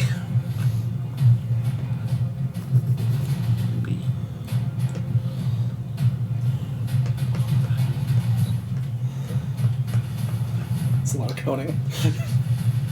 38 fire damage on top of the holy damage. Ouch. And then half for whatever. Even save. having that damage, 7 is fucked up. And then, same as They before. get a save, John. Okay. For getting damage. 7 makes it. He's been rolling his saves, but Frog does not make it. And then same deal with the Flame Spirit. Teleport away if an attack comes in. Okay. This 40-foot tall cylinder of fire just whites out the frog for a hot second. 7 it looked like 7 kind of saw you around the corner casting, so he pulled up a shield to block whatever's coming in. But the frog caught everything just in the face. So he took full damage on that one. He is bloodied. But still standing. Alright, top of the order. I'd much rather use this on a crowd, but it seems fitting here. I can't really see much, right? Right. You can only see 5 feet in front of you. Once per day, I can use a lightning arrow out of this bow. Okay. So I'm going to be shooting blind, right? So it would be disadvantage. Correct. I'm not going to sharpshoot this. I hope not. Yeah. But I still have advantage because I'm up high up. You'll get the bonus. The Vantage gives you the +3 to attack. Yeah, that's what I was going to say. I'm Yeah. still high up, so I still have advantage. So I still have a +15 to hit. Yes. And I rolled a 9 and a 7, so +15 from the 7 is a 22. It is a blind hit, yes. Alright. Lightning arrow. I'm shooting basically a lightning bolt this time. Target takes 4d8 lightning damage And where are you shooting it? at the guy who just shot me. 11. Give me a high or low. High or low? I'll have advantage. Let's go high.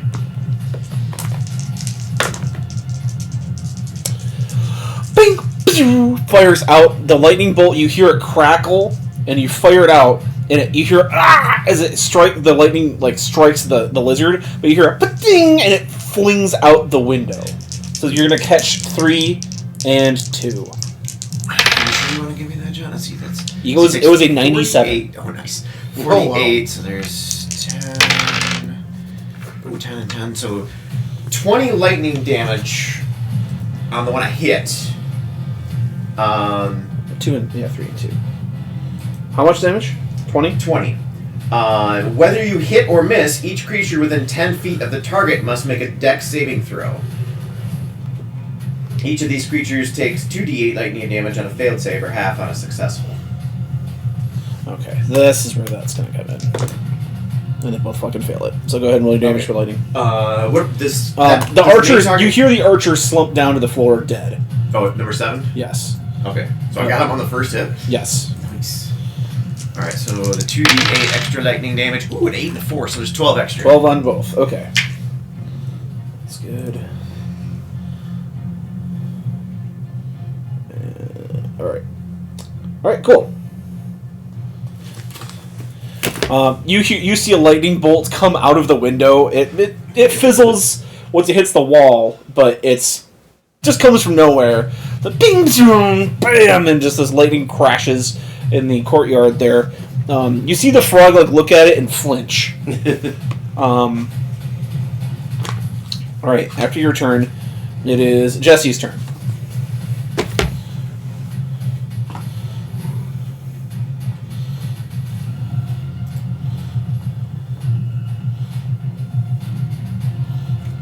Okay.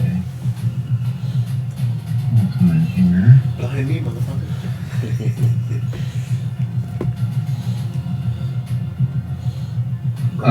Minor action, I will Hexblade's Curse the Frog. Okay. And then main action, I will Eldritch Blast. 3, 4, and the frog. Okay. 1 each. Frog. Alright. Okay. So, number 3. 28. Alright. He'll take 11. Okay. No. Yeah, 11. Alright. Number 2. Got a 19. It's a hit.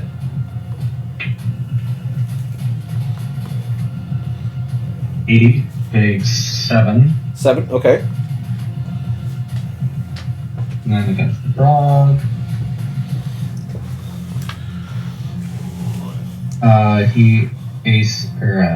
The attack is 24.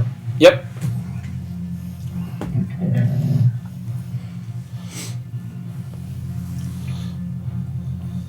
He will take 17. 17. And Alright. they each get pushed 10 feet.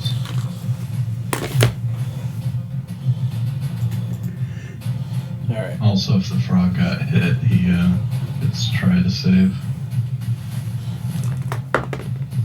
That one on that save. I'm not making my save tonight. So he's going to pull Jeremy because he's still got him in that tentacle. They're going to go 10. Back. Okay. Alright, they're driven back. Anything else?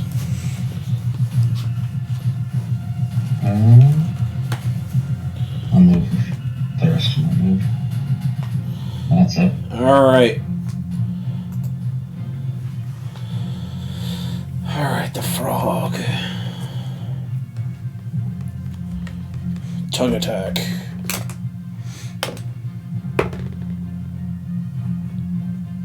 Jeremy is, as he's kind of flailing, you see the tongue slap against his shoulder and wrap around and pull him out of the tentacle into the mouth. Then... Is he being attacked? Yes. Is he still within 5 feet of me? He is, but it was a saving throw. Okay.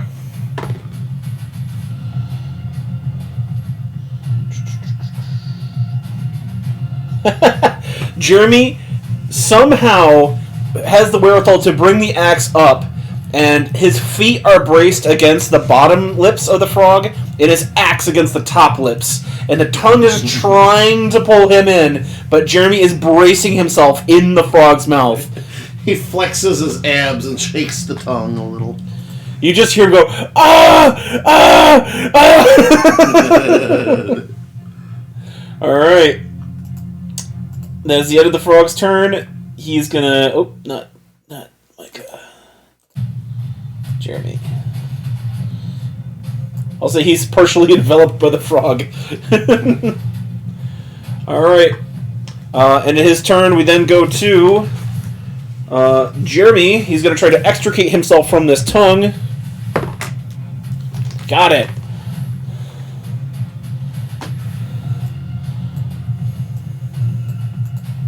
Jeremy drops himself down, pushes out of the mouth, lands on a crouch. He's going to get an attack. It's going to be a hit.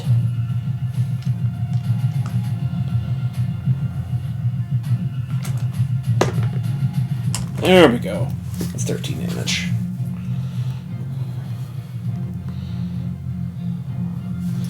All right. He gets one slice on the frog with his axe, but that's his whole movement and his whole action. And in his turn, it is going to be Micah.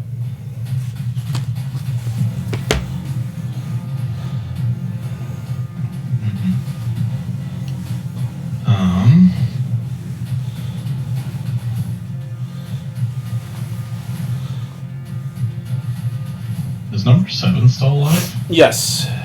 Jesus Christ. Barely holding on, but he is still alive. I'm still standing. Pretty much. Really loves the Bee Gees, huh? That's Elton John, isn't He fought 5 barbarians. That's John. That's all John, Yes, I yeah. know, but I'm thinking of Bee Gees because he's Staying alive. Staying alive. He's fought 5 barbarians, added a half giant. He retreated back when his backup came, went forward, attacked, like, ha ha ha, and then a pillar of fire encompassed him for a hot second. He's still up. He's starting to rethink his life choices. Yeah, he's like, man, I should have been an accountant.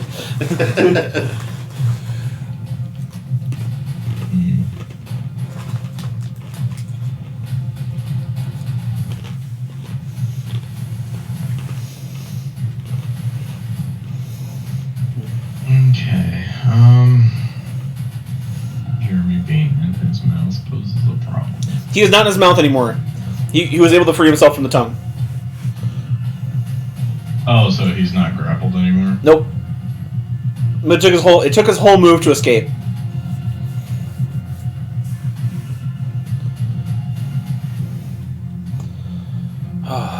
If he would have failed, if that bite would have hit Jeremy, he would have swallowed a hole.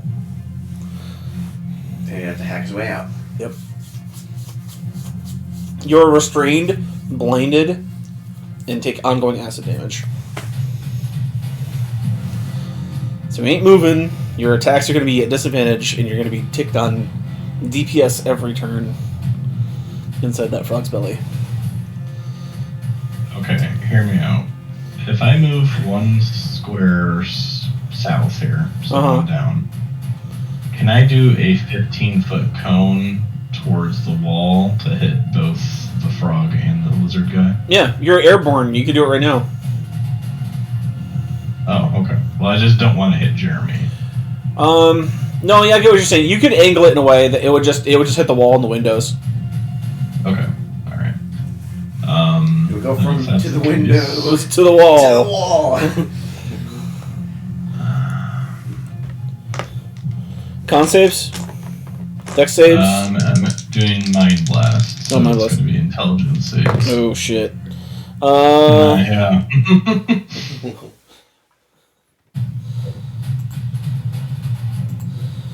Alright, Mr. Lizard Man Champion. Yep, -2. 16. Nope. They both fail. I'm gonna spend. I haven't spent this many PSPs in a while. Gonna power boost it so that we're gonna take 1d8 plus my intelligence modifiers. You're gonna take 10 psychic damage. Okay. You said they both failed? They both failed, yes. They're both stunned until the end of my next turn. Alright. Champion is dead. Froggo is still up. I'm going to use my bonus action to do my breath weapon. Okay. You see the champion just like his blood starts to come out of his ears and his nose, and his mind has just been scrambled and just slumps against the wall. He's just wide-eyed. Let's see.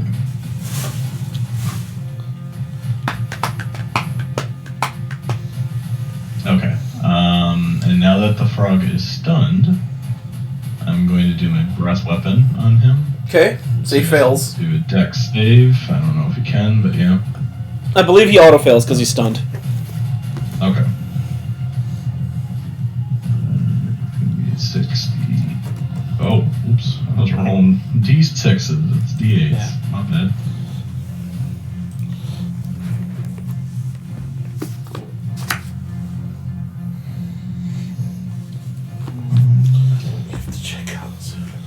We're almost done. I'm not going to carry on into this fight, so... Just pour all your DPS in the frog and it'll be done faster. That's my plan.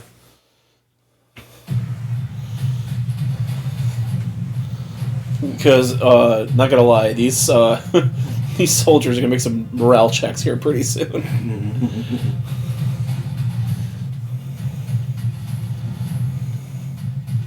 31 force damage. 31 force damage. Noise. And you're using what? Your breath weapon? Yep.